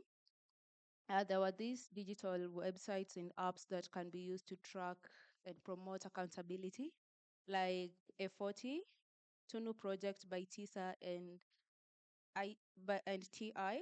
And also there was, it was highlighted like the Gen Z process worked really well. We could learn from all that. Thank you. A hand clap. Thank you, thank you. I hope you're just not scrolling on your for lunch. We are about to go for lunch, okay? But one of the things I have gotten from that is also accountability through technology, meaning that there's access to technology for everyone. So everyone is able to see what is happening. And congratulations, Ivory Coast, for that development. It's a big deal, right? Is it a big deal for an African country to have best practices in democracy in this time? We are doing well. Group two? Good afternoon. My name is Nziandolo. I'm the rapporteur for Group 2. We were taking the question, the best practices for environmental justice and climate resilience. Our first lead-up question was, what are the most pressing environmental justice issues in different regions in Africa? We identified 4: air pollution, desertification and deforestation, biodiversity loss and land degradation, and a lack of awareness. So I quickly move to the second question. How can marginalized communities, grassroots organizations offer solutions and build capacity to advocate for climate justice? So we came up with the solutions that indigenous communities should continue with the indigenous practices and traditional knowledge, which were more sustainable than modern alternatives. We should also have community-led policy actions. For instance, we had the example of FLOCA, where communities provide policymakers with the issues that they prioritize the most. There's also an emphasis on training and building capacity. So people should be in a well-organized forum where the membership allows them to take charge of the conversation. So we also asked to give examples of grassroots movements and community-led initiatives that have successfully tackled climate change. In Madare, there is the Environmental Champions Initiative. After the evictions from the riverbanks that happened a while back, um, members of Madare formed a group where they planted trees around the riverbanks and allowed for diversification of the area to happen. There's also the Madare Social Justice Center, the Madare Green Belt Movement, the Madare Social Community Association, which also focuses on urban farming and growing on trees on riparian land. We also mentioned the Green Belt Movement, where over 50 million trees have been planted. Our last question was how can the youth and climate society contribute to environmental justice and climate resilience advocacy? So the first point we mentioned was that carbon credits need to go back to the people. So we need to ensure there's ample and effective public participation whenever you're talking about carbon credits. We also need advocacy, both to be community-led and to be in the local language, so that we give the local community agency over these questions. For the role of civil society cannot be underscored. So civil society is important because we need to compel the government to do what they do, because frankly, there's a lack of goodwill. There's also a point that was mentioned where Africa is a diverse continent. We have different age groups and different genders in the continent. So we need to ensure that the identities need to work together rather than stay divided and conquered. We also need to ensure that we work towards individual discipline. So just picking up litter is an individual aspect, but it does have a big impact. And lastly, we need to ensure there's ample cross-border benchmarking so that we can learn from what, for instance, Tanzania is doing or Nigeria is doing. I think that's all from Group 2. Thank you so much, Group 2. Please clap for them. I think what I've gathered the most there is about the community-led actions, training and building capacities, heavy. I also I'm really impressed by the Madare initiatives. They've done a lot of things. And they've also done a lot of things in forms of even organizing and mobilizing in some of the interventions in civic spaces for a very long time. So thank you so much. Group 3. Good afternoon. Yeah, my name is Esther Nora from the Youth Cafe. Yeah, I was the rapporteur for Group 3, and this we are handling the youth and CSO role in driving democratic norms or reforms. Yeah, and our first question was what are the barriers preventing youth from actively engaging in democratic processes? And these were the responses. Number one was the negotiations, where the youth are easily negotiated out by the systems, like, for example, during the campaigns, during even when they are like democratic processes, the youth are easily negotiated out to support a certain group or certain leader. Yeah, and that's one way that but it's a barrier for them to engage in democratic processes. Number two is the cultural norms. Most of the youth, they don't like um, run for those political positions due to cultural norms. Like, for example, young women are not in a place to go for those seats because they find like the cultural norms, they don't allow them, or marital status also, they also bar them from getting for those positions.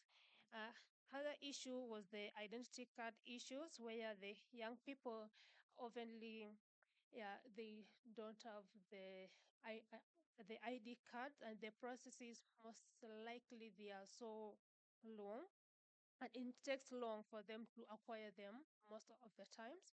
The other thing is the electoral injustices, where many youth they just believe that their votes don't count, so they don't see a need to participate in elections. Other thing is the fake promises. Like in most of governments, most leaders don't deliver their promises, and that's what most youth they find that there is no need of going to vote.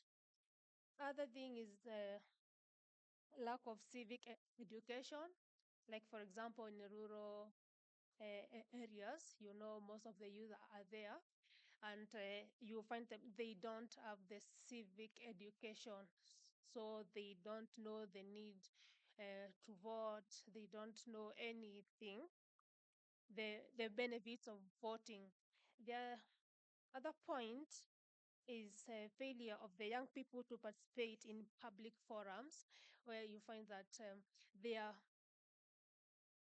you find that their ideas are not represented there in the decision making. So you find that most likely they will be not be considered in the decision making because they were not there to give out their opinions and their ideas. Other thing is the misinformation and disinformation. This mostly in the digital um, place, where you find that most information And that for a minute. we get in the online platforms in the media is so misinforming, and we don't look for clarification, so we just uh, believe what we see online or we hear without fact checking. Next question was on how can civil society and youth movement. Can we combine 2 and 3 because we're out of time? Okay. Yes.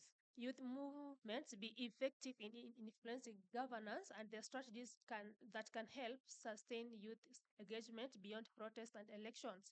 And the responses were um, knowledge to um, knowledge to engage the system. Those are the how we can effectively in the youth and CSO movements be more effective in influencing the governance.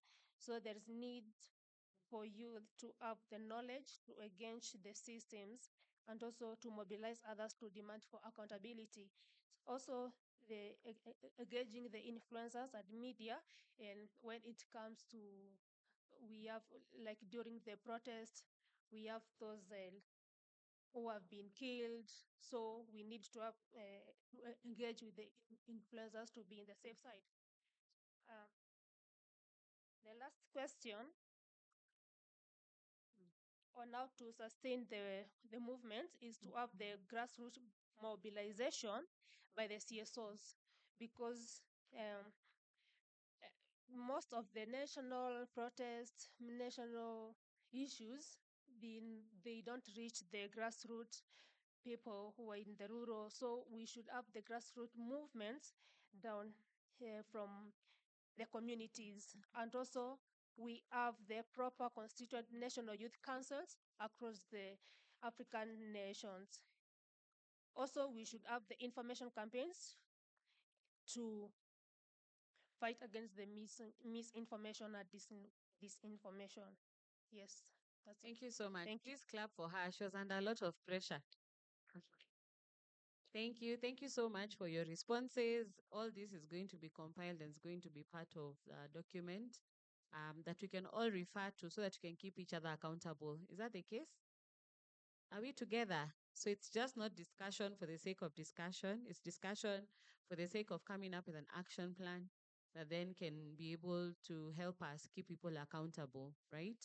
Because now we'll move from that to stakeholders. A lot of stakeholders have been mentioned. One of the things I've gotten from her presentation was the power of social media, right? There's a great power in the, not even social media only, the digital platform, where there's information and misinformation and disinformation.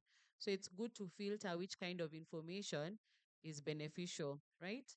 And with that, I will give my parting shot because the MC is really, he's cramping my style. I will say that we need to stay engaged. This is our home. This is where we were born. This is where we have. So we believe in ancestors. Our ancestors were here, and just remember, even the movements that gave us our freedom during the period of colonizations were youth movements. Are you aware of that? They were not old people movements only.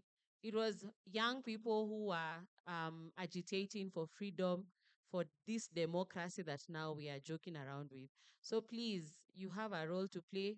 Tweet, share when there are protests and you can't go and protest, share the information, right?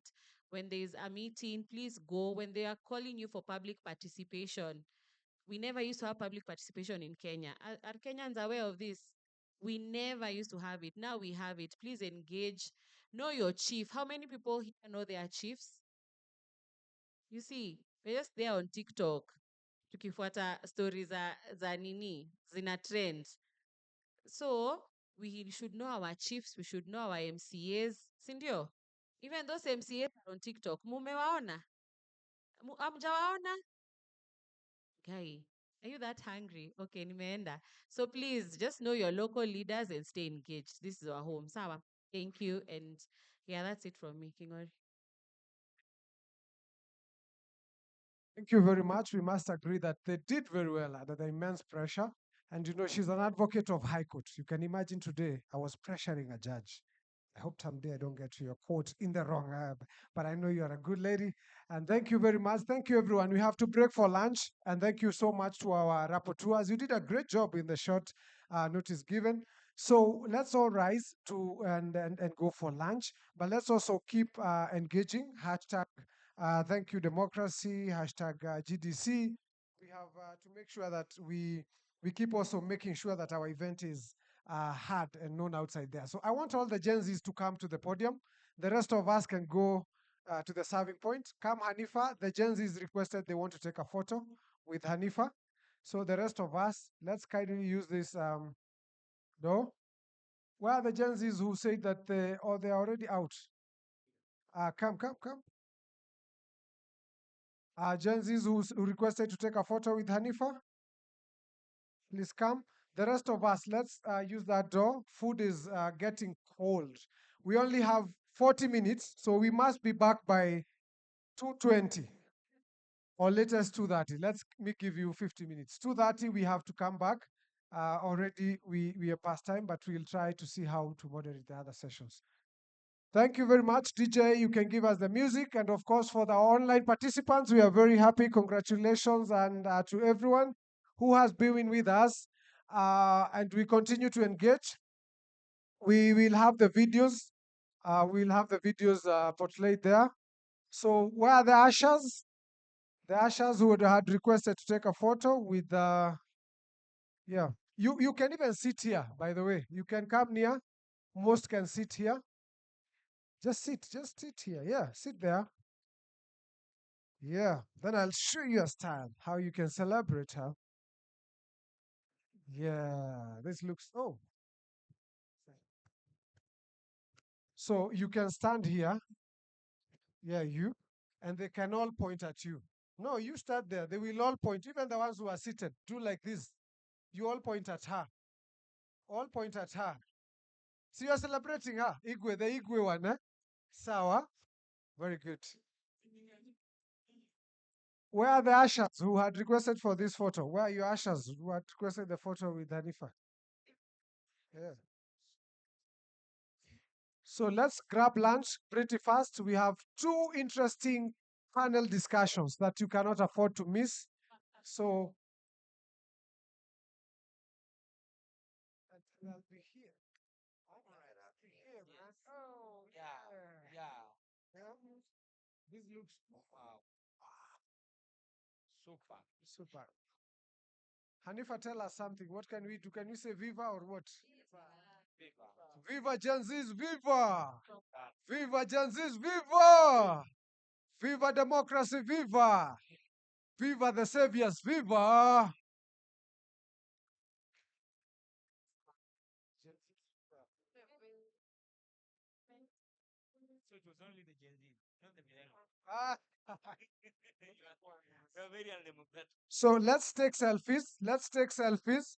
And as we post, let's also use the hashtags. We have to make our event trend.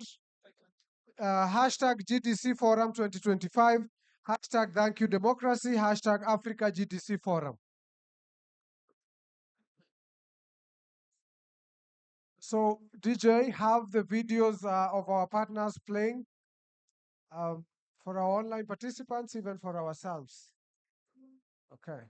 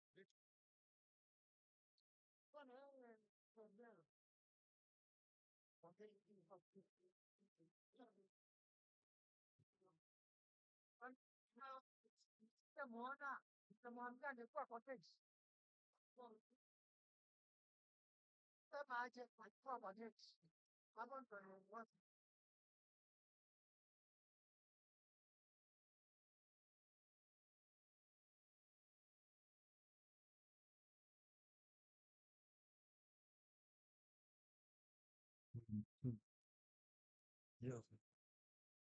Democracy.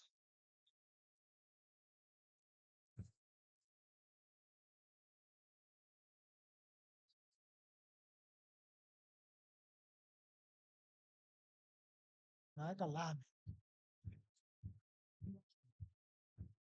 safari nzuri.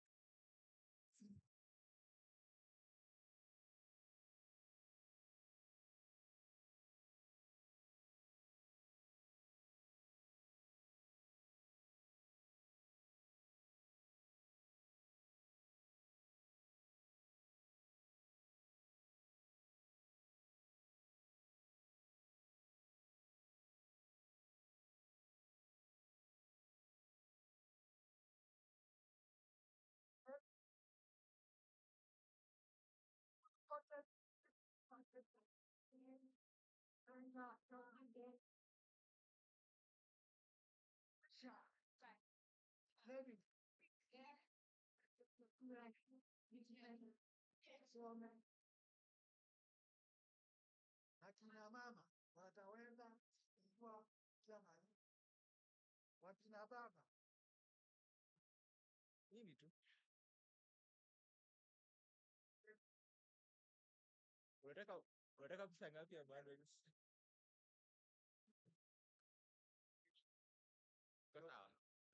Napanga leo.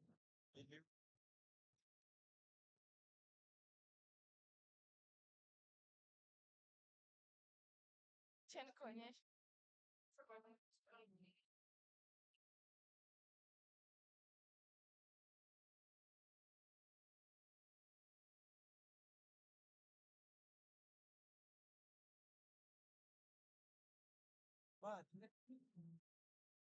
Katese.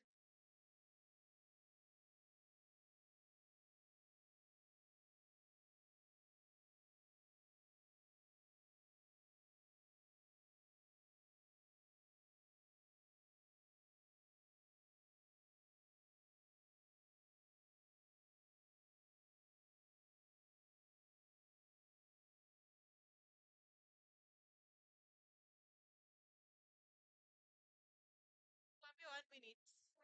Hi guys, how are you? Hi, hi. How are you guys? How are you doing? When you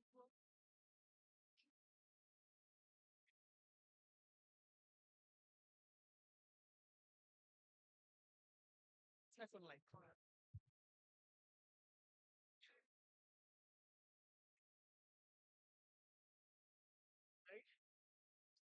Proximity after creating a cardinal.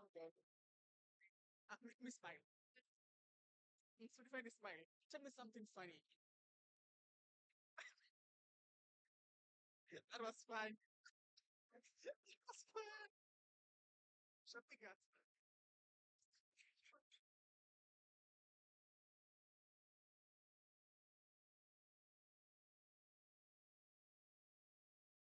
Fun. I feel like this is too much lie.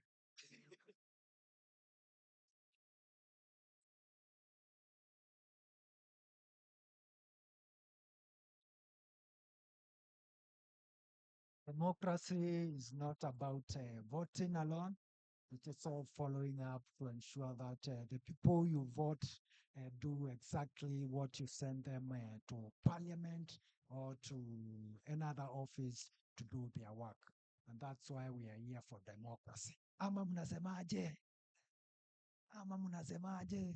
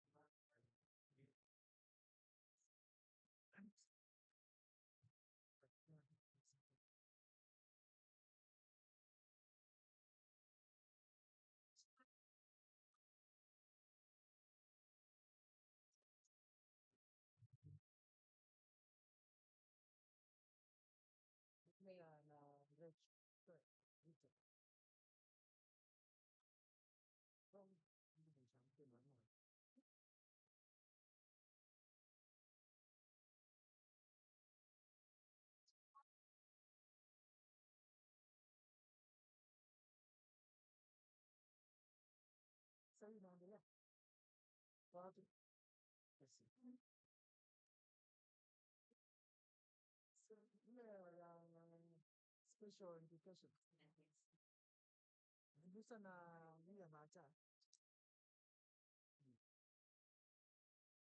Nice.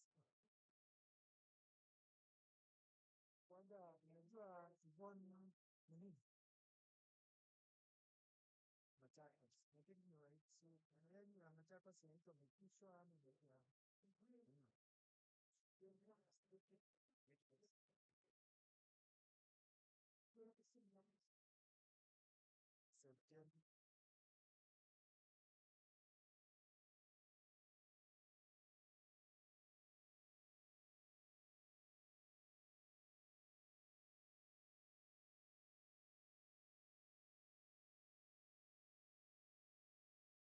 Nimemaliza shule sasa.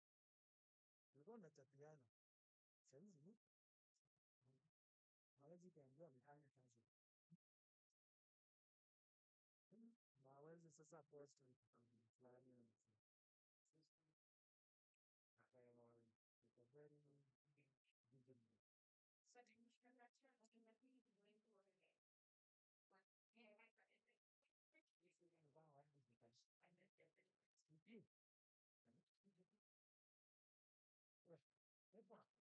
It's a very vivid.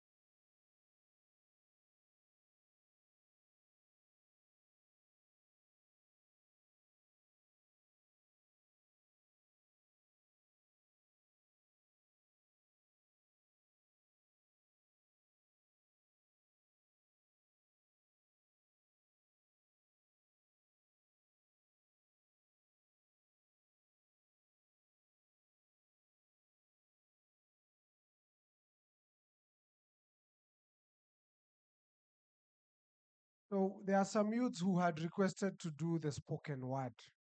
I don't know whether they are around. If they are, they can see me, then we can organize how to plan that.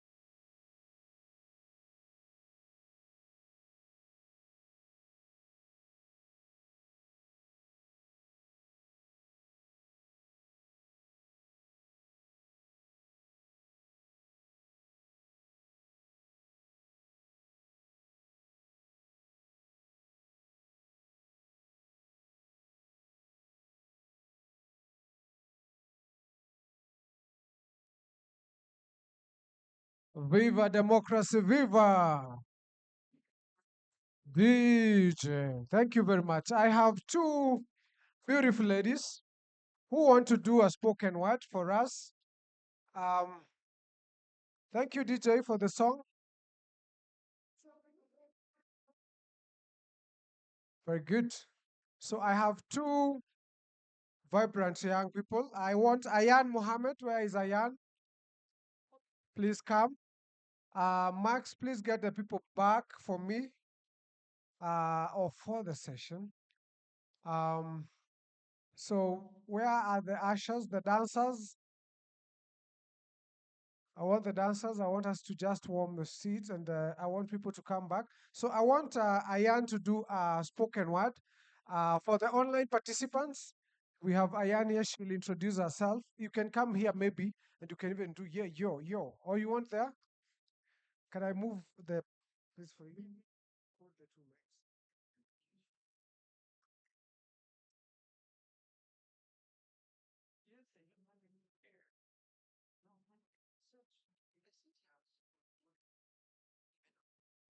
Joy, anafanyia pale. Pick one mic.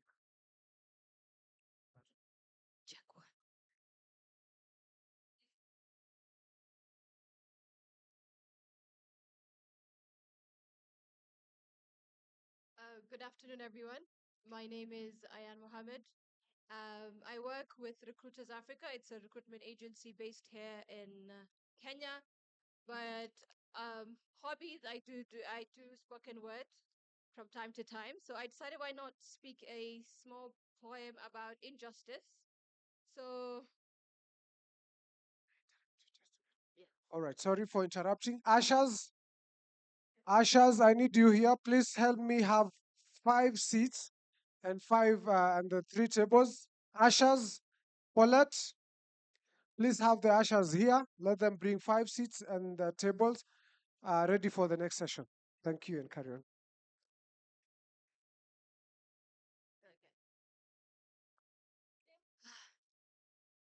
Good afternoon, guys, again. Sorry for the interruption. So today's spoken word is about injustice. I feel like it's a very hot topic right now in our generation and why it's so important to speak about it. Okay. Injustice is a fire. Injustice is not a mistake. It's not an accident of history. not a flaw in the system. It is the system, built brick by brick, law by law, generation after generation, by those who learned the power is easier to hold when others are kept on their knees. It does not hide, it does not whisper, it burns. Through borders drawn in blood, through the silence of those who have kept that privilege. I have seen injustice in the eyes of a man, standing before a judge, his hands bound, his future decided. Not by truth, not by guilt, not by the color of his skin, the weight of his name, the emptiness of his pockets. I have seen it in the mother's trembling hands, lowering her son into the earth, his life taken by those sworn to protect him. And when she speaks his name, the world calls her grief, all inconvenience. They ask for calm, as if peace has ever come without justice. I have seen it in boardrooms where men sit in suits decide who gets to breathe clean air, who gets to drink clean water, whose labor will be exploited for profit disguised as progress. It is in classrooms where history is rewritten, where the oppressor is called a hero, where the stolen lives, stolen land are footnotes, where the truth is softened so that power never feels discomfort. It is in the silence of those who benefit, the silence of those who know better, but fear speaking will cost them. But I say no more. We say no more. Let this fire meet a storm. Let voices rise like a thunder. Let footsteps shake the ground. Let truth pour down so heavy. Let that it drowns the members of oppression. Because injustice is not fate, it is a choice. And we were not born to kneel. Thank you so much, guys.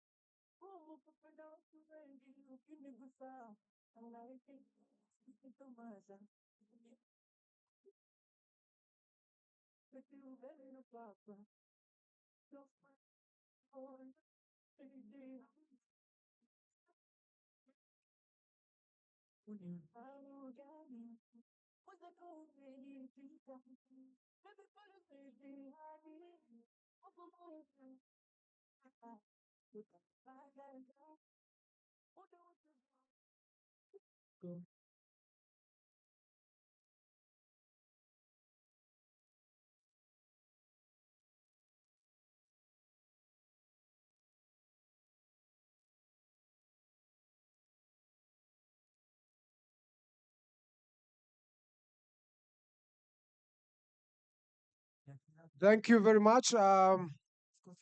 Thank you very much. We are starting session 2. We will take the photos later, kindly. DJ, and ushers. People are requesting for water, so let's make water available for our participants. So I want the dancers to come to the podium here. Where are the dancers? Dancers? Where are my dancers? Where is Beatrice for the spoken word?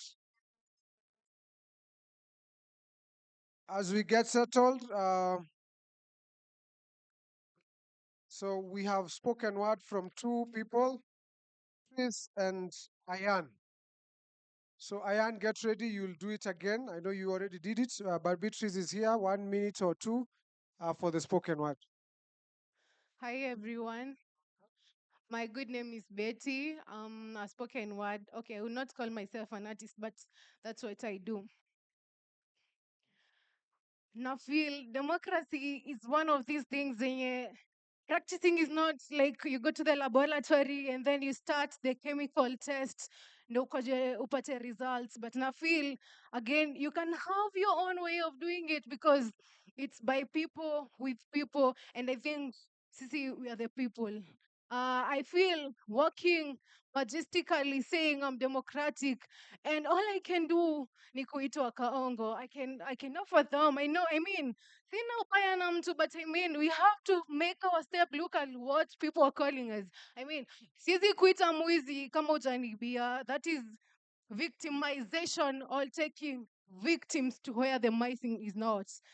I mean, working toward what we think is democratic, taking actions, putting the resources to the right places is what can say is being democratic. But mi nitakushow, si tunakuanga na president tunamwita kiongozi, lakini yeye anauma ngozi. I mean, kondoo anakuanga tunamwita kondoo because of how well we think tunamlisha, but at the end of the day we are the worst enemy. Juu tunamkula kama vile viongozi wanatufanyia. Walking and talking about what democracy is being what I think I am. But to be honest, pia mimi nikipata za kaongo siwezi kosa kukula tuni zetu. And what I can say is stand to be democratic by what you do, what and how you do it. Thank you. All right, DJ, give us something. The dancers, you can just be here. Let's all rise. Let's all rise. Let's all rise for session 2. We have to start session 2. The dancers, come here. As we get our panelists ready, the panel, Marianne Salah is very ready. Let's all rise. Let's all rise. Let's all rise. Let's rise up. Let's rise up. Yes, let's rise up a little bit. MC, where are our dancers? Aha. I hope our dancers are on standby. Yes. Because we need to have a session sasa ya kukatika, like dancing, before we get into the next session for the afternoon. So our dancers, welcome. Take the center stage and give us the guidance. You lead, we follow. Our dancers, I can see you. Beatrice and Rose. Karibuni sana to the stage. The floor is all yours. Now we are going to just watch and follow the lead. All right. In 2 minutes, just come here. We just want food to settle down. Then Marianne will come. Salah, then we'll continue with the first panel, and then we'll have an Ignite speech as we go on. All right. How are we going about it? How are we going about it? All right. Freestyle. You need the mic? All right. Music, DJ.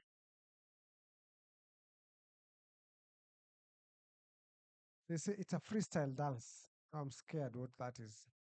Yeah, I can sing.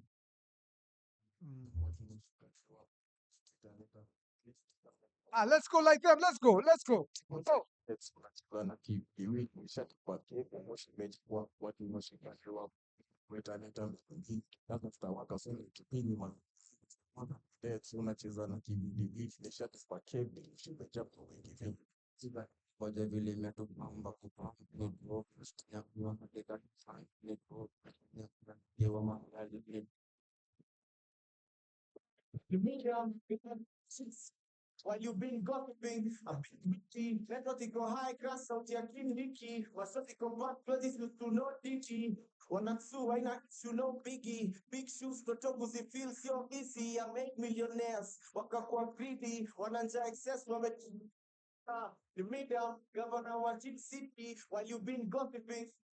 The madam governor was in city while you been gossiping.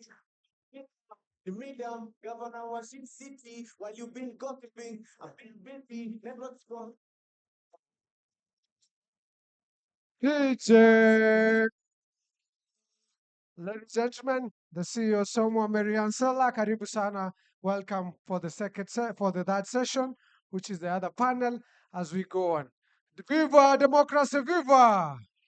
Viva democracy, viva! Welcome very much. Thanks so much, Mambiko.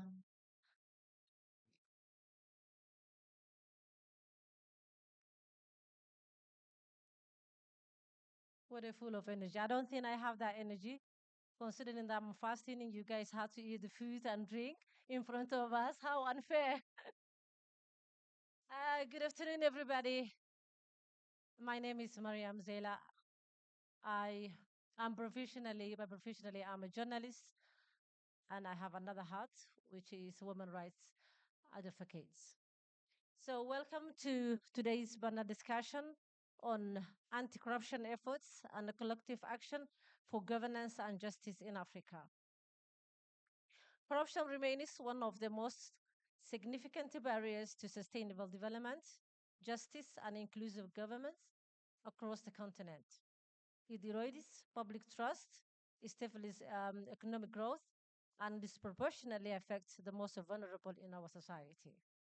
However, across Africa, we have also seen some inspiring examples of resilience, of activism, policy-driven reforms that have made tangible progress in tackling corruption. As earlier, our colleague Mary mentioned, we have some our African countries who had made milestone in regards of anti-corruption. So we need to be proud of that. So today we have honored, we are honored to have distinguished panel experts, policymakers, and change makers who are at the forefront of anti-corruption efforts. We will explore successful initiatives, collaborative approach, and the role of governance, civic engagement, and environmental accountability in fighting corruption. Without further ado, allow me to introduce you to our panelists. We have a Kennedy, and please forgive me if I ever mispronounce your names. We have a Kennedy Omokundu from AGRC team leader.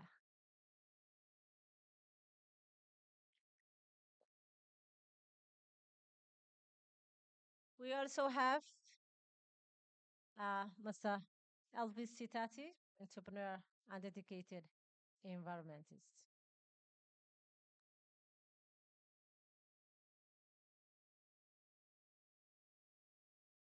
We have also in our panel discussion a very lovely lady, an inspiring lady, Natasha Kimani, future elect East Africa Director. She's a lawyer. I am so proud of her. Also in our panelist, Dr. Stephanie Cabello, PhD, Sociology of Inclusion, coordinator of the European Pole of Knowledge National Network of Educational Institutes.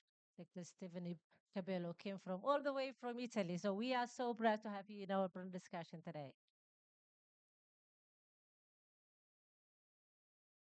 I would also like to welcome John, who is a legal officer at the Thomson Reuters Foundation, also youth activist.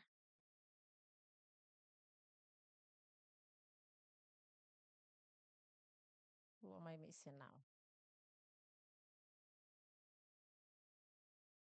Is that on? Okay. Let's welcome Leonardo Wonyama. I hope I'm pronouncing right there. CEO of the International Relations Society of Kenya, IRCK. Welcome all. Before I start the discussion, I would like to give all our discussions 1 minute of remarks on our topic today. And I would like to start with Dr. Cabello. Remarks, opening remarks on our topic of anti-corruption. Okay, I'm just starting with a couple of books because I love books. Books are the memory of humanity and one of the main strategy for development. One is by Vandana Shiva, is Earth Democracy, concerning the environment, how the environment is spoiled. The other one is from Gandhi, Nonviolence and Development. It means there is a possibility to development without violence. And those are pillars of anything against corruption. But I will talk about it later. Okay, Kennedy. Okay, I didn't carry the book. Allow me to give my opening remarks. This is very important for my discussion. I will just read quickly. Democracy and human rights and environment justice are interlinked, forming the foundation of just and sustainable society. While democratic institutions provide governance frameworks that ensure public participation, human rights protect fundamental freedom and environmental justice, promote equitable access to resources. However, in many African countries, and I think we are coming back home, including Kenya, these principles are often undermined by weak governance, corruption, economic interests that prioritize profit over social and environmental well-being, resource exploitation and land dispossession and environmental degradation remain significant challenge that is increased by political interference, weak enforcement, and mechanism, and limited access to justice for the affected community. And I propose that to address this effectively, we need to have sustained collective action from government institution, civil society organization, and international partners. Thank you. Thank you. Natasha, please. Hi, everyone. Hello, everyone. Do you have energy? I know it's after lunch. My opening remarks will be opening questions.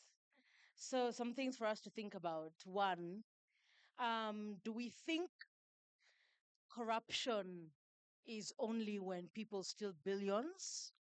Or when a person is donating to a church and not saying where the resources come from?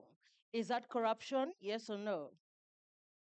When we have members of parliament who are both oversighting national funds, but also in the same breath responsible for CDF, is that corruption? Food for thought. When your relative is given a contract in the county government because they're a friend of the governor, and they're not a bad person, they're just, in fact, when they are praying in your WhatsApp group, they say, it is the grace of God. Is that corruption? So I can see people saying no. So the truth is, corruption sounds different when it affects us. So perhaps the question we should ask ourselves, what is our collective conscience as Kenyans? What does corruption mean to us? And when it affects us personally, is it corruption or is it a misunderstanding? Good afternoon. Woza. My name is Itati Elvis. I'm the founder and CEO of Wamuzi. So basically, Wamuzi is a social networking platform. It's an alternative social media platform that what you guys use, where we are trying to give the young people in Kenya a safe space and equal opportunity to be part of decision-making process at every level of governance, where one, they can be able to have a meaningful engagement among themselves and also with the elected and aspiring leaders at their convenience. This is where now we need to keep our leaders accountable. Two, they can be able to access verified and credible information on time.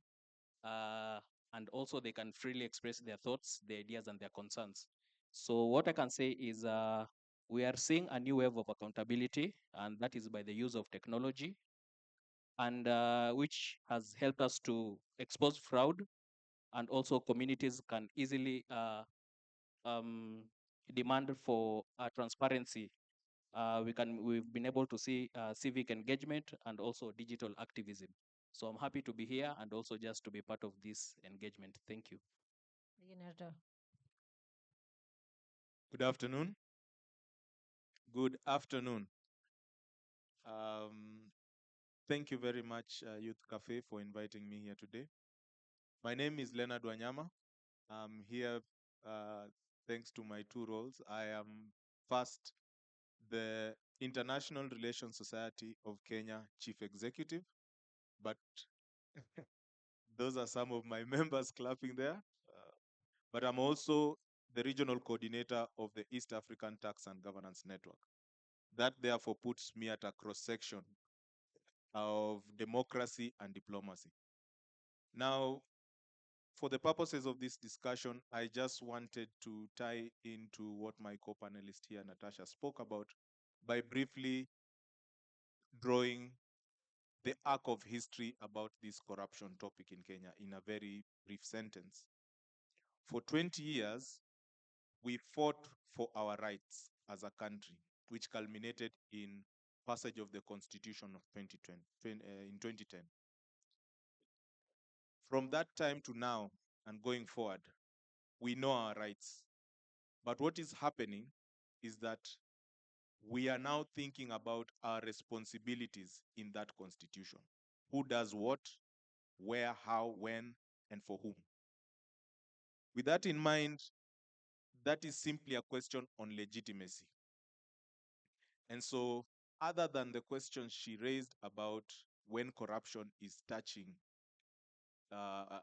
your personal interests or directly affecting you, there are conversations that we need to have about the loopholes that affect that legitimacy. Those are loopholes in the law.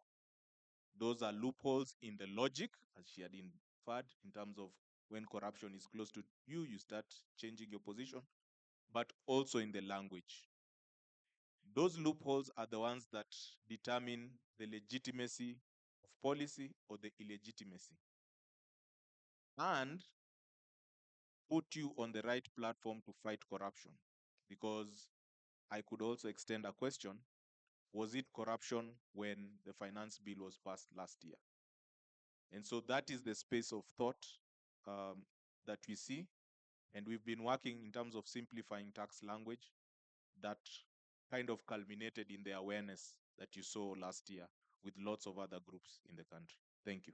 Thank you. The question is raised by Uyoma and Natasha. Is the question is that we're here today to discuss and find solutions? John. Yeah, thank you very much, Youth Cafe, for having me on this panel. I work as a legal officer at the Thomson Reuters Foundation, which is the corporate foundation of Thomson Reuters, one of the world's leading content and information services company. We work to harness the power of the media and the law and data intelligence. And in terms of this topic on corruption, we did a study last year and published a report called Illicit Financial Flows in Kenya, Ghana, and Tanzania, Understanding the Law and Opportunities for Reform. It's available on our website. But as an introduction, I would just like to highlight the amount of resources we lose as a continent. UNCTAD reports that we lose $88.6 billion every year as a continent through illicit financial flows, through corruption, and all these flows of money out of our continent. And so we need to ask ourselves first, what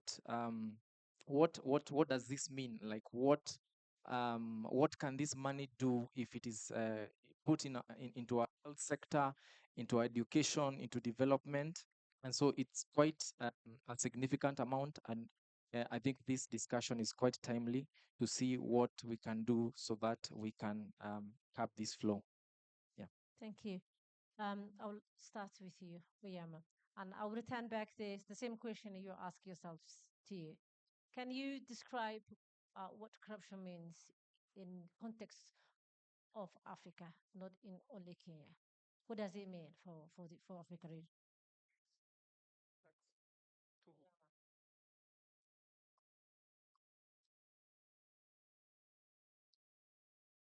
Thank you. There is levels of corruption. First, there is the quite obvious theft. And tying on to what my colleague there mentioned about illicit financial flows, there is the theft. You go and just steal the money.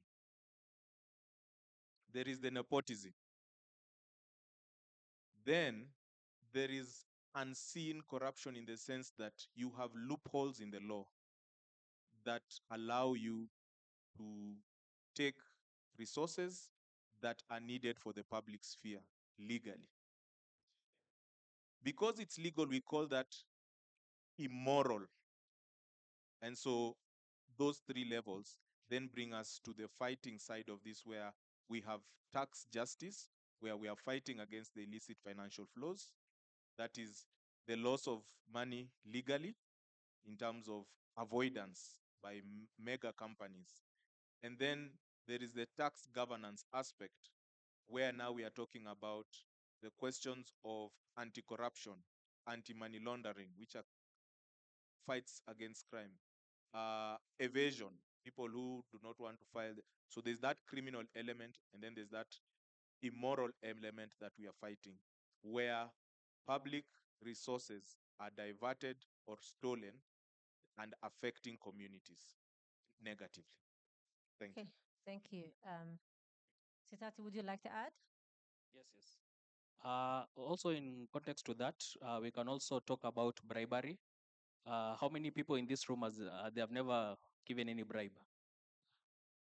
Are you sure? When you talk about bribery, this is where public funds are diverted for other things, and this has a negative impact on our development, and it has a negative impact on many other things that we do.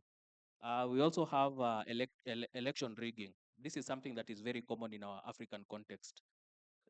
I don't think there's a time where we can be able to say that there's an African country that they have been able to hold free and fair elections. Maybe we can talk about 2002 in our own context as a country.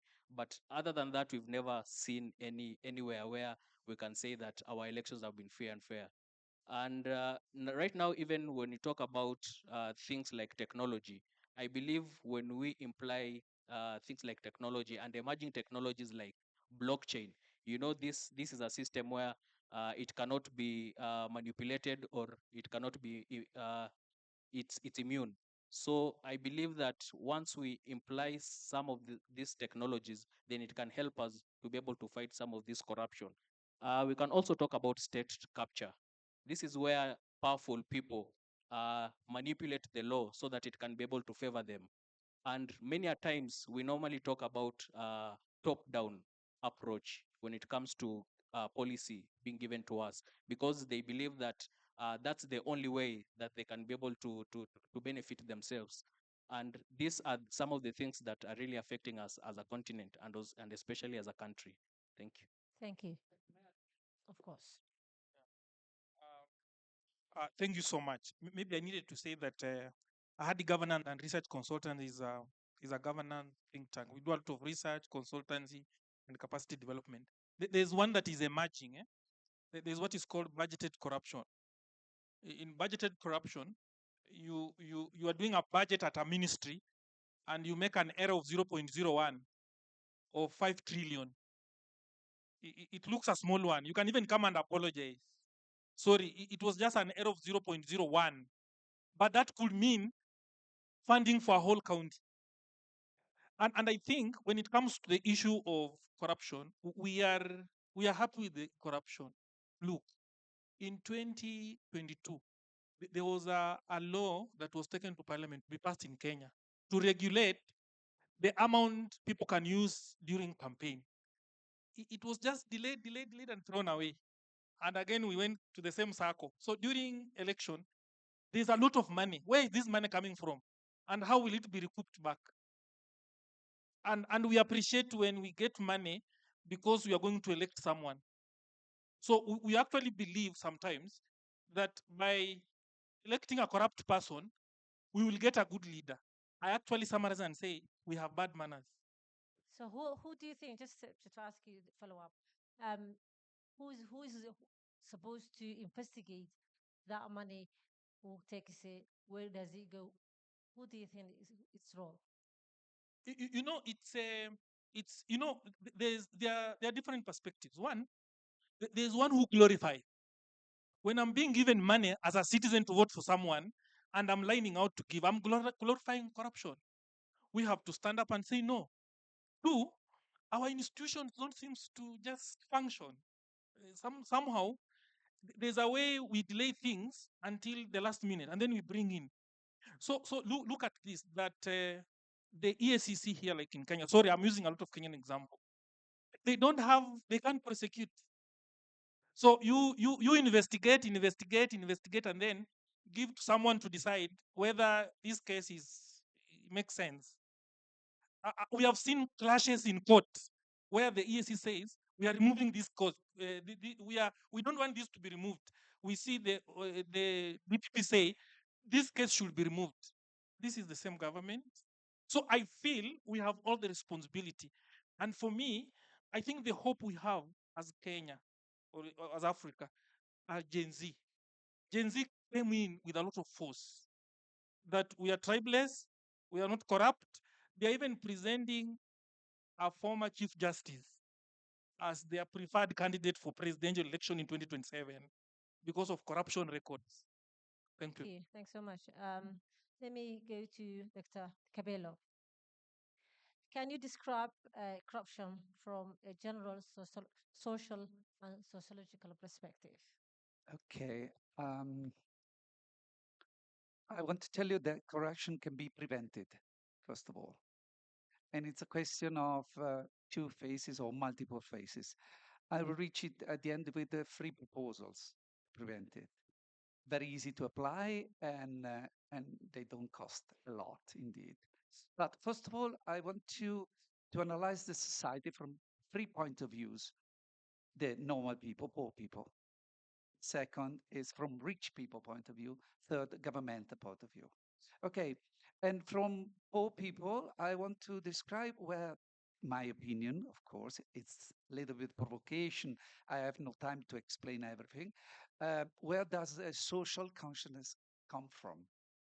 Social awareness come from? Because it's easy to talk about things when you are poor and you're begging in the street or sending children to sell something to survive. So normally it comes from three pillars: love, time, death. It's common for everyone. Love is everywhere, everything, not only for children, family, but love even for the environment, for something clean, for beautiful buildings, everything. Love is also a demonstration of how the government loves its citizens. Love is everywhere. Second is time, time to build up something. But let's go a little bit deeper about love. Love is also respect. And there's not only one part of the society, it's common for everyone. And justice, also a symbol of love. And then time. Time is dedicated to education. If education is not free, how can you have time? Your time, life expectation in Kenya is 60 years old for women, for men, even less. You don't have time. And if you don't have resources, you don't have education. So why? I'm always asking to myself, why this kind of society without love? Of course, if you don't have education, you don't have job. I admire my friend from Italy that they are training youth here to find a job, but low pay job, unsatisfied. And in the hotel, I was inquiring, asking. They said, I don't like my job, but I have to do it to survive. Is that democracy? Is that, of course, you can be corrupted very easily if you're in those conditions. And then when you have awareness and you have education, rules and laws, it's easy to apply because people, they know them. They know how they respect the respect of everyone through that. Then the third pillar is about health. Health is connected with justice. Health is when you see 2 million of children a year dying under 5 years old in Kenya. Is that, can you trust your government? You can be corrupted very easily to survive, to make your children living. Why do you have to pay for health? And you are citizens of a country. Then I come to the rich people. Of course, people they're looking for the army to protect what they have. Of course, for them it's easy to see an elitarian society, the American standard, for example, where rich people they are getting more money, they're greedy, and they don't consider what the other things. And it's easy to be corrupted there because you manage money is not corruption, it's sharing. And why I don't want to talk about the big corruption of companies coming here and buying for cheap resources and selling for very expensive abroad or something like that. This is a very high level, but a lower level, normal level, standard level is this one. And this is made of egoism. Some people they don't look at out of the society. They look at the love to see the beautiful in everywhere. And then it's easy to control. You want to control. You want election. You want that kind of democracy, which is very strictly connected with the government. And I finish with this one. And of course, the government, politicians, they want election, equality, justice, social order, protection, because it's for rich society. It's easy. They are supporting this point. But ask to a family who has polluted water in the houses because they don't have money and they see and they got sick and they cannot pay afford to health system. Then I have some suggestions. First of all, to prevent is to start to create, why not to create a faculty of pedagogy for social justice? To teach in primary school, primary. In Europe, you know that it's compulsory education and it's free education. Why not to teach how to believe in a society they will build up together? It doesn't exist kind of pedagogy of equality and social justice. Doesn't exist yet. Why not to create a free master? And we will do it. We are doing, I'm coordinating a huge network of education institutions in Italy and all over the world. A master in pedagogy of social justice for free for everyone in the world to access and to give free possibility to education. Because education means learning and you got awareness and consciousness. And then finally, uh, we are creating in Europe a kind of movement of youth called blogger, YouTuber, influencer for social justice and against fake news, even governmental fake news, because the power defends itself. But please think about another kind of society, not the one elitarian and we call it structured like you have. Think about something else, horizontal, where people are persons more than money or more than power or more than social position. Okay. Thank you, Dr. Capello. Let me come to Natasha. From a legal perspective, where are the enforcement gaps and how can they be strengthened? Thanks. I'd like to begin by reading a section from a Supreme Court ruling from the case of Mike Sonkobuvi, petition of 2022. And the Supreme Court ruled, it bears mentioning in conclusion that Chapter 6 of the Constitution was not enacted in vain or for cosmetic reasons. The authority assigned to a state officer is a public trust to be exercised in a manner that demonstrates respect for the people of Kenya, brings honor to the nation and dignity to the office, and promotes public confidence in the integrity of the office. It vests in the state officer the responsibility to serve the people rather than the power to rule them. That is a ruling by the Supreme Court. When it comes to legislation, we have various laws that regulate the fight against corruption. I'm going to begin with the law that governs us all as Kenyans, and that is the Constitution of Kenya. We may all be familiar with Chapter 6 of the Constitution of Kenya. And the Chapter 6 is what we call the integrity chapter, what governs us, our values as a nation, what we say we fight against collectively as a nation. And I just want to bear mentioning that our constitution was developed for those who are younger than the age of 20. The fight for the constitution was a response to years of inadequate representation and responsiveness to the issues and challenges that Kenyans faced, but also we'd come from a very difficult time between 2007 and 2008. So some provisions in the Constitution, by the way, are a trauma response. For example, when we say in the Constitution, the president cannot be sworn in after 5 p.m. The reason is because we had a president sworn in the middle of the night. So while some provisions make sense, others, again, are genuinely a trauma response.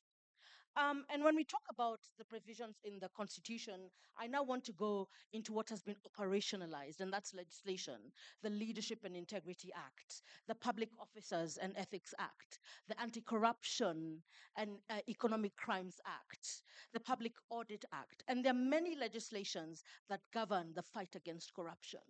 But I want to briefly touch on the Leadership and Integrity Act and the loopholes therein.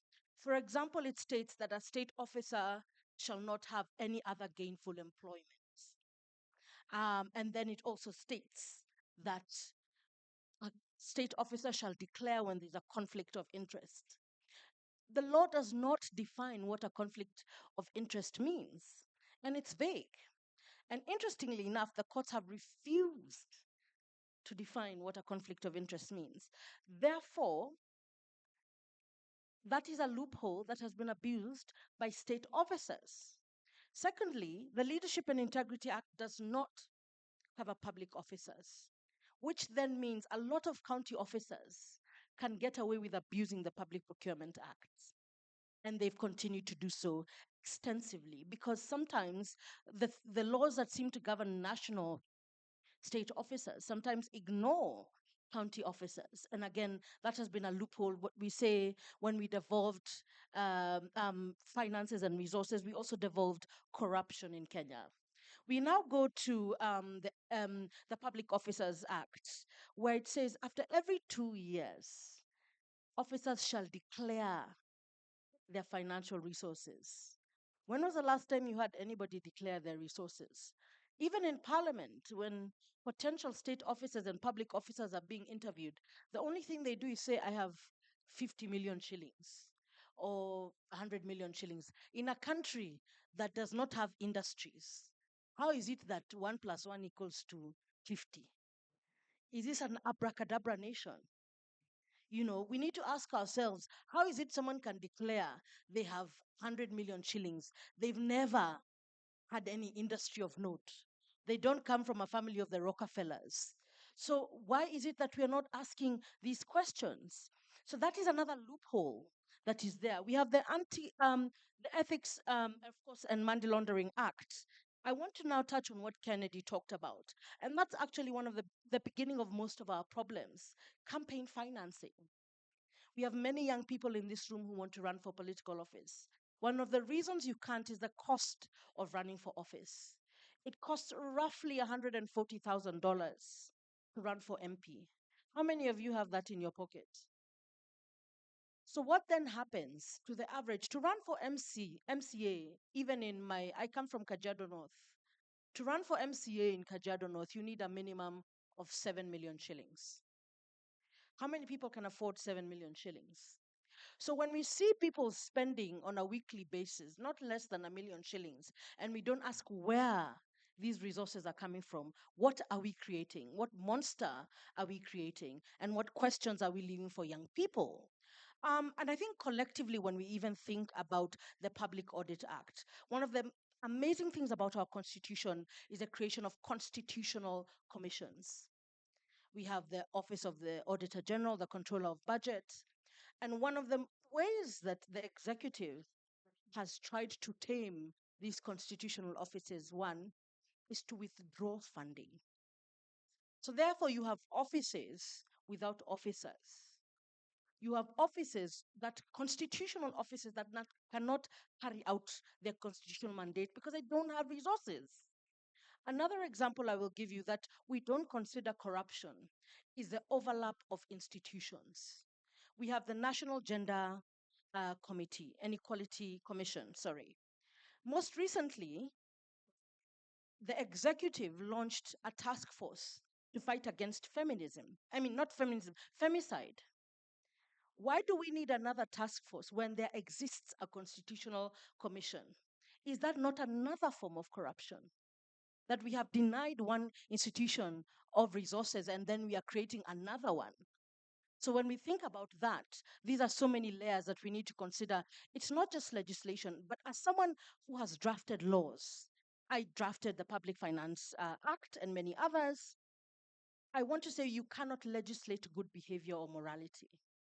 There's only so far legislation can go without us consciously asking ourselves as a nation, what are we allowing from our leaders? And I would like to just challenge Kennedy because Kennedy said we are relying on Gen Z. I feel that is a very unfair expectation to put on young people. Because then you're saying, what are the other Kenyans doing? Are they sitting and waiting for Gen Z to put their lives on the line? And then they wake up and say, hey, Gen Z hoye. No, you have a right, not just as a parent, but as a Kenyan, to involve yourself in matters governance. Not just to say, hey, let's leave it to Gen Z. Because also, as young people, let me finish. While I loved what we did last year, the challenge that young people faced is an absence of political education and historical context. And that is where people like us need to come in and say, we want to help you understand the legacy and history of corruption and political struggle in Kenya. Thank you. Thank you, Natasha. There's a lot of gaps, so thank you. May I please first congratulate John for his recent report about the illicit financial flows in Kenya, Tanzania, and Ghana. I'd like to ask you a question different than your report because time is just running out. What role does technology, including open data and digital transparency tools, play in improving governance and exposing corruptions? Yeah.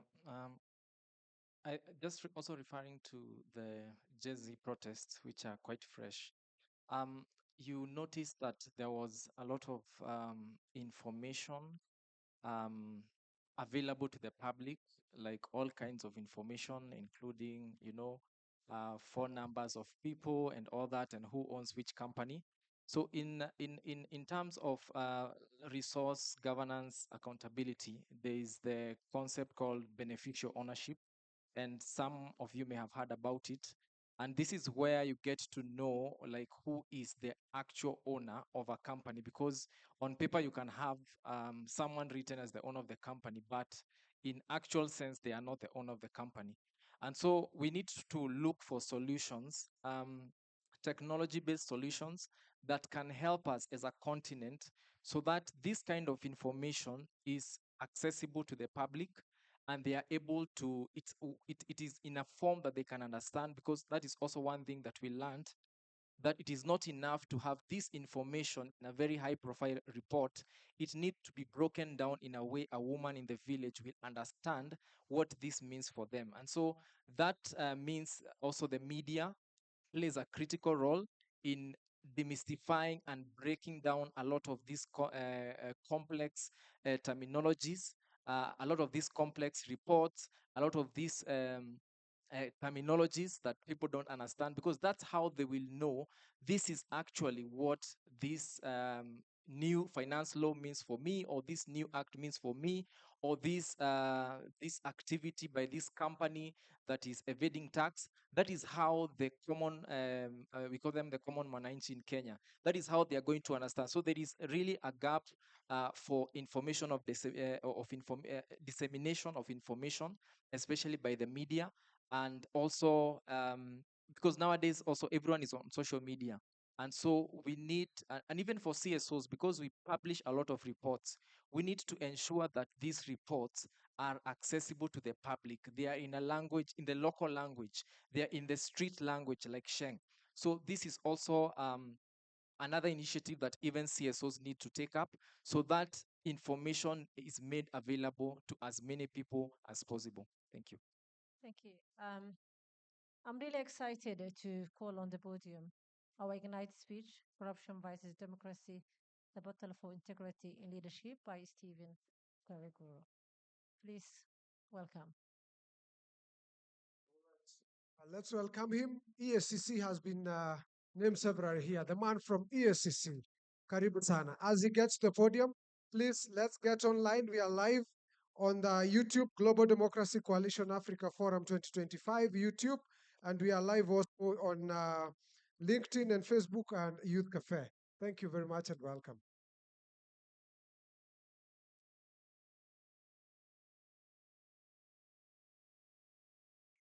Good afternoon, ladies and gentlemen.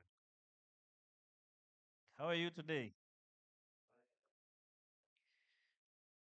My name is Mongela Mbiti. I am representing the head of corporate affairs and communication, who is Mr. Stephen Karuga. I work for the Ethics and Anti-Corruption Commission. I am an advocate of the High Court of Kenya. Allow me, on behalf of the Ethics and Anti-Corruption Commission, to appreciate the organizers of this forum for inviting the Commission to be part of this event. Now, speaking after I've listened to the team here, and of course the shots that are coming from both sides, especially against the Commission, I will be very particular on what I will speak about and very careful.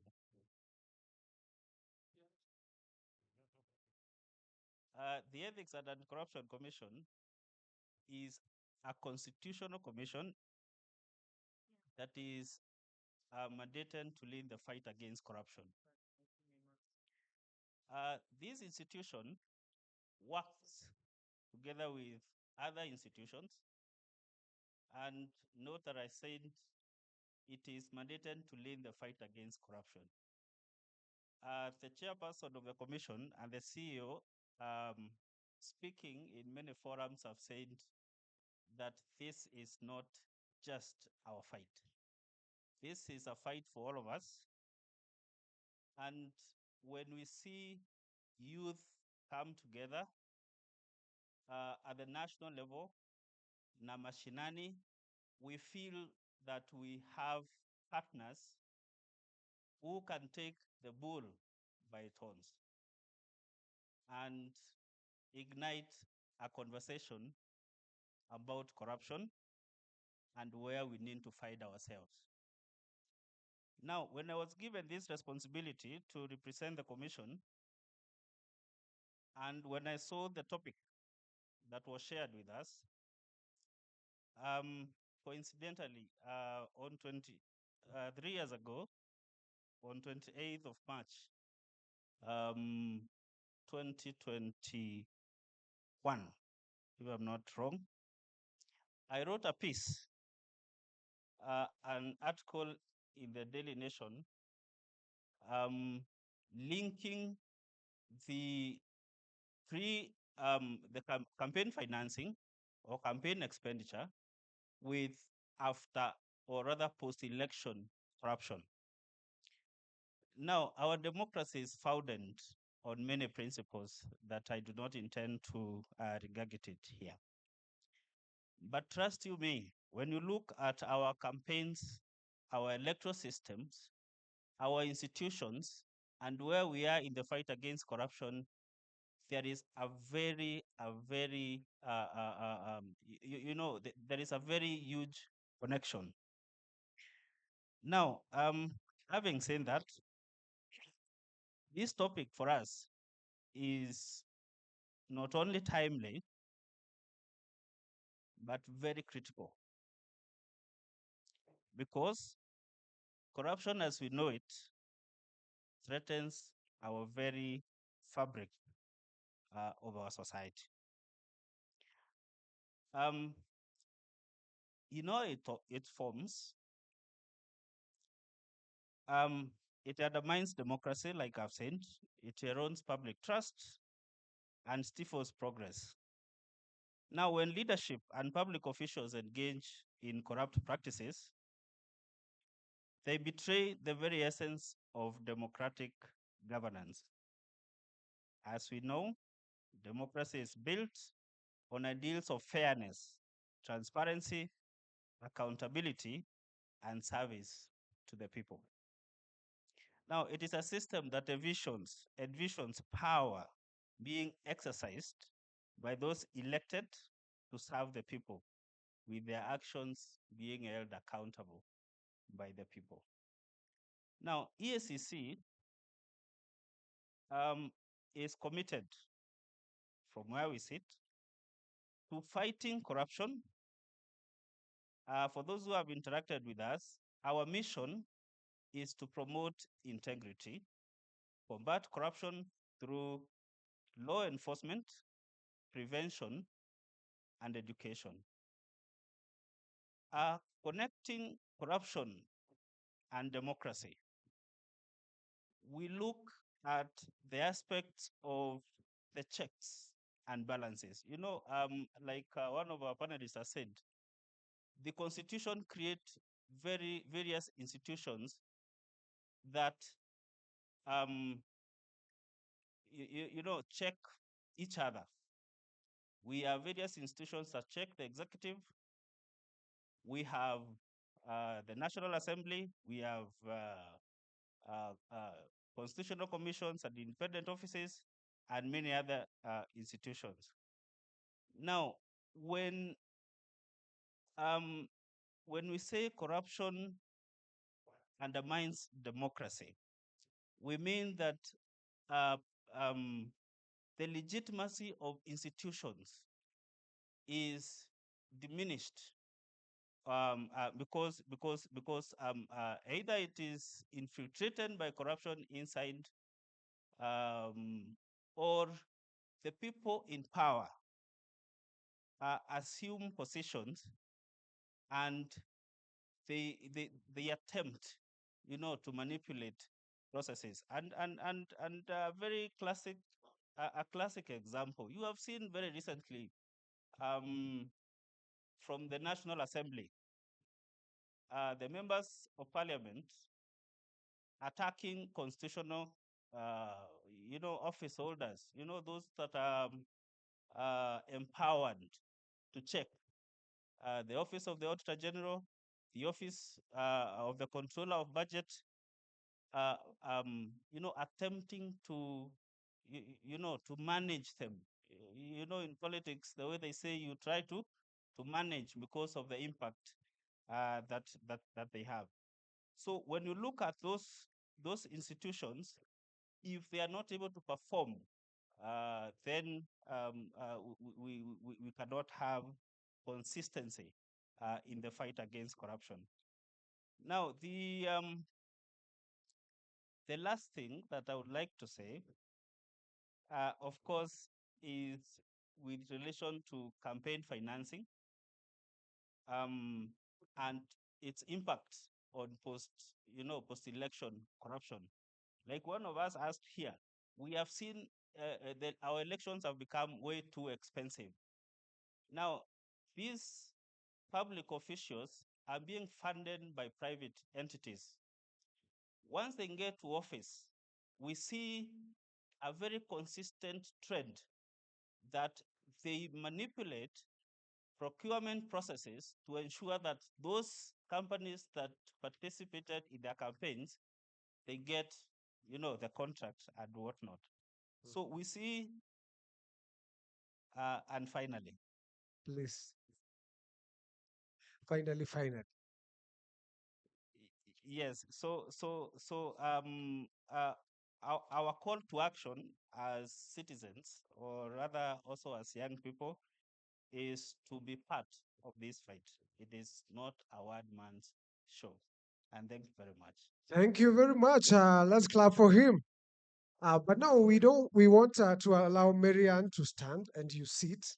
And then you're part of now the questions. We get just 3 questions. Is it, Marianne? So you help me. You just send me to someone. Quick questions. She directs. We'll take some directed questions from the audiences online and in person. Okay. Is the EACC back in the panel? Okay. Um, as an active citizen, it becomes very ambiguous to me to listen to my own government saying that it can't do what it's mandated to do. So I have a very direct. You've mentioned something about there being an evidence of the executive or the legislature manipulating systems and misinforming and disinforming in other relevant spaces to achieve whatever contradictory they have within their private entities. Are you empowered to follow up on that as the EACC? Do you do the law enforcement on such instances? Because the fraud that is happening in government is it's not too new. It's very much there. And we're seeing also Kenyans deliberately handing out these auditations, even online. Are you empowered and is it safe for you to actually follow up on these cases? And do you have examples of successful cases that the EACC has been able to overturn against when it comes specifically to corruption? Okay. We need to be balanced, so I'll try to take the gentleman at the back with the black T-shirt.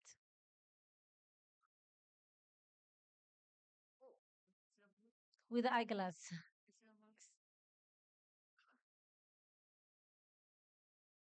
Yes, first, thank you so much. I'll say my name again. I am Jared Oye, an interim council member at NYC and a member of ODM party. First, so unfortunate standing here before you. I think in East Africa and Africa, this is the only place that we stand to discuss corruption at the same time democracy. When you were there at the group discussion, we asked ourselves whether democracy is really existing within our country. But again, why must we discuss corruption as a country? We are all sitting here discussing corruption, and we know what should be done. We are making it a norm and a normal thing in our life, which is so unfortunate. My question now, uh, my question now. I want to ask I forget his name. I've forgotten his name. Sorry. Um, the system of higher education in the country is not working for us. We have been taught, nurtured, and streamlined to be consumers, not to be innovative, and not to be able to invent new ideas on how to do things. It taught us, we were challenged there that are we able to invent our own ways Africanly instead of borrowing heavily from our former colonizers, European nations? Second, my brother, such an intake. Second is I loved how Natasha put it there very clearly on why young people may get it very difficult getting into this space. Personally, where we're sitting here and a number of us in here, we know that has been very difficult penetrating these political parties and even the political space where we are trying to put our best effort forward. We have the most expensive campaign and election in Africa to elect the worst leaders to lead us again. So we young people of this country, we have 3 phases to do election in the next 2 years, where we will be elected. Some will invite to be elected. Others will be going to the ballot to vote in, but most importantly, we must stand up strongly to oversee our election. The other day we said that one of us was going to be a member of the commission. Even if one will be there to present us, we are still going to watch this election at the ballot. So we, the young people, must take charge of our country. We're not going to let them run away with our nation as we see and as we know. A number of them will not be there in the next 10 years, 20 years, or 30 years. They're planning a country where they're not sure whether they will be there in the next 10 years or 20 years. We must take charge of this country. And it's so unfortunate, I'm challenging the organizers of this conference here. We will not be standing here in our next generation, in our country, distancing corruption. We need to execute them. We need to make corruption a capital offense. We chill them, we hang them, we shoot them, and froze their accounts even to their generation. Thank you. Viva, ideas, viva. Do we take one more or we stop at that, Marianne? Okay. Okay, that lady. Last Okay. one. Red and white. We have to start the other panel. We have also to be mindful about time. Just the question. I'll hold the mic for you. Good afternoon. My name is Okeo Rose Atieno. I'm a student, a third-year student at Rongo University, pursuing political science and public administration. So I really want to echo what he said, that we have the most expensive election in our country as Kenya. And mostly members of parliament get to spend a lot when it comes to election. And when one wins, you would want to replenish back the funds that you lost. So I think this leads to corruption. So my question is, are there strategies or ways where we can put or rather guide so that the members of parliament don't get to spend so much and then later on come to steal so much? And it's really, really dragging our country as Kenya. Thank you. Thank you very much. I think we allow them to respond each in a second or 30 seconds. So we have to get to the other panel. All right, thank you very much. I will start with the very first question. Whether the EACC does have capacity or is capacitated to fight corruption. I will say yes, to the extent that the commission is empowered by the law. There are various statutes that provide for the specific mandate of the commission. And in the recent past, we have seen the prioritization of cases, high impact cases that have led to conviction of high profile personnel. And you will agree with me that in the last 1.5 years, we have had, let's say, like 3 governors who have been convicted for crimes committed while they were in office. Even though the conviction has come after they have left office, but still we feel that it is a place that we were not before, and an encouragement that in fact there is no one who is safe. That is one. Then number two, I could say no to a certain extent, because the capacity of the commission to fight corruption relates to its resources and personnel. Now, in terms of capacity and personnel and expertise, the commission does have. But now the resources to one of the panelists saying that we devolved corruption to the counties, and trust you me, it is exactly what we did. So we have 47 governments which are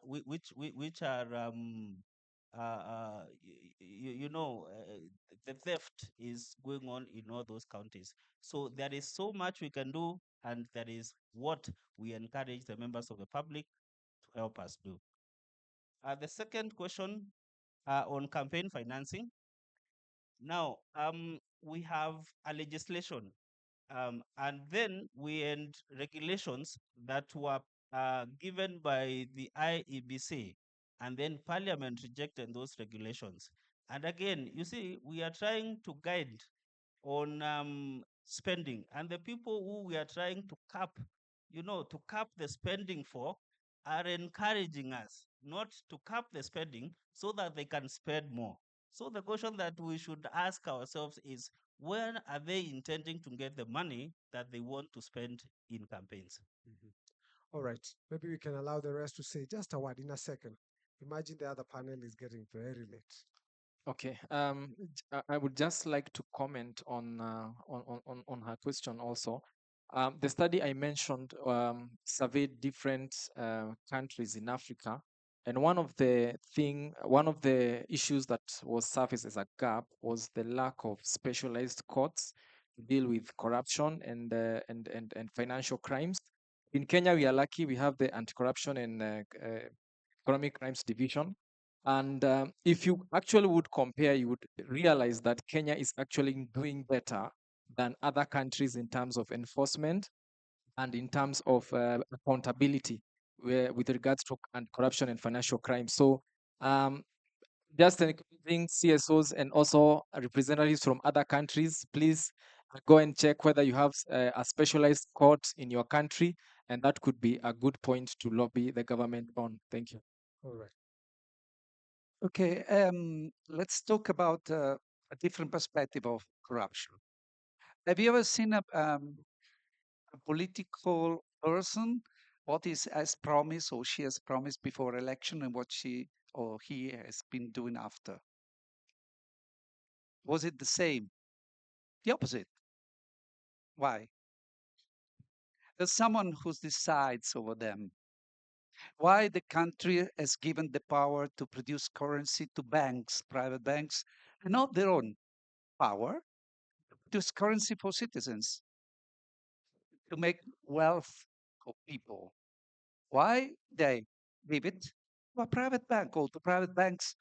This when by agreement, international agreement, only government should produce currency to make people well wealthy in the country. Money is just a tool. Money is not really something for corrupting. It's a tool for a certain power to rule. Sure. That's the problem. Education is the only way out. Is the only way out to enhance the level of awareness among people. And until education is so expensive and not free, like in most countries, even in Brazil, universities are free. You will not have people Thank you. a wide awareness. I'm sorry. Thank you very much. Let me be very quick. The reason why we celebrate Gen Z, it took Gen Z, to ensure that the president threw away all the cabinet. It took Gen Z to bring president to the Twitter. It took Gen Z to throw away the budget in our history. Now let me go to the next point. The next point is this: why are you furious about election and budgeting? In Kenya, our election budget is going up. This is where we are. As we increase, we have never agreed who has won. We are always in the Supreme Court too. We have not provided the best platform for women to participate. 3, youth are struggling to get into electoral process. Number 4, in 2022, we had almost half of the counties without people with disability as representative in the county assembly. It will be unfair for me not to say that. So the more the budget goes up, the more we get confused. We are actually asking what is the issue. But let me tell you, we have a hope. My hope is that as I close, Yes. that we have we can do this together. That together, we can build more just and transparent country. We just need to hold together, work together, and come out to be counted. We have a starting point. Thank you. Thank you. Rodrigo, I think we should allow Natasha to have the final say before we wrap up. Actually, if they're not speaking, I will not speak because you have brought panelists Yeah. from across wherever we've come from, We will have. and I would actually rather give up my chance, but let them speak. We will have it all. On MC, We will please have calm down so we can will actually have it. engage with the audience who've given of their time as well. Indeed. Actually, what you're is- doing is it is my- policing it is us my in a bundle, negative and I way. will have the Thank final you. say. Then I it's needed to say that. Just be brief. Two things. I really want to address the lovely lady from Rogo and the gentleman from the ODM party. And I want to say this. Protests are one way to engage civically, but not the only way. We have MPs who are oversighting and have budgets on CDF that are unconstitutional. We need to take them to court. Number two, when your MP has a forum he's attending or she's attending, you need to go to those events and ask them difficult questions. Make it uncomfortable for an MP to comfortably give 5 million shillings at an event and not say where that money is from. Because you know where that money is from? It's from your taxes. Number three, how can you engage as young people? I run an organization called Future Elect, and we prepare young people to run for political office. I want young people to run for elections. Reach out to us if you're serious about running for political office in 2027. Reach out to us. I have my wonderful colleague there, Maseke. We are preparing and training young Kenyans to run for political office, and not just young Kenyans, young East Africans. Finally, I want to say something, especially around political education. While protests are effective, the gap that we have is understanding how governments and systems work. So it is upon us as Kenyans to understand what the law provides, so we can challenge legislation where it's relevant, and so we can engage effectively and ask the questions that are necessary. And finally, I would like to address my fellow counsel from the EACC. I'm not going to be very hard on you because I know you are just an officer, so you may not have the powers to do what is necessary. I will be kind and gracious, but I will say there are many opportunities that the EACC has refused to take. And I get because there's lack of political awareness, but also lack of political will. Where do we have, what happened to Anglo leasing? What happened to the issue where we have a current governor, a two-term governor, whose case was not resolved? I'm not going to mention the governor.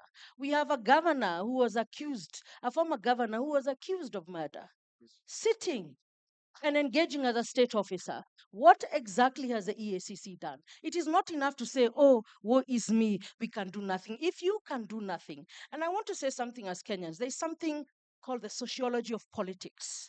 And what happens in the sociology of politics is putting a former bishop, or he's actually a current bishop, as a chairperson of the EACC.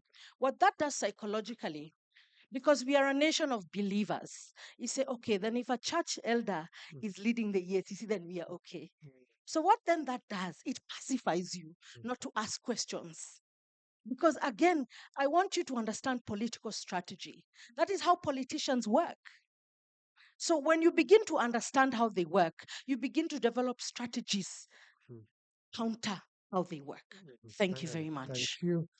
Please, my good friend Sitati, try to be briefest. Okay, thank you so much. I'll just answer the gentleman who asked about innovation. So yes, other than us taking advantage of innovations from outside, we need to take advantage of our own innovations. As I told you when I started, we built an alternative social media platform. I know you guys are on X, TikTok, and what have you, but it's unfortunate that we don't have our own social media platform. So currently, as you know, the current social media platforms, they are there to help us to communicate among friends, families, and colleagues, entertainment and fun. But for us, we've brought in the governance aspect. And ours is very beautiful because we've decentralized the engagement in such a way that, you know, these other platforms, they give us an opportunity to have a national engagement. But there's so much corruption and with our devolved system where we need to have this engagement. So there's something that has been going on in the past 1 week called Mzungu as a service, where our innovations don't really thrive because if you don't have a white founder, it's very hard for you to fundraise. But now we need to be able to have a system in such a way that we need to take advantage of our own innovations and support our own local made platforms. So thank you so much. Thank you. And finally. Thank you. Um, I'd like to conclude by saying in 1999, a group of young people sat down and developed pathways for their future up to 2030. Everything they thought about was published and has happened and is still happening today. You are 5 years, 2030, start thinking of the years that are coming after that. But hold on, how does that happen? Because I really want to touch on what the questions that came in. You see, be very careful, and this is not to dampen your zeal. Be very careful not to repeat the mistakes, very recent mistakes, because all that is happening now happened between 2005 and 2007. Organize, don't agonize. This is a daily occurrence. You have to work at it, as Natasha is talking about it. This is daily, every space, every time. These issues are complex and layered, but for us, we come into this conversation by going into the legacy of human rights, where we take a human rights based approach that says you have to do a panel, participate, look out for accountability, ensure there is no discrimination, there is empowerment, because that is where your future question comes in, and the legitimacy Thank that you. I referred to. Thank you very And much. that before you close, because Please, it's we have to go to the important, there are next just section. three things that I do it in brief. The question of structural transformation is very important because you will have to think about the jobs you are creating. In this country, we don't have any other bigger employer than government. But you have to think of yourselves, the industry that will come in, and all that comes in through fighting for that space democratically. And that is the issue for you and your generation. Thank you.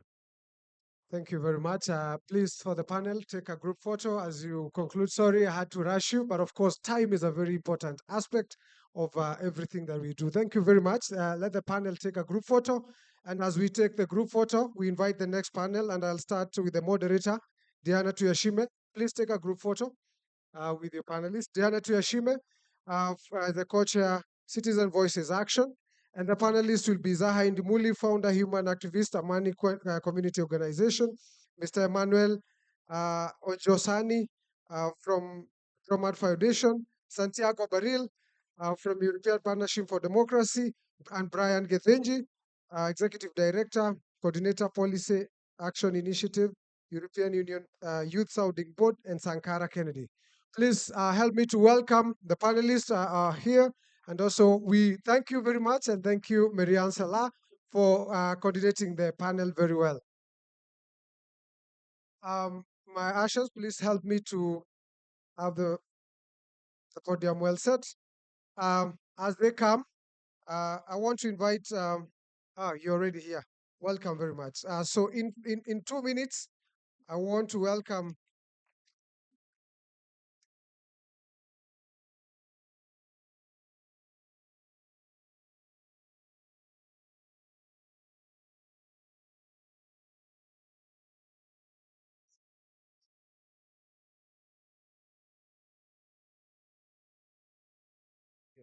All right, I've been allowed in 2 minutes to invite an Ignite speaker who is called Crisedi Bwanga, Governance, International Affairs, Communication, and Youth Development Expert, to speak in 2 minutes.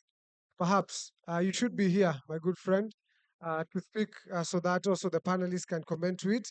And he's a case study of youth leadership and activism, so that the panelists can also comment on that as they carry on. Welcome, and please make it the most brief speech ever in the world. I came all the way from Zambia to be rushed to speak in 2 minutes. Allow me to.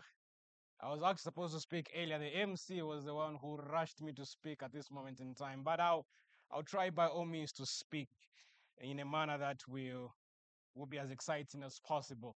So I think my purpose is just to fire up the session that we're about to have right now. My name is Mwila Bwanga. I'm from Zambia, and my field of work basically revolves around politics. I think we've talked about so many things, from morning up until this very moment. As I begin my talk, allow me to start with something. In the year 2021, I made a bold decision to run for office as a member of parliament in my country. I ran for member of parliament in Inchanga constituency. I was only 27 years old at that moment in time. And during that time, I came to fully understand the stereotypes, that have been placed on young people who aspire for leadership. That too often, young people are often seen as innovators of political chance. We are often seen as vuvuzelas. We are often seen as cadres, rubber stampers, and kingmakers. Rarely are we seen as leaders. And as many of us might attest to that effect, that when I ran for office, I came face to face with the realization that politics in itself is not a cheap sport, ladies and gentlemen. But regardless how confronted I was, how limited my resources were when I ran for office, I gave my best in that particular race. that I was able to come out third in a race of 5 candidates. Do I aspire to run again for office in 2026? Definitely. As many of us would attest,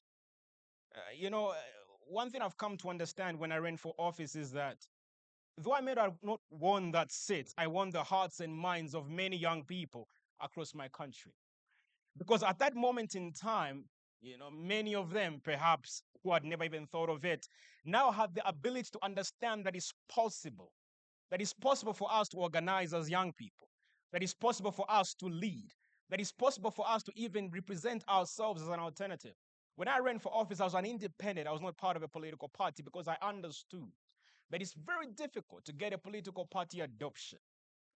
Allow me to put it on record that as young people, we are not waiting for an endorsement to lead. We are already ready for leadership.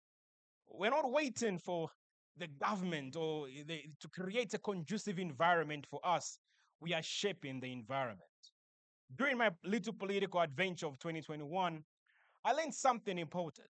I learned that power does not shift easily, and change is never given freely, and many speakers have alluded on that.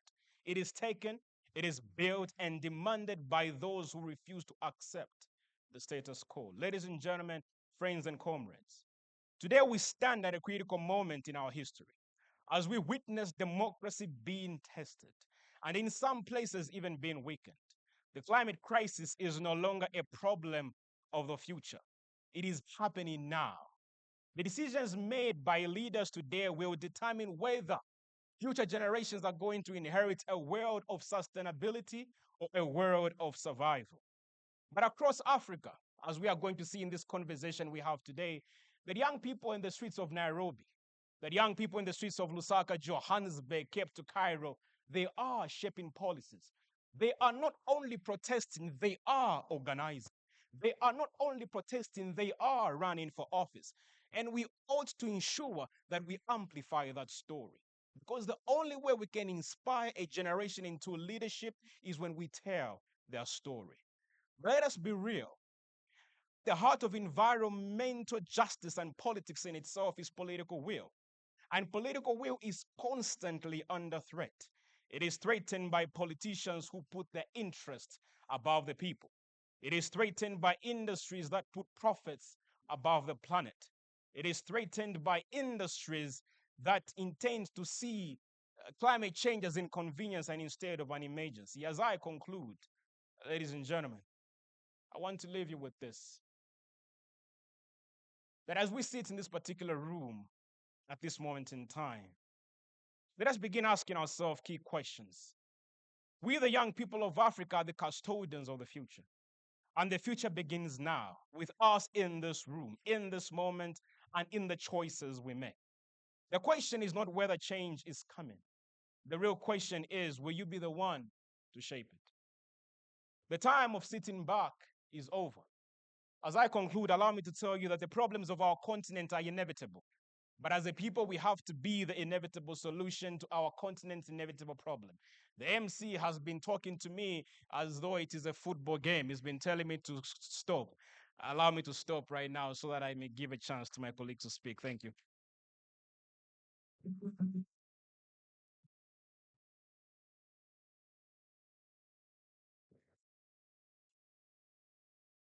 Good evening. My name is Diane Tushim. I'm from Rwanda. I'm the Deputy Chairperson of Citizen Voice and Action. This is a youth-led non-governmental organization based in Rwanda and Benin. It is dedicated to foster civic engagement, protect democracy, and enhance youth leadership in governance. So today I'm very honored to moderate a very important topic which is going to tackle the barriers, the challenges, and identify the solutions of youth participation. Youth participation is very crucial to foster an inclusive governance. Yet there is many barriers which are still hindering youth to participate fully in the democratic reforms. So give a warm welcome to our panelists who are going to share their insights and experience on this very important topic. So,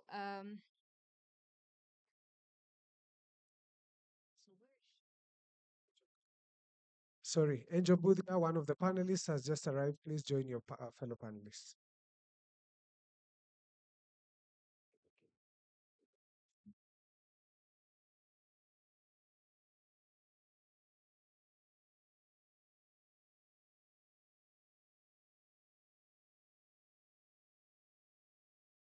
you're welcome, Andrew.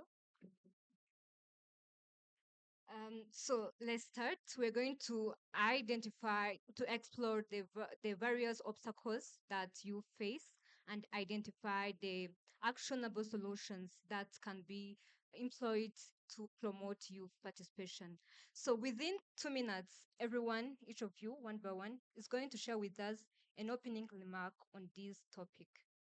So let's start with Angel.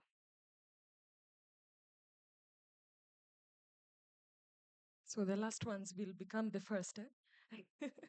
So thank you very much. I am honored to be seated before you here. My name is Angel Mbuthier, and in my younger years, I wanted so badly to become a journalist, but I was swallowed up by the students' movement when I was a student at the University of Nairobi, where I served as the vice chair of the organization of Nairobi University. And that threw me into even working at the Continental Students' Union, which is the All Africa Students' Union. And while I was a student leader, I left Nairobi. I went and worked in Accra for about 3 years and served in the All Africa Students' Union. So I have a good understanding about our continent and the passions and the heart of young people in Africa, not just even in Kenya. Currently, I chair the Youth League of the Jubilee Party. The Jubilee Party is a former ruling party who the party leader is the former president, and we are in the opposition and backing the Gen Z movement like never before. Today, as we talk about our challenges, I think when you have served as a student leader, you are thrown right into the pool of what youth challenges are, from working with student unions in Kenya, in East Africa, and in Africa, understanding how we engage with the private sector, with government, and even with the rest of society, and what actually shapes us. One thing I know is that the students' community is the creme de la creme of our societies in Kenya and in Africa.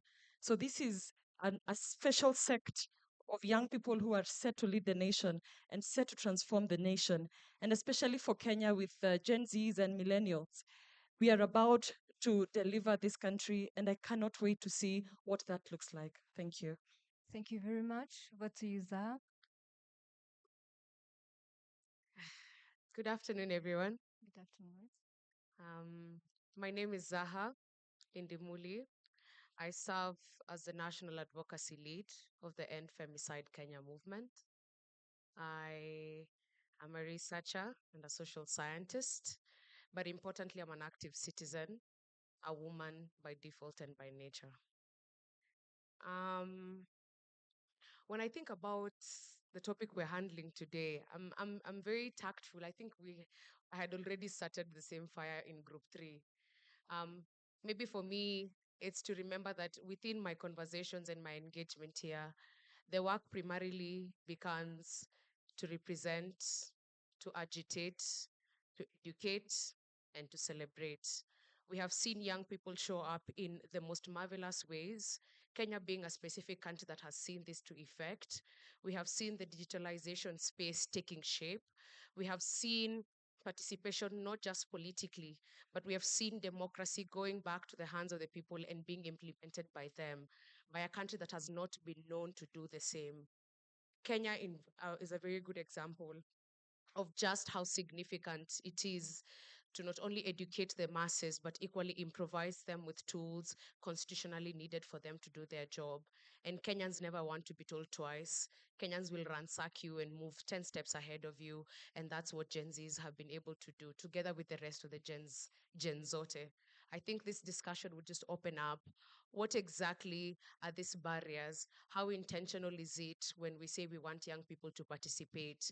And how important is it for us to keep going in defiance? Because again, we have been called treasoners and arsonists. I think then the language the government can actually understand and provide evidence to is violence and arsonry. So that be ideological, that being the organizing, and that being in the belief that this country is in our hands and it's our responsibility to keep at it.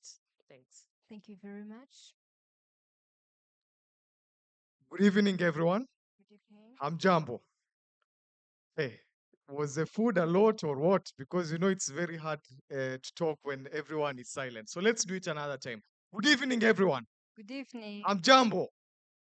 Asanteni sana. My name is Brian Kithinchi. I don't like this introducing with titles, but of course I have to do it now. I always like to call myself a free thinker. But yes, I work for an organization called Policy Action Initiative. And at Policy Action Initiative, there's a lot we do. But one thing that I always repeat, and we always repeat as a team, is that we are a group of young people who have gone into the research space because for far too long, when it comes to research, data collection, data analysis, you would never find young people. And I'll give you a short story. When I was working at CNBC Africa in the year 2019, I once attended, we used to attend so much of the launch of reports. So there was a report that was being done by a certain organization and they were launching it. And I looked at the room, it was all old people, 40s, 50s. And then I'm there, you know, the editor wants a story back. And then you are there, you raise your hand. Everybody is ignoring it until you have to shout. And when you shout, people are looking at you like a madman. So the speaker even ignored the question. But it's understandable because one thing when you talk about breaking barriers is that for very far too long, young people, and it's very true and it's very good for us to do the protest, but it's also very good as well for us to engage in the boardroom processes because at the end of the day, if we are not on the menu, we are going to be eaten. That's sadly. If you are not there at the boardrooms where the decisions are being made, where the information, and sadly, most of the time in Kenya, most policy discussions are not based on data or they are based on data that comes from outside the country, which may not reflect, which is always based on desktop reviews or based on reports like the UN reports, which we know that they don't go on the ground to collect, but that's a story of another day. So when you look at it from that angle, if young people who don't engage in these processes, we are left out completely. And that is one thing at Policy Action Initiative that we do. On this topic about breaking barriers, because I didn't come here to talk much about myself, I have to respect the audience. I would like to ask, among us here, how many of us have a voter's card? That's nice. How many of us have a constitution? A copy. So you guys are an informed audience. You should clap for yourself.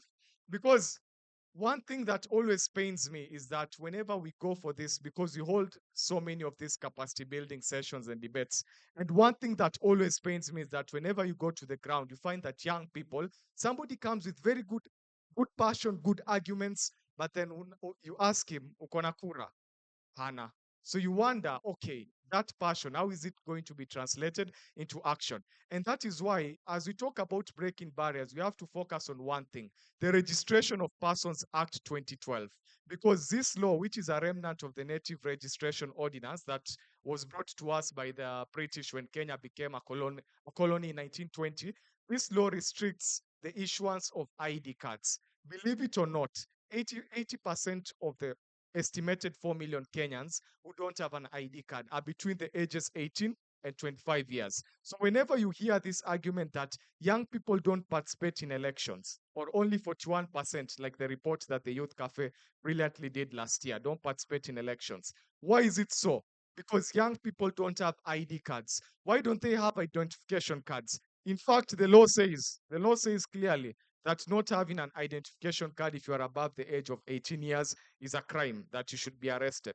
But still, why don't young people have it? Because the processes of getting one is very bureaucratic, and at the end of the day, it relies on an administration officer, and we know our government we can't really trust. You know, the last panel, as I conclude, the last panel I had my colleague from the ESCC saying, our work is to lead. And that is a very good statement. Everybody wants to lead, not take the action. However, if you're going to have a budget of 4.2 billion shillings, I don't think leading is the only thing you should do. Unless I'm wrong, 4.2 billion is a lot of money. And when you look at the expenditures, you see that most of the money was spent in office development, refurbishing their office.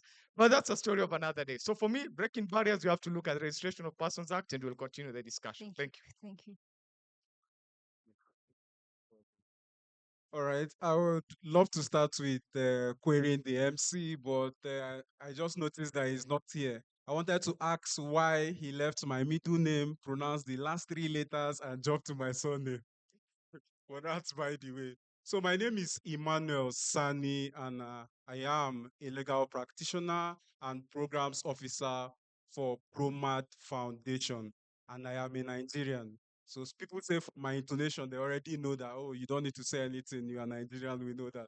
And I'm proud to associate myself with Nigeria. One thing about the ProMat Foundation, where I work, is that we are passionate about pushing youth participation in politics. And that is why this particular engagement is very, very vital to us and not just you guys here in Kenya. So far, we have been working around how we can utilize evidence-based strategies to promote participation, transparency, and accountability in governance. We believe that when these three things are put together, we can then have efficient implementation of government projects, government policies, and government programs that would benefit not just you and I, but for people in the grassroots community. To me, the people here now are elite youth. But the people I believe we should be engaging more are those people in the local communities. Those ones that do not have direct access to internet, those ones that if you give a mobile phone now would find it difficult to even log into any Facebook account to join you in sharing, retweeting, or doing what have you. So we are really particularly interested in that demography. And over the years, we've been working around the social accountability project to engage with these people. There are a lot of infrastructures that is supposed to be going to those locations, infrastructures like schools, no water, healthcare system. And then our politicians have this money allocated in the budget that do not go to implement this in those communities. So we go as far as engaging with those people to build their agencies, to demand accountability from their leaders, because we know they have representatives representing them in government. But what's time, what you discover is that most of them are settled down in, maybe if it's in Nigeria now, we say they are in the Federal Capital Territory. I have a local government chairman from Kogi State, where I'm from, but he's with me in FCT Abuja, and he was elected by the people to represent people in Kogi State. So you can see the kind of funny situation there. And to me, breaking barriers, going to the theme of this particular day, would be we as Africans redefining what democracy means to us. Have we really thought of what does it mean? And when I'm talking about redefining democracy, because it is very, very important that we get what it means, we get it in principles. We might be applying it differently in our respective countries, but then we have to settle what it means to you, what it means to me. And when we are able to put that together, it would make implementation of the democratic processes and principles for Africa more easier. And one thing I'm looking forward to is where young people get to directly participate in decisions that concern us. These people, like other speakers have spoken, they are going. So we need to step up to the game and make sure that we understand the concept of democracy and how could move forward. Thank you so much for having me. Thank you. Super. Thank you, Manu. My name is Santiago Barrel. I'm from the European Partnership for Democracy, so I am based in Brussels, Belgium. Thank you very much for the Youth Cafe for the invitation. If you guys didn't know, the Youth Cafe is a former partner of my organization and a former partner of the Youth Democracy Cohort, a platform of around 400 organizations, a lot of them African, that are working to advance youth political participation. I just wanted to share my 2 cents a little bit on the state of youth engagement worldwide, but very specifically on Africa. We have a lot this narrative that young people are against democracy, right? You've heard that? Yes? Cool. But I don't really see it. I mean, I get the data, I get the surveys, I see that, I read that. I don't see young people carrying out military coups in the Sahel. I don't see young people coming out to the streets being like, let's not hold elections, voting sucks. I don't see that. I see young people turning up in Senegal to vote for the opposition candidates in a very, very restrictive environment. I see young people in Liberia signing a peace agreement during the elections to uphold peace, the young people. I see young Kenyans coming out to the streets to protest against government repression. That's what I see. And I work with a lot of young people, and a lot of them are here present in this room who are driving real change. So I was actually really happy about how the colleagues from the Afrobarometer presented their stuff this morning, because the track record of autocracy and the image of autocracy isn't very good either. Just as the same with democracy, I think young people are frustrated with the way that the government is engaging with them. They're frustrated that they're not getting enough ways to participate. Young people, especially, are very, very informed. You guys spend a lot of time on social media, right? You get your news from there instantly. A lot of stuff worldwide. So you know a lot more than previous generations, and you want to participate a lot more. And since we're there, and since there's a lot of young people in the room, I also want to add two things. Young people need to engage in two ways. Let's call them twins. One of those is the activist side. That one, young people have always been very strong, still very strong, coming out to protest, taking part in informal movements, student movements. Young people have always been strong there. The one side that we're missing now, and that's like the good twin brother of the activist side, is the institutional side, is the way that you engage with governments and seeing the value of that and being realistic about it as well. You're not going to get a meeting with your government officials and change everything just in 1 hour. It's going to take persistence. It's going to take a long-term strategy advocacy plan. It takes time. Let's stop painting this engagement with government that once we get it, we achieve real change that you can change a country. It's just not like that. It's not like that for young people. It's not like that for old people. It takes time. So I'll leave it at that and then carry on. Thank you. Thank you. Good afternoon. Good afternoon. Oh, good evening. My name is Range Mwita, Range Mwita from the Center for Multi-Party Democracy. I have been working with political parties to ensure that they create space for young people in this country, Kenya, around inclusion and also young women towards influencing democratic decisions. A few years ago, I was a youth. I don't know how I found myself here. I'm trying to relive the last life I lived. So a fundamental question I have realized, even when we have the Gen Zs uprising in this country and setting the agenda for the global discussion around democracy building, is to what extent are young people in Africa viewed as opportunities as opposed to threats? I think and believe that if you look at how we have been managing and handling the young people in this country and across Africa, we view them as threats as opposed to opportunities, because when you have the Gen Zs going to the streets to demand their rights and accountability, those in power think that actually their positions are in a threat, they're threatened, and therefore they may not be able to give them an opportunity. And that also cascades down to the institutions that we have, including political parties. We have political parties as the primary vehicles for elections. But if you look at how even they conduct their party primaries in this country in particular, how elections are run, the affirmative action seats that are constitutional, and the people who are given those seats to represent the young people, you realize that they are tactically or deliberately given to people that are not going to represent the interests of the young people. So the question we need to ask ourselves is, yourselves, the young people, is how do we organize ourselves to be able to defeat this perception of you being the threat to democracy as opposed to being the opportunity to our democratic institutions. Finally, there is a gentleman here who contributed about how we should deal with the issue of political corruption in Africa and in this country.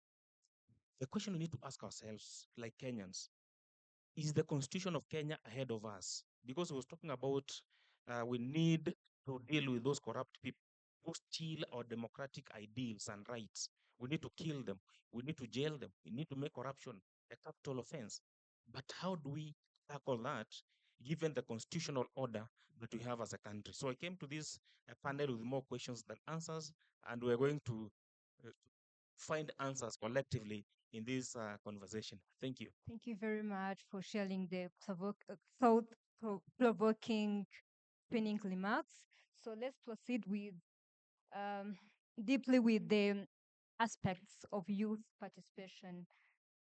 Dear Anjan Butia, youth participation in politics is very crucial to foster an inclusive governance, but their involvement is still limited, and there is where it is not even there at all. As someone who used to engage with the political and governance issues, what are the systemic, economic, and social barriers prevent you from participating in politics in our Africa region? All right. Many barriers prevent young people from participating in politics. And leave alone young people, even young women is even harder because we are still at an age where we are dealing with teenage pregnancies. There's the aspect of drug abuse, there's early marriage, there's female genital mutilation. There's so much that goes on in the social issues of young people. I think we could go on and on in this conference. We need almost a week to discuss that, or even more. But when I look at the system itself, I also ask questions from the system because we are having our election in 2027, but here in Kenya, you feel like the election is next year. And so currently, the Electoral Commission is conducting interviews to shortlist commissioners. These are commissioners who will ideally midwife the election.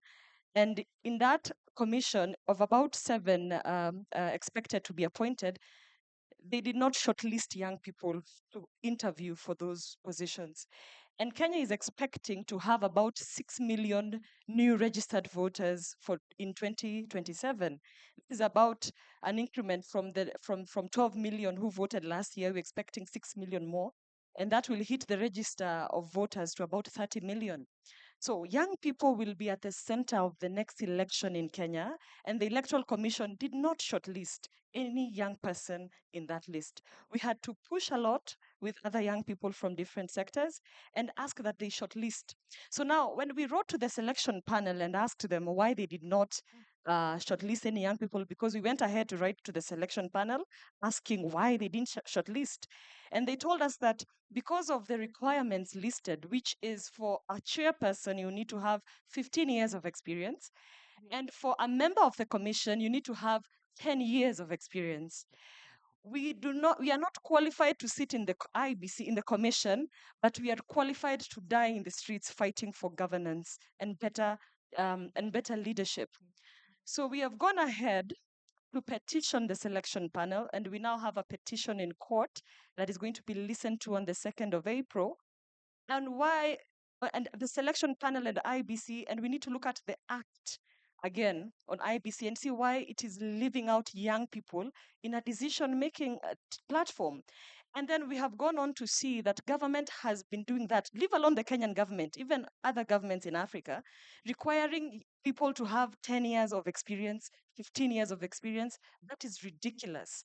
We need to bring county governments and governments to court to explain why a certain position requires that many number of years of experience, because counting votes, let's say for the IBC, the commission, counting from 1 to 30 million, why do you need 10 years of 15 years of experience to do that? I mean, counting. So we need them to explain to us why, where we see even like in Botswana, where we had this lady called Lesogo Chombo, who is the minister for youth, 26. So why are we disenfranchising young people even in our own systems politically? Even forget about the other social issues that I just mentioned. Politically, the face of our governments are showing us that, guys, you are not welcomed here. As much as we want to protest, going to the streets, and we even get killed, because if 1,000 of you go to protest in Kenya today, all of you will not go back home. Not all of you will go back home. We also need to use our judicial systems as well petitioning our government, asking them to explain to us why certain roles require such experience number of years. Because even in county governments, they publish call for applications for director of youth in the county government. And they ask again for 10 years of experience. Do you need 10 years of experience to become a youth officer in your county, in your community? We need to take these clauses and take them to court. And when Kenya wins on that basis, you need to also take it to your countries and tell your courts and your governments that Kenya did this. Why are you not doing what Kenya is doing? And because in Kenya, we are going to take what Botswana is doing and ask, Botswana is doing this. Isn't Botswana an African country? Why can't we also do it here in Kenya? Because we keep influencing each other, just the way we influenced each other during the walk of independence. Countries gained independence almost at the same time, 1957, 1960, 1961, 63, all the way to the 70s. This is a span of 10 years. So we need to make this Gen Z movement an African movement where African nations can be able to liberate themselves from the oppression and the oppressors. So what young people must do is we must keep following what our governments are doing, both legally and on the streets where necessary, because there are still so many issues of young people that we need to counter, even before we go to political parties. I think that's the next Kenyans need to petition. Political Parties Act in Kenya says you need to have offices in over 24 counties across Kenya. The Gen Z movement was done on X. We don't need those requirements. They are too stringent and they are giving us more and more obstacles in getting to where we want to get to. And I think these and other more, even in the previous panel, they talked about looking at the legality of some of the issues that we are affecting us. It's the laws that are affecting us. So let's revise them and review them. Thank you. Thank you very much. And I agree with you. But allow me to share this. There is no one size fit approach. What was being used in Kenya, I don't think that is going to be used in Rwanda, for instance, completely. There is a need of assessment, assess how is the country context, each and everything. Just give a quick rejoinder. Okay. Because Kenya has a plastic ban that was instituted about, I think, 5 or 10 years ago. Guys, you can help me. Why it did that? It took that aspect, it took that law from Rwanda. So Rwanda affected Kenya because it banned plastic bans, and it was so well done. Kenya picked it up, and now Kenya has a plastic ban policy, which is something that was borrowed from another country. But I hear you that it is not in every set, but in a similar fashion. Thank you very much. Dear Zaha, by acknowledging the critical role that you play in shaping political and social landscape, and considering your extensive experience in advocating for gender equality and youth empowerment, what are the specific strategies do you believe political institutions and civil society organizations can implement to create a more inclusive spaces for youth engagement?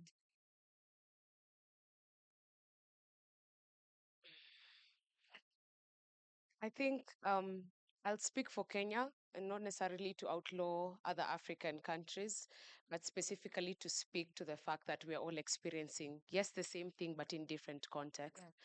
And one thing that I think I want to bring out very strongly in our engagement is how important social media has been within the Gen Z movement. And I've heard here from morning how we have been told we are just TikTokers. Well, TikTok taught us the finance bill. X brought the president to his knees, etc. Instagram was utilized to have all the influencers be radicalized through a cancel culture. And so we had every single person we see on TV saying the same thing we were trying to say. It is these social media platforms that have been demonized, and it is by design to ensure that young people cannot find any other alternative that is fully theirs. And this is the message I want to bring across. The reason why the leaderless, formless, motionless is so disturbing to this government is because there's no systemic way to control it. And for as long as you can't control something, it makes it very, very expensive to cut it short, to disinform and to misinform. And that's exactly what we Gen Z are trying to do, is to suffocate your money in things that don't work. It's to suffocate the old tricks so that they understand the new dogs are in. And what does this mean? When we mobilize ourselves, and I'll speak predominantly to the end femicide movement, and it's a strategy that we can be using over and over again. And I want us, Gen Z, this is also something we need to come to peace with. We are not being given spaces to negotiate, which is something that I think my panelists can get into. It's not like young people are not in spaces where they knock these doors and take these memorandums. They are not taken into consideration in the first place. So even when we do push, because we have seen young people, she has been a student leader. We can count the number of times, even during the end femicide movement, we did go to Pasaris's office. Was it opened? No. Um, and so we have found a way to create other alternatives that do not necessarily need me to clap for the fish for swimming. The Constitution tells every single government official what exactly you're supposed to do when you get into office. My work as a citizen cannot be to come and remind you of the same thing that the Constitution does. And so when accountability is looking violent, as they would want to put it, and that's in protest and that's in big numbers, because the only thing that the June protest did that was too ambiguous was the fact that we never had a meeting point to come and convene with our tribes, with our class, and tell each other we meet. No, Kenyans had one unifying factor, and it was the fact that as human beings in this jurisdiction, there is something wrong with the finance bill. And we were outside, same to femicide.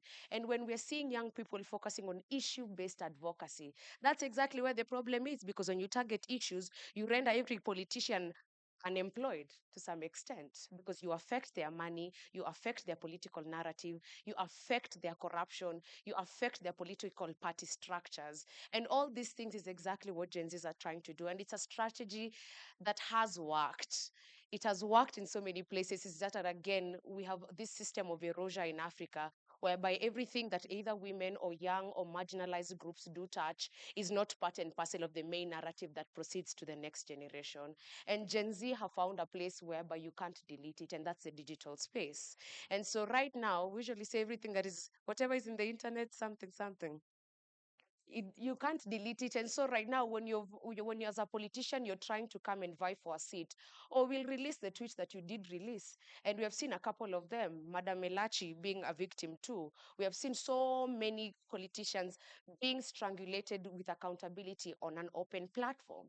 But then if the people have the power, where is the enforced disappearances coming from? Where are the abductions coming from? Yet we have courts. If at all there is a problem with the active citizenry that is happening in the Gen Z, it's only the fact that it is uncontrollable, it's unfathomable, it has not, you cannot pinpoint who exactly is in charge of it. The narrative is ambiguous. The narrative brings together one thing that the political class has used in Kenya, and that is unity. We cut the throat of tribalism, we cut the throat of everything else. What strategy that has seemed to work so well from January to December, even with all the defiance we've gotten from government, is that the solidarity of Kenyans stood on the issue and not the other way around. Thank you very much. Allow me to move to Mr. San. How we come back to you. Dear Mr. San, how are you? I'm very fine. We explore the challenges and the solutions related to youth participation, and it is very crucial to consider various factors that can either hinder or facilitate this engagement. Considering your expertise at Plomad Foundation Nigeria, could you please elaborate on how education needs to evolve, how technology can be utilized effectively, and what are the role of intergenerational collaboration plays in breaking down barriers to youth participation? All right, thank you so much for that question. But before I go straight to respond to that, I would love to recognize the presence of my people from Nigeria, the Nigerian Youth Futures Fund. They have really been a strong supporter of ProMAD Foundation since its inception in 2022. So I see it. So going straight to the question, there are a lot that we can do, and the education, technology, and intergenerational transfer of knowledge could do to help accelerate youth participation in politics and also breaking the barrier as identified. One, we cannot overemphasize the importance of education. Like, according to Nelson Mandela, he refers that youth should try to attain the highest form of education as leaders of tomorrow, because it is the knowledge that you acquire through these education through activities that you would utilize to make governance better. And they will understand that knowledge is power and information is very, very liberating. And it is important that as young people, we do not discountenance the importance of getting ourselves educated on how to participate in governance. Because I believe strongly, though I do not want to align entirely to that the youth are ignorant, but then an informed youth knows how to participate in government.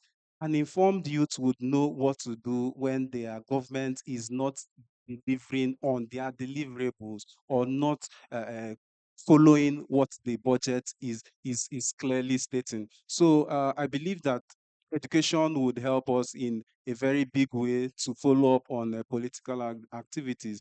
But then there's also another important thing that we should not look away from. That is the importance of technology. At Promat Foundation, we're also seeing how we could take advantage of that particular aspect. While we focus on empowering the agencies of youth to be educated to participate in politics, we can also take advantage of technology platform. And when we are talking about technology, we should also be interested in the online technology platform and also the offline technology platform that we can use to directly engage people in grassroots community. And for intergenerational transfer, though there's a stereotype that the people from politics would want to say that the young people have no experience in political activity, which is a lie. But then there's a need for collaboration between this particular set, the older people and the younger people. We need to meet to see how we could discuss to make governance better. And we can do that through example of that is happening in Nigeria. We have something like the Legislative Mentorship Initiative, where the legislator himself, they are setting up fellowship programs, training programs, where young people can come into government to learn about the practices of legislators. They can come into to learn about the practices of states. So through that particular platform, I believe that we can help breach the barrier that youth are experiencing in politics, because this would help make them informed and would help them that when they are participating in politics, they do that from an informed perspective. Thank you so much. Thank you. Yes, for the mic. Mr. Santiago, given your extensive experience in international political development across various sectors, uh, could you share some successful strategies or case studies that have effectively empowered youth engagement in politics? Additionally, which of these approaches do you believe that can be replicated across regions? Thank you. Yes, I'll keep it brief and I'll mention two things, and they both relate to sort of the public youth sector.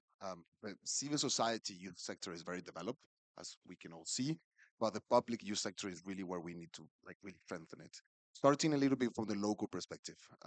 For those who don't know, local politics can be very impactful. It's very well connected to the issues of the community, of your neighborhoods, of your district, of your municipality, whatever level it is, and it's a way for you to start engaging in politics from a very young age. There's not so much a partisan like sort of environment. It's not a polarized, it's not a controversial. It really is a place where a lot of young people get their start, and a lot of people stay there as well. So to start off with that, there's a lot of countries that have representative bodies for young people at the local level. If I can mention one of them, Philippines for 40 years has had a system of youth municipal councils that are these bodies of young people, voted by young people with a mandate, and they are directly linked to their own municipality. And they have more than a consultative role. They have a budget to implement things and to like carry out their own activities. This system is now being replicated in many places. In Europe, you have quite a few sort of municipal councils as well. Recently, Colombia started its own system, and now Guatemala is also in Central America also passed a law to start that similar kind of structure. Going from that into the national sort of youth sector or youth bodies, there are a few things to mention here, and one is related to the local. You need to have different levels. You need to have a local, a regional, and a national level, and they all need to be interconnected. And there needs to be a very strong legal mandate for this. And speaking of legal mandate, it's very important that whatever youth body you have, it has a strong institutionalized link, not just to the equivalent Ministry of Youth or whatever it is, but also to the other institutions, because we all know that young people can contribute to more than just youth policy.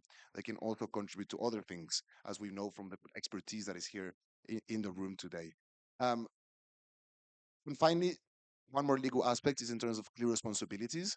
And a country that has done this very, very well is Liberia. And I was wondering if you can just pass the mic very quickly to my colleague Samuel, who can just briefly describe his experience as coordinator of the Liberian National Youth Body. Very quickly. Thank you. So again, yes, my name is Samuel Pato. I'm from Liberia. I head the Secretariat on programs for the Federation of Liberian Youth. Just for information, the Federation of Liberian Youth is 50 years old as of last year, and May this year we're making us 51 years old. The Federation of Liberian Youth was established through an act of national legislation. The legislation that during the early 70s started was that the young people needed to be legitimately represented at a national level, not politically linked, but in a civic manner. So they passed a law enacting the establishment of the Federation of Liberian Youth, FLY. And what we do is we essentially mandate government on how we want programs to be coordinated for young people in Liberia. So no organization goes to Liberia to do business with you or talking to us before even talking to the Ministry of Youth and Sports. Even the Ministry of Youth and Sports cautions them and say, you know what, make sure you are talking to Fly because I don't want problem. Of course, we are radical, but we are professionally radical because all the international partners believe in our legal mandate. And when we tell the partners that this body is not working with us, they will not work with you. So the government is under a moral and a legal responsibility to work with us in Liberia. So that's what right now, that's we're reviewing our national youth policy to be validating it next month.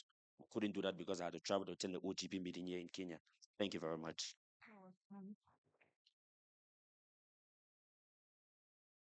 Super. There you go. Just a very practical example of clear responsibilities, legal mandate, and sort of like different levels. Thank you. Thank you very much. Then you can hold the mic, the executive director and coordinator. Considering your extensive experience in policy development and community engagement, how do you perceive global challenges such as disinformation and climate change shaping the political engagement of youth today, especially in Africa? And additionally, what are the specific examples or trends have you observed that illustrate this impact? Wow, that's a very informative question. And thanks for saying I have extensive experience. Uh, Before I address your question, there's something that was mentioned by my previous panelist that we need young people, electoral commission. We have had young people in government. Joe Musheru was a young person, the Minister of ICT. What did Kenya do during that period of time?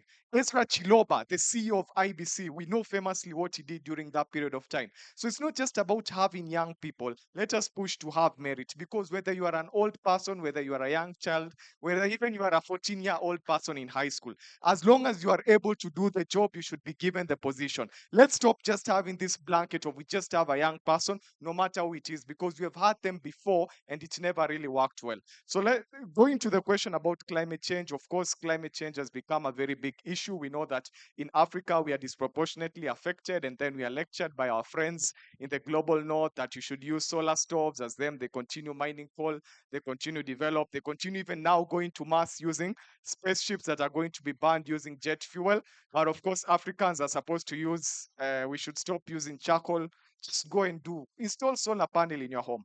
So unfortunately, now the climate discourse There's one section of young people who are now advocating, of course, for more money, and also who are pushing an agenda which is not really African. Because when we see young people protesting against a coal plant being built in Lamu, which will employ 100,000 people there in Lamu, and Lamu itself is one of the poorest counties, and you look at all those activists, none of them is living in Lamu. All of them are living in rich neighborhoods in Nairobi. So you wonder, is it really activism? Is it really love for the environment? Or is it paid activism? So that becomes a question. But then there are also young people who are actually on the ground, who are doing initiatives on food security, on climate adaptation. But unfortunately, these are the young people who don't get support. So how are they going to affect the politics? Now we are seeing resistance because these people who are in the grassroots, who are doing real climate activism, are now coming out and pushing back against these narratives that have been so much in the media, have been so much in the political space, and also on the misinformation issue, because this is a big thing.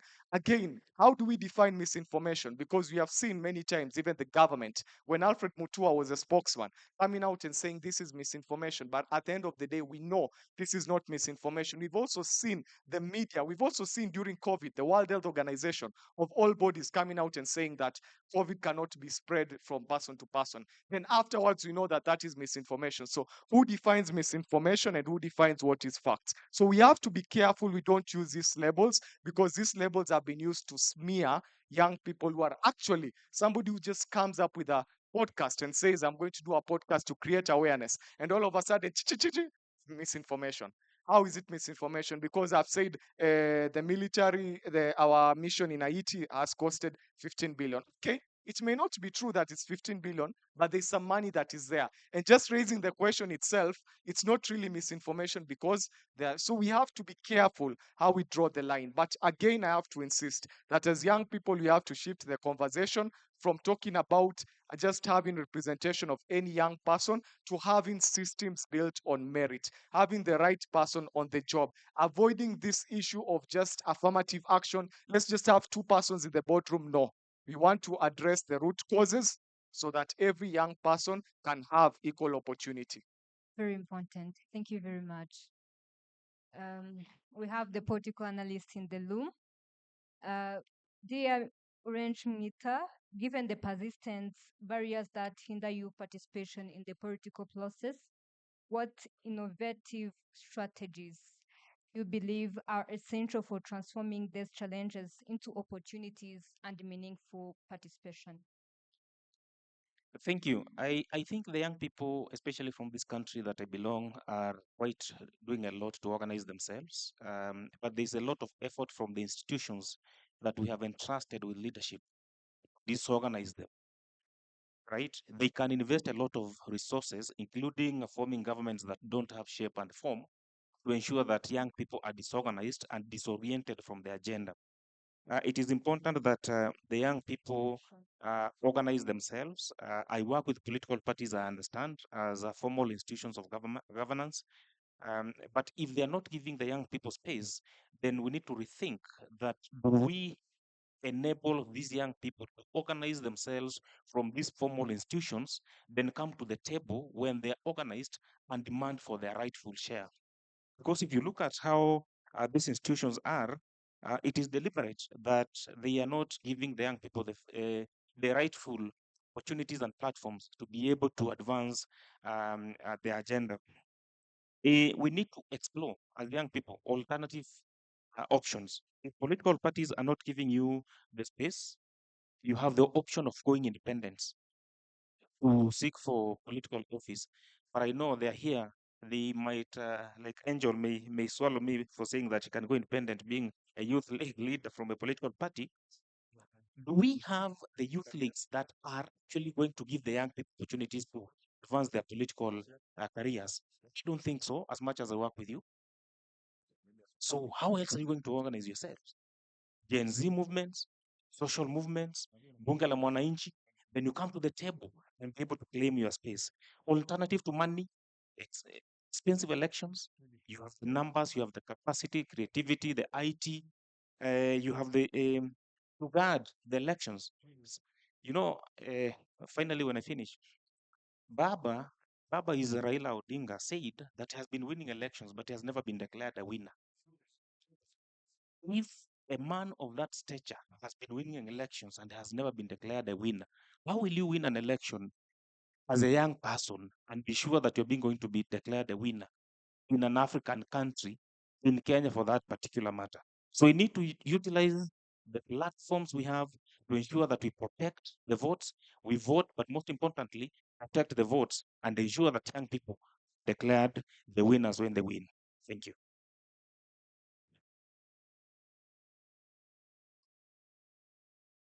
Wow. What a great session. What a great session.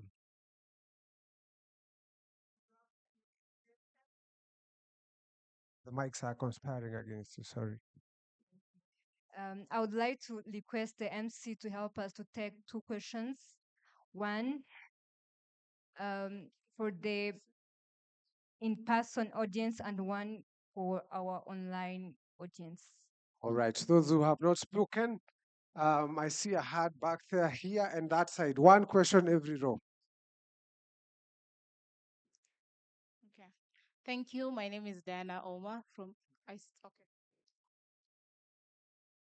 My name is Diana Oma. I work with Youth for SDGs Kenya, and my question goes to Brian Githinji. You spoke very passionately about young people who are doing exemplary work at grassroots levels and don't get opportunities to engage at such discussions. My question to you is, as a youth leader and as a passionate advocate, as we can all see, what have you done to amplify the voices of these young people? Most of the time we talk about this, but also as individuals, what initiatives are we taking to support the young people at grassroots levels who don't have access to such platforms that we're privileged to have? So that is my question. Thank you. Thank you. Short and sweet. Okay, I would also like to hear a response from Brian. So the issue of tokenism, because I feel like, especially in the African context, there's an illusion of progress while maintaining the status quo among the youth. So I feel like there's just an illusion of like we are flower girls. I'm wondering, is there meaningful participation amongst the youth, or are we just being used as tokens, not only by fellow Africans, but also by the global north to create an illusion of progress, but there is no meaningful participation amongst the youth? Thank you. Wow. Short and sweet. One gentleman. Thank you so much. Bonjour. My name is René Edouard Mendes. I come from Senegal, West Africa, and we speak French in my country. I attend to this meeting as a youth ambassador for the YDC. My question would be for all of the panelists. I believe it's time to go beyond declaration. And what concrete mechanism can we put in place? Concrete mechanism as both national and local levels to ensure meaningful participation of youth in political decision making across Africa. I want to hear from you if you have some examples, concrete, that can inspire us. Thank you so much. Thank you. We read one from the online participants. I rush here. Yes, for our online participants, yes, we have Honorable Elizabeth Elizabeth Kamau and Dennis Rukundo. Got a question. Should democracy have a general definition, or it should be defined depending on the context? Then another one. We are glad to join online. We appreciate the Global Democracy Coalition for the leadership. And of course, there are many. What form of democratic systems has Kenya adopted, either in phases or as a unit? All right. We hope that panelists will wrap it up. My timekeeper, it's 1 minute each.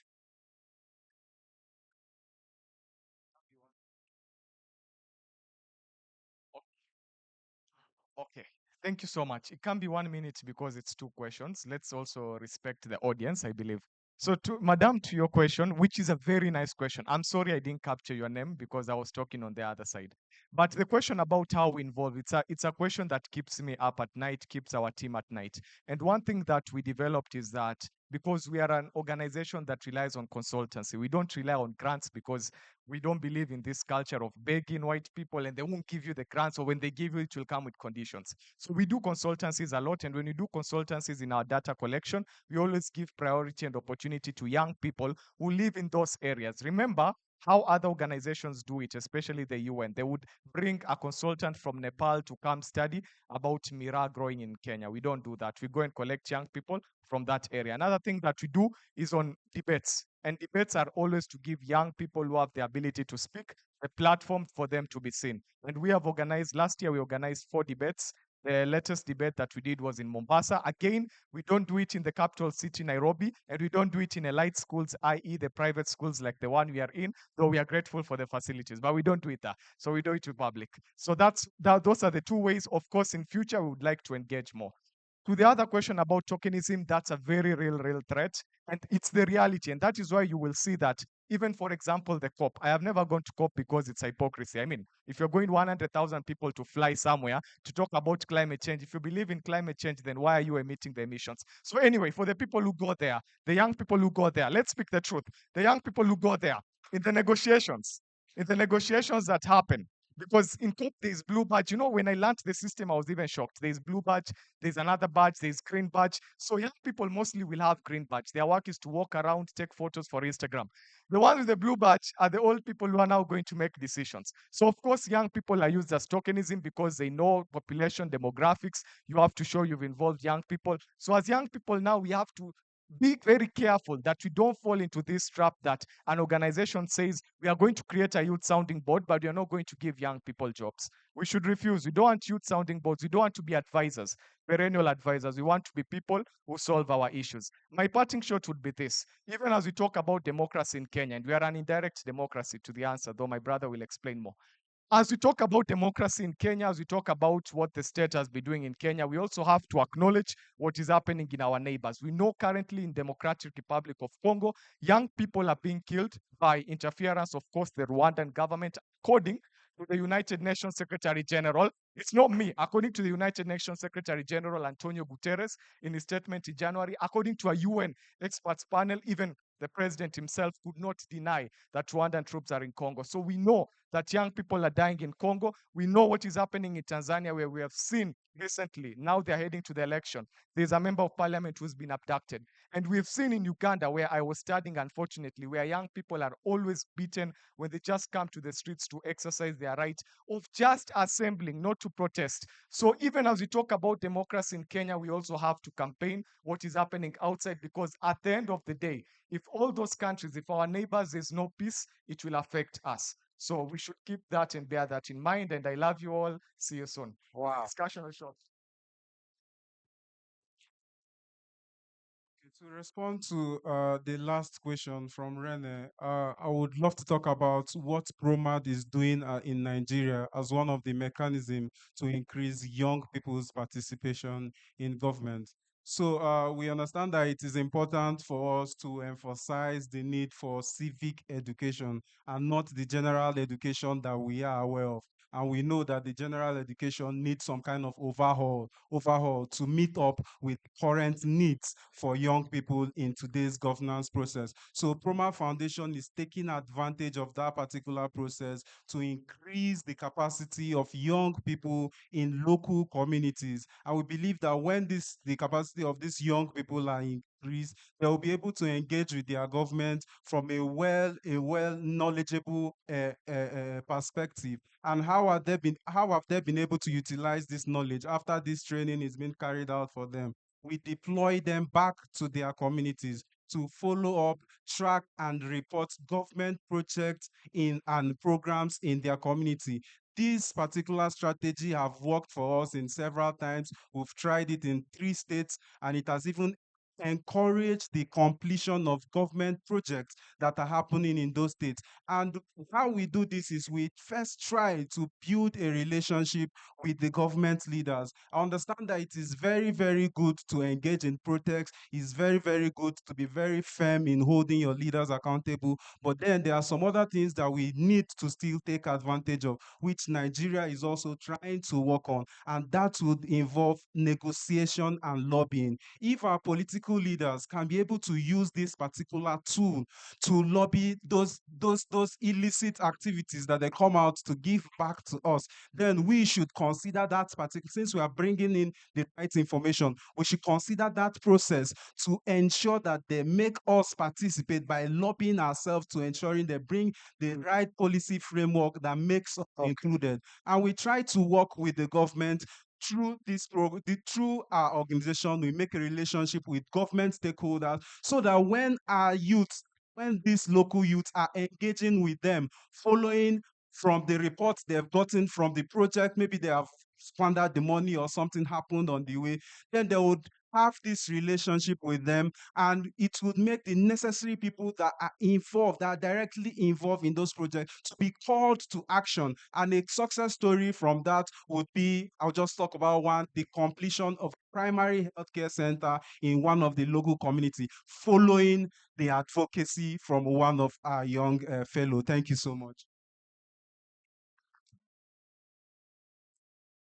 Yes, very quickly on the question online on a general definition of democracy. No, I don't think we should have one. Um, I was planning on saying something else about mechanisms for participation for young people, but I like debating, and I kind of want to take you up a little bit on the consultative kind of roles, advisory roles that you pointed out for young people. I think they can be very important. I understand your point as well about the remuneration and the importance for young people to feel emboldened in their roles. But I think there's a lot of people here, and Wally, I know that you've had some advisory roles and some roles that didn't necessarily have a proper remuneration or proper salary. They have other benefits. They have like a capacity building benefit. They have a mentoring benefit. They have a benefit sometimes of attending international conferences. And that is very important for someone young who is starting out and who has a true vocation of public participation. That's maybe something that is nice and that we should keep. If you start remunerating these advisory roles, there's a lot of people that will take it as a career. And then you go into like a big issue that we have with civil servants, right? That people go into the civil service because it's a nice career. So like we should keep the value of these roles as like the benefit of public participation. That should be obvious to young people. It shouldn't be money is important, but it shouldn't be primarily a monetary issue. I'll just leave it at that. Thank you. Thank you. I have 1 minute. I will donate 30 seconds. On the last question here around the concrete measures on how to ensure the young people's participation in democratic processes, I think democracy building in Africa has always been funded from the West. It is important that African governments must be very deliberate to invest resources in democracy building work if indeed African countries believe in democracy. We don't have to rely on Europe and USAID to be able to give us money to capacity build or to do civic education in this country if we believe in that particular process. So African countries must be encouraged as part of budget making process to put resources on democracy building processes. The last thing, the definition of democracy. We have been grappling with even this country, Kenya, on whether we have a universal definition of democracy. If you go to the northern parts of this country, they do practice negotiated democracy, which works very well in a very peaceful way without any fight. When you come to down parts of the Kenya, the southern parts, where we go for competitive even nominations, we fight a lot. So do we have a universal definition of democracy? Is the Western definition of democracy sufficient in Africa or in Kenya, or we need to have democracy away? Is a question that we cannot answer. It is a discussion worth having. Thank you.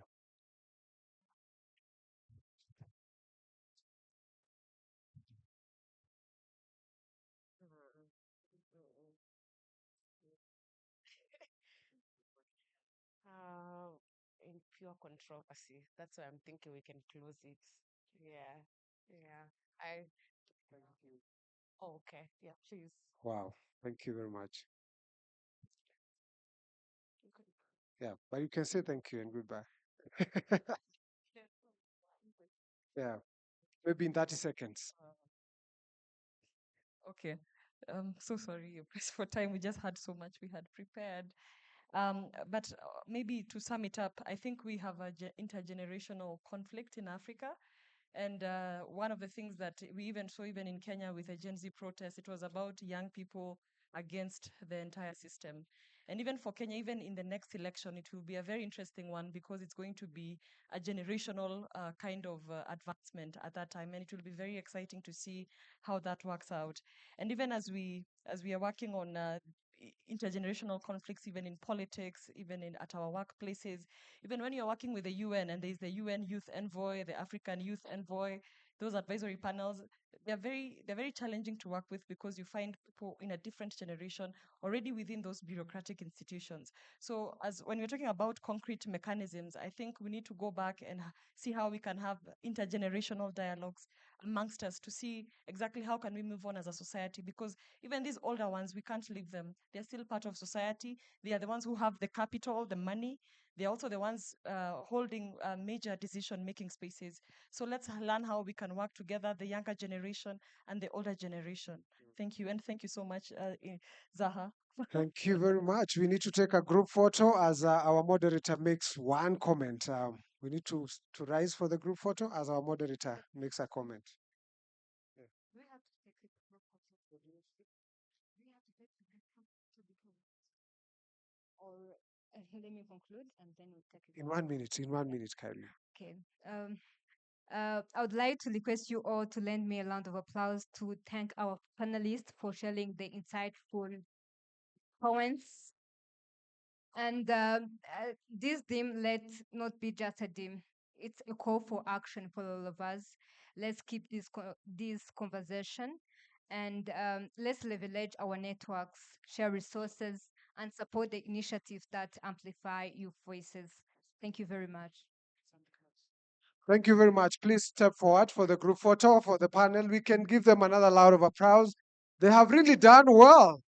That is good. And indeed, I can confirm that indeed the problem is not those who are giving us the opportunities, perhaps not even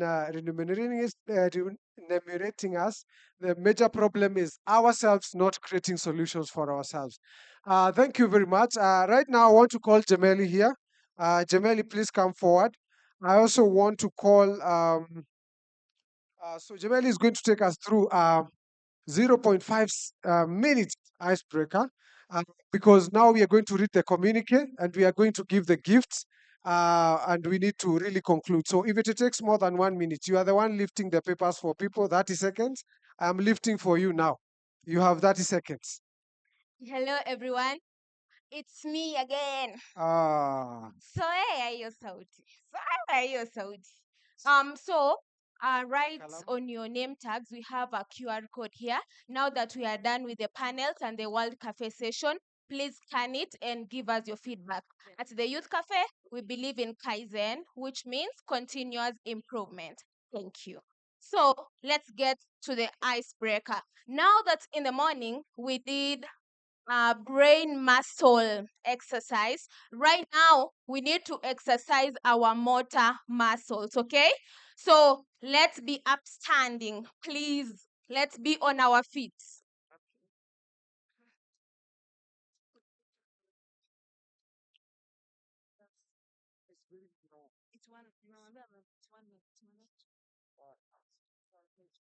Thank you so much. So it's a very simple thing. You repeat after me, okay? You're gonna do what I do and say what I say. Repeat after me. You're gonna do what I do and say what I say. You're gonna do what I do and say what I say. Energy, energy, energy. You're gonna do what I do and say what I say. I have speed, speed and energy, okay? You're gonna do what I do and say what I say. You're very slow. You're gonna do what I do and say what I say. You're gonna do what I do and say what I say. Jump to the right, jump to the left. Jump to the right, jump to the left. Jump to the right, jump to the left. Higher. Now let's join. Okay? You're gonna do what I do and say what I say. You're gonna do what I do and say what I say. Jump to the right, jump to the left. Jump to the front, jump to the back. Thank you. You're gonna do what I do and say what I say. You're gonna do what I do and say what I say. Jump to the right, jump to the left. Thank you. Jump to the front, jump to the back. Thank you very much. Thank you, thank you, thank you. Jeff from Congo, please come front. We know what is happening in Congo. We want just to put 1 minute. Then the one who is gifting, I also want to call in front. Where's the gentleman from Congo? Jeff, are you still here? Please come. And you know what is happening in Congo? He has whispered something very touching to us. Um, and I'll hold the mic for him. Um, so in 0.5 seconds, what is happening in Congo, and can we stand for a moment? Greetings, everyone. I'm Upukandi Joseph, and I'm a member of Congolese committee here in Kenya. I think in the news, everyone sees what is happening in Congo. People are dying, and the young people are being killed. So we need your support online and any kind of support. You can just share everything that is happening in Congo on your platform or social media tools. Thank you. Thank you very much. Please, the people around here, take the contact for this gentleman. Let's support the community in whatever we can do. I want to invite here Elizabeth from Nigeria Youth Futures Fund. Then I want Albert to get ready to read the communique. You just can give us 5 points that on the takeaway that we have from here. And then we will do the gifting and then the vote of thanks. And then we will do tea and greet. How does that sound? Tea and greet. All right. I'm holding the mic for you for 1 minute. 1 minute. Okay. Thank you very much.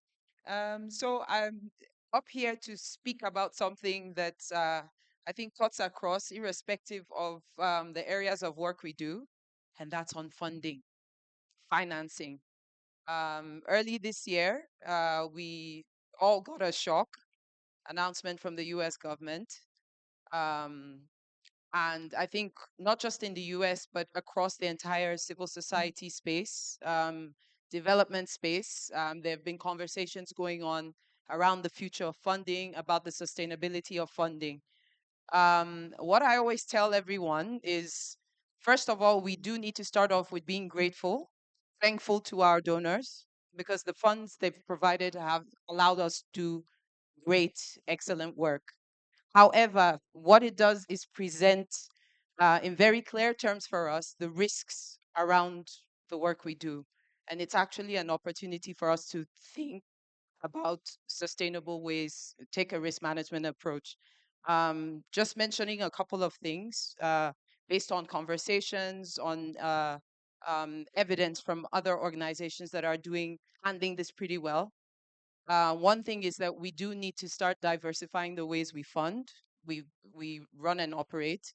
So those of us who are at the most risks are those of us who are heavily dependent on grant funding. Quite a few NGOs operate as social enterprises, right? I know different countries have different frameworks. For us in Nigeria, we're pretty lucky, and I know there are a few other countries that have frameworks that allow for us to be able to engage in profit in quote activities that you can then pump back into running your organizations. So if you take an entrepreneurial perspective, thankfully we had panelists who talked about consultancy. Think about the work you do and the products that are available. So that's one. There are opportunities for crowdfunding. There are organizations who run membership programs. Again, these funds won't necessarily answer all the problems, but what they can do is put you in a position where one donor doesn't pull out their funding and suddenly you find yourselves unable to operate. So Thank you. just wrapping up, I guess the key message is the situation presents us with an opportunity to assess, to re-strategize, and to think very critically about how we can sustain the ways we operate.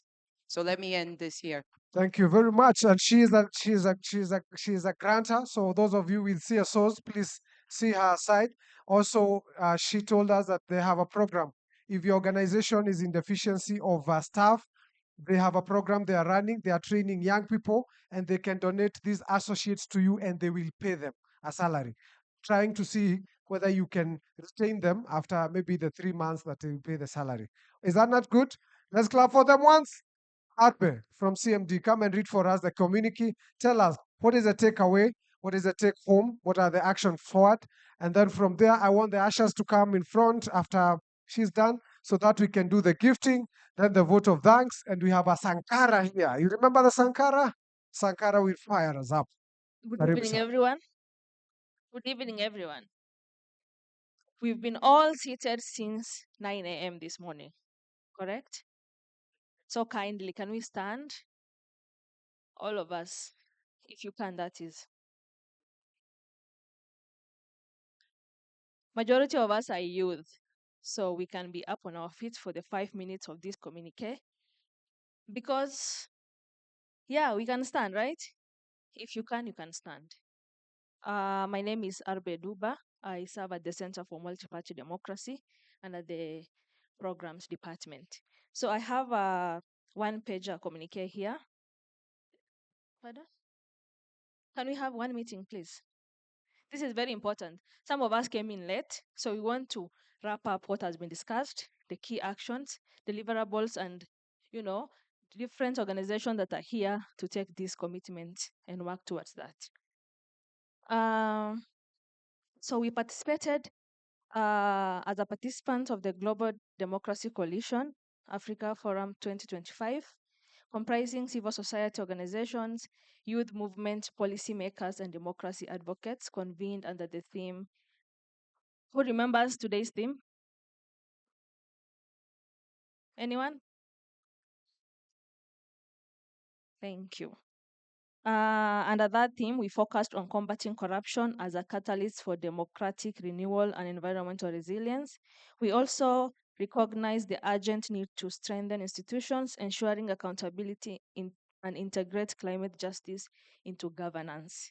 And one of the key concerns were democratic deficit and corruption, which is simply weak public participation, electoral injustices, and also political violence.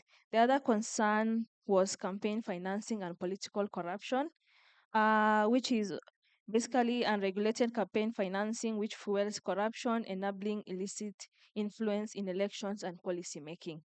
The last concern was barriers to youth participation, which includes cultural norms, misinformation, voter suppression, and intimidation hinder meaningful youth engagement in political processes. Call to action, I have quite a few of them, which makes a total of 4.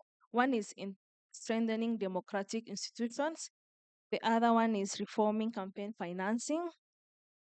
The third one is empowering youth in governance and also advancing electoral justices.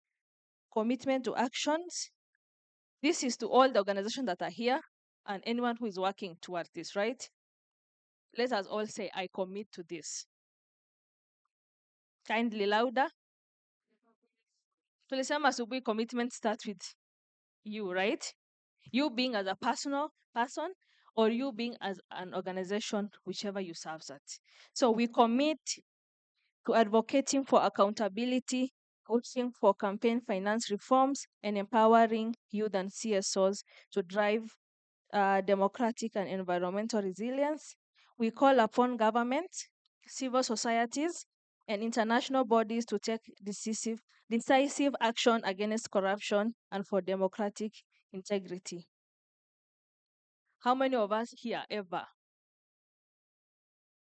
took a bribe? If you have never, kindly sit down. If you have, continue standing.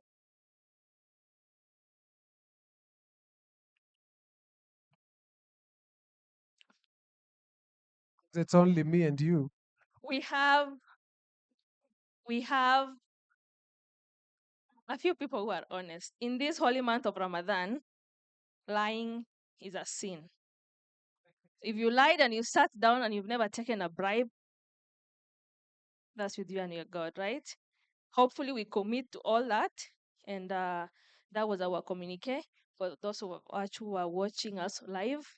Thank you for participating. And for those who made their time to be here from 9 a.m. to 5 p.m., thank you so much for coming. And for those who traveled from different countries, safe travels back home, and karibuni Kenya for the next time. Thank you very much. Let's give her a round of applause. Thank you very much. I want to call Maximilian Ochango. We want to give some few gifts, and these gifts will be given by our executive director, Willie Sonyango, Mary Odonda, and Alessandra. So please come to the podium. There will be some gifts. Ushers, please come. Bring the gifts. We want them read out and we want them given so that we can conclude with a Sankara movement. Sankara will dance for us as we get the vote of thanks. Um,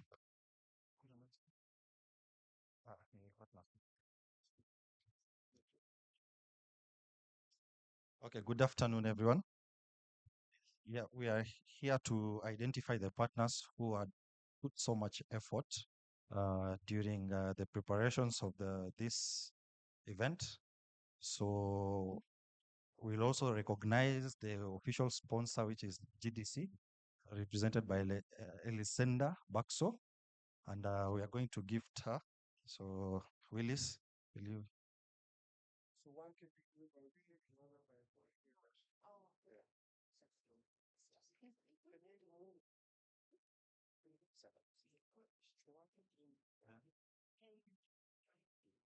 This is what?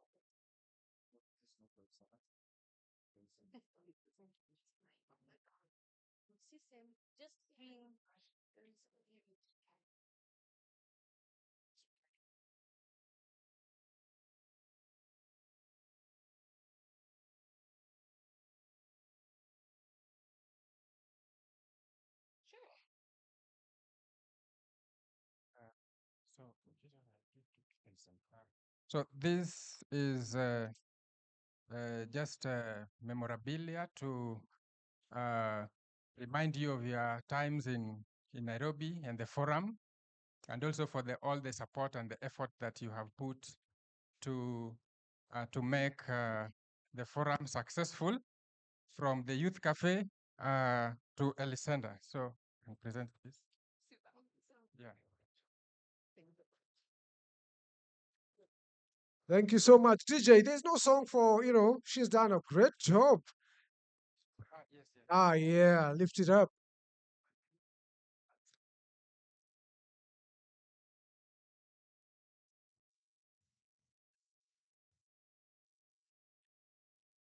Thank you very much. The next gift goes to who's the next one? Somwa. Go ahead. Somwa first. Somwa, yes. Somali Women in Media Association, doing incredible work in Somalia. And this is for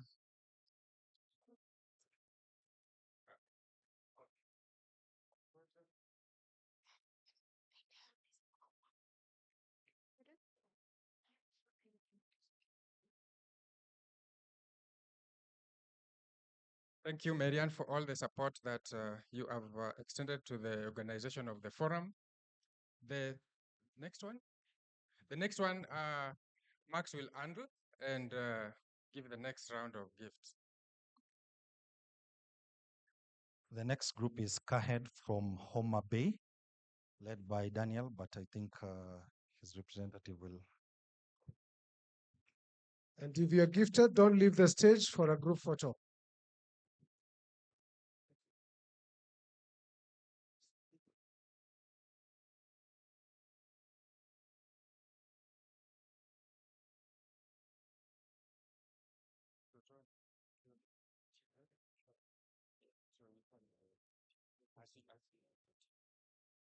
The next organization is from Rwanda. It's CVA. Diane and Jackson, who is going to receive? All right, let's give them a round of applause. And if you have been gifted, please come back to the podium for a group photo of the partners. All right, so Marianne, Mary Odonda, you can gift that one. Great.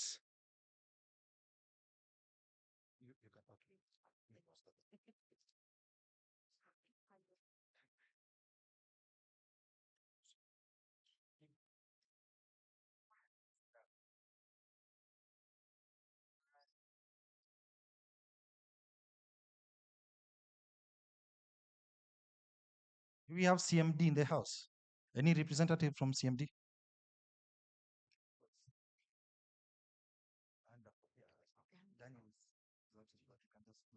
Resenda, you can give that one to our latest central partner. Thank you very much. Oh, yeah, DJ, give us something. Give us some, something. Aha. All right. Is Afrobarometer still here with us? Afrobarometer? All right. We want the partners to line up here for a group photo. The partners, please. The partners, Somwa.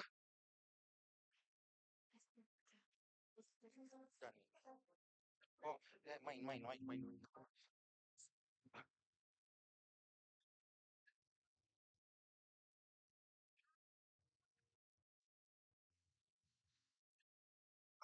You can, Max, assist me to push that one. That way.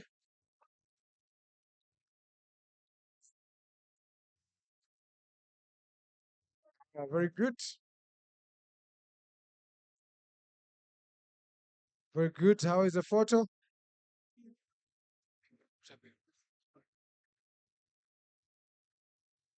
Um, you can smile a bit, and I can join you also to shine a little bit. The noisemaker of the day. Very good. And while you're still there, our coordinator has not been gifted. Alessandra, I'm sure you know that our coordinator has done a very good job. Our coordinator. So the gift he has already taken. Let me take it from him. And very good. Oh, okay. So that one, then one more photo for the group. There was something because of the background. Put the democracy background. Then Paulette, vote of thanks. Paulette, come here. Very good. And then the TYC team, the ushers.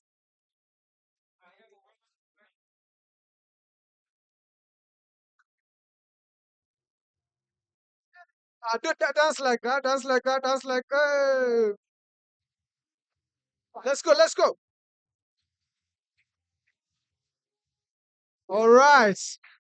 Thank you very much. So we'll take more photos. I invited the TYC team. They didn't come. So let's have the vote of thanks. We are allowed to take back your seats. Let's have the vote of thanks.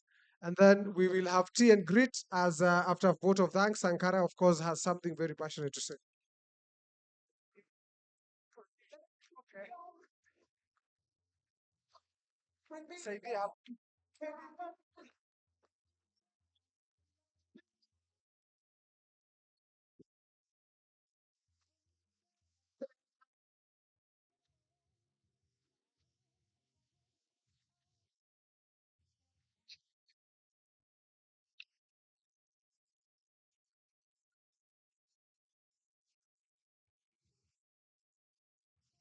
Thank you, DJ.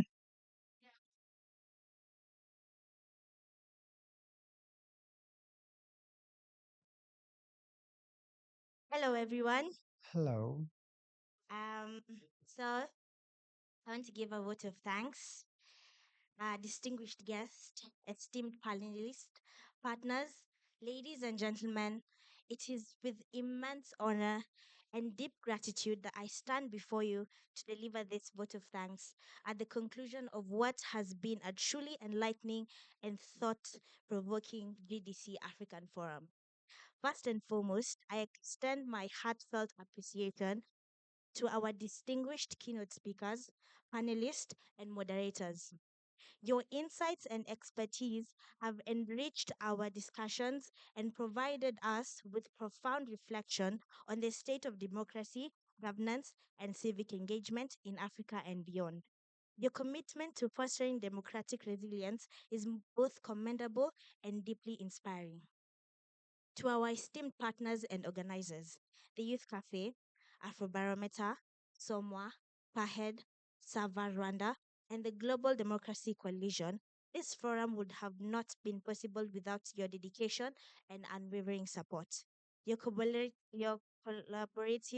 spirit exemplifies the power of unity in advancing democratic values.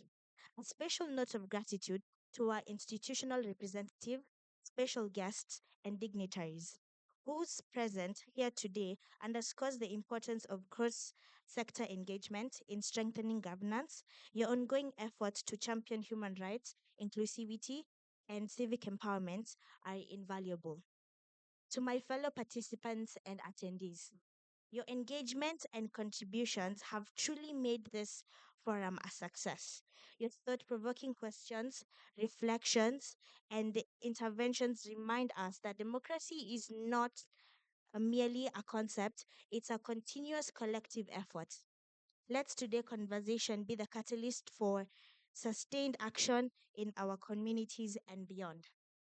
It would be remiss if I do not extend my deepest regards to the MC, Ashers, and the ushers who ensured the seamless movement of guests, the social media team whose efforts amplified our discussion beyond this room, the rapporteurs who diligently captured the essence of our deliberations for future reference, and the videographers and technical team whose expertise has ensured that our dialogue is preserved and shared worldwide.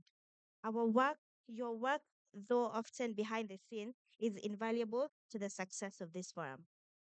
Lastly, to the organizing community and volunteers, your tireless efforts, attention to detail, and commitment to excellence has ensured that today's effort was not just successful but impactful.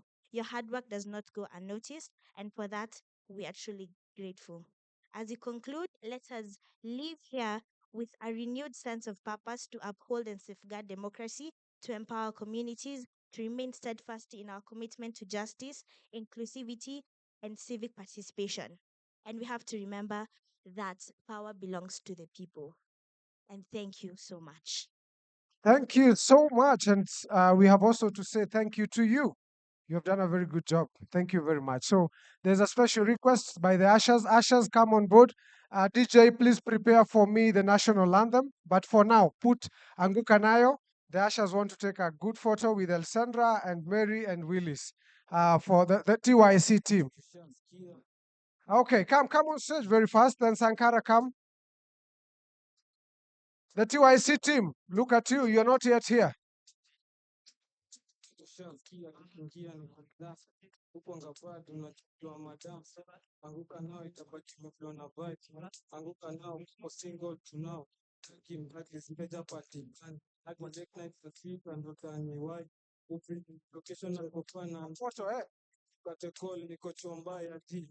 Yeah.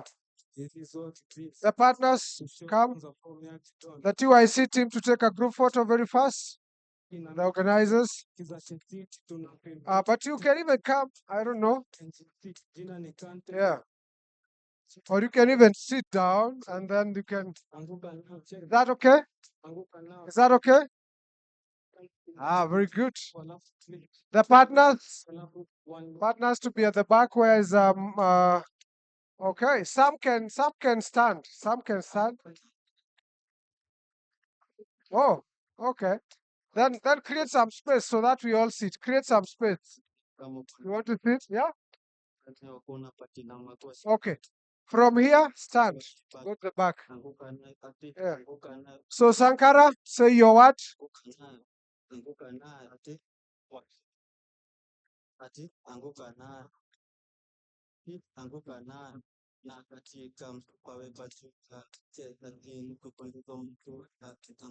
Okay, the DJ. DJ. Thank you, ladies and gentlemen. I will speak as they take their photos, or I let them take the photos first. I can continue.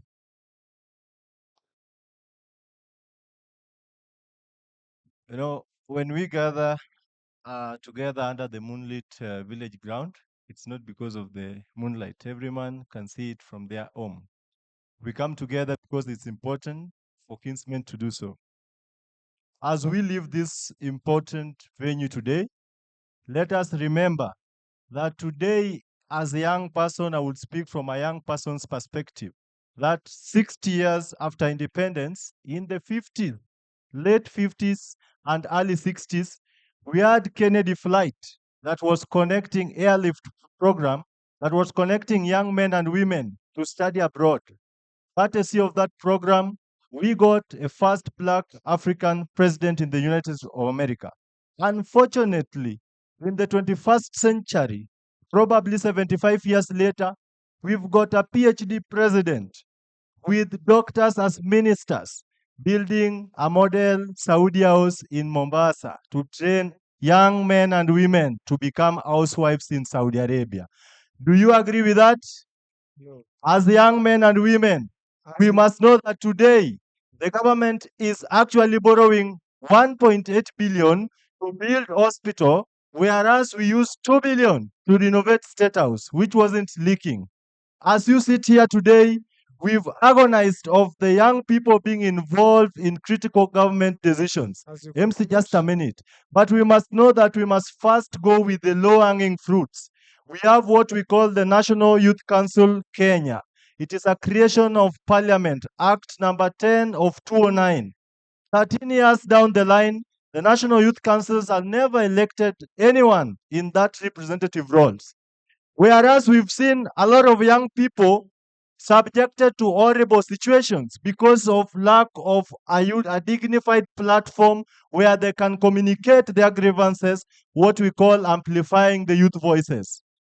And the CS Youth Affairs gazetted the notice that we served him. I would have been addressing you today as the National Youth Council CEO. But because of impunity and awareness, we have no youth representation in government today. We cannot realize youth representation in commissions if we cannot constitute our very constitutional office, that is the National Youth Council. All right. So I want to urge every one of you here, know that someone somewhere has been turned into a girlfriend, someone somewhere picked their concubines. They've been nominated continuously in acting capacity, whereas the Exchequer has been finding the National Youth Council. Your taxes are being used to. Thank you, Sankara. Thank you. Just a moment, 1 Thank you, minute. Sankara. We Your need to have taxes the are being national used to make somebody feel happy. Whereas the police killed young men and women in the finance bill protest, there was no data tabulated by the National Youth Council to demonstrate the capacity of the young people whose lives were put to danger. So as we stand here today, as we leave this room, know that governance is not all about elections. It is about holding those people accountable. Because if you don't talk today, tomorrow, we will even have presidents being nominated. So it's Thank you upon very you to much. decide. Let's all rise for the national The anthem. country Thank you, cannot go guys. without elections for over 13 years. Thank you very Comrades, much. power! Power. Power! Power. Comrades, power! Power. Thank you. National anthem, and then we can have tea. Thank you very much. The Gen Z said they had to give their remarks. National anthem, and then we can have tea. National anthem is also a prayer for us.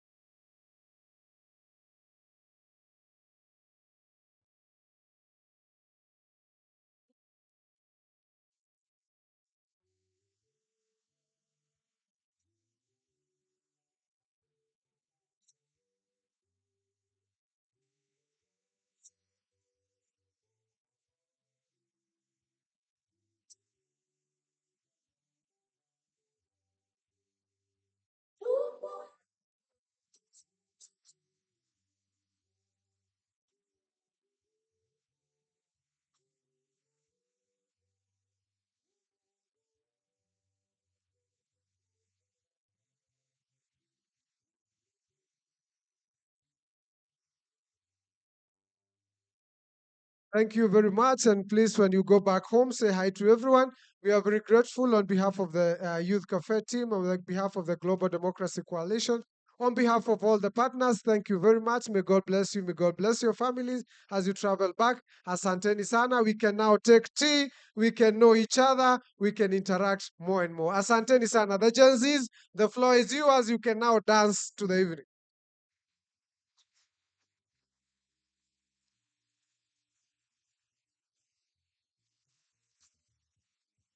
The dancers to time to the floor. Let's go, the dancers. All right, we can dance. Let's go. Give us a song. The dancers are here.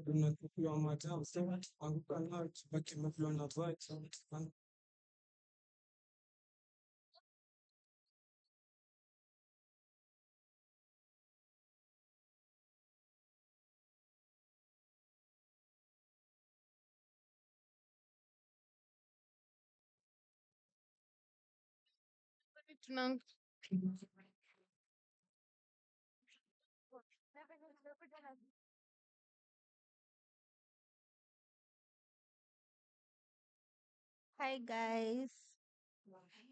Hi. Let's ensure we take tea, please. Let's ensure we take tea. Chai ni yetu. Sorry.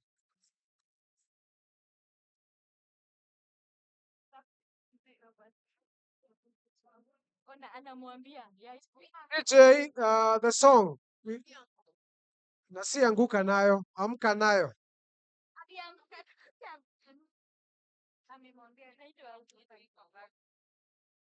We can take tea, come back to take the photos. Asanteni sana.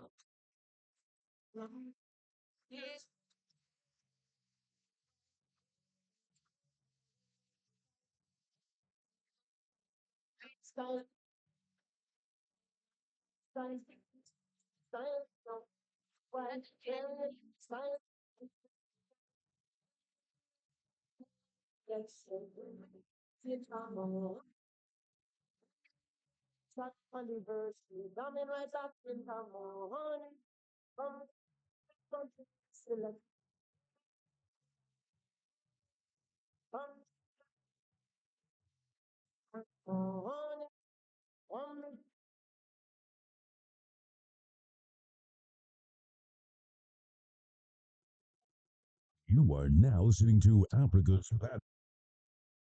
Didi bad gal kariri nipate excuse nikiwa bombo series rosa nyoro fika fiti siku zombo chote tuna washombo man here look where you there your girlfriend know me better than them man here look where you there me cause problems everywhere me I got stay and it drop it down low on the floor yeah that's what you prefer your money where your mouth one day yeah that's what you prefer pick up that is pick up when me that is you have it pick up so when me that is you have it pick up. Nige ni chape chape ni fetie ni shande goja mapikin baka lale anguka nayo twende down knees down kwa carpet bad girl kariri anafanya na come esa only fun window kodigiza yes dema uru lakini ni peng makutesa don Julio ananyanga bila chest namba uno mine mfinga na nikikama tupotezi ita uno mine mfinga na nikikama tupotezi ita. Come low on the floor, yeah, that's what you prefer. Your money where your mouth one day, yeah, that's what you prefer. So that is so when me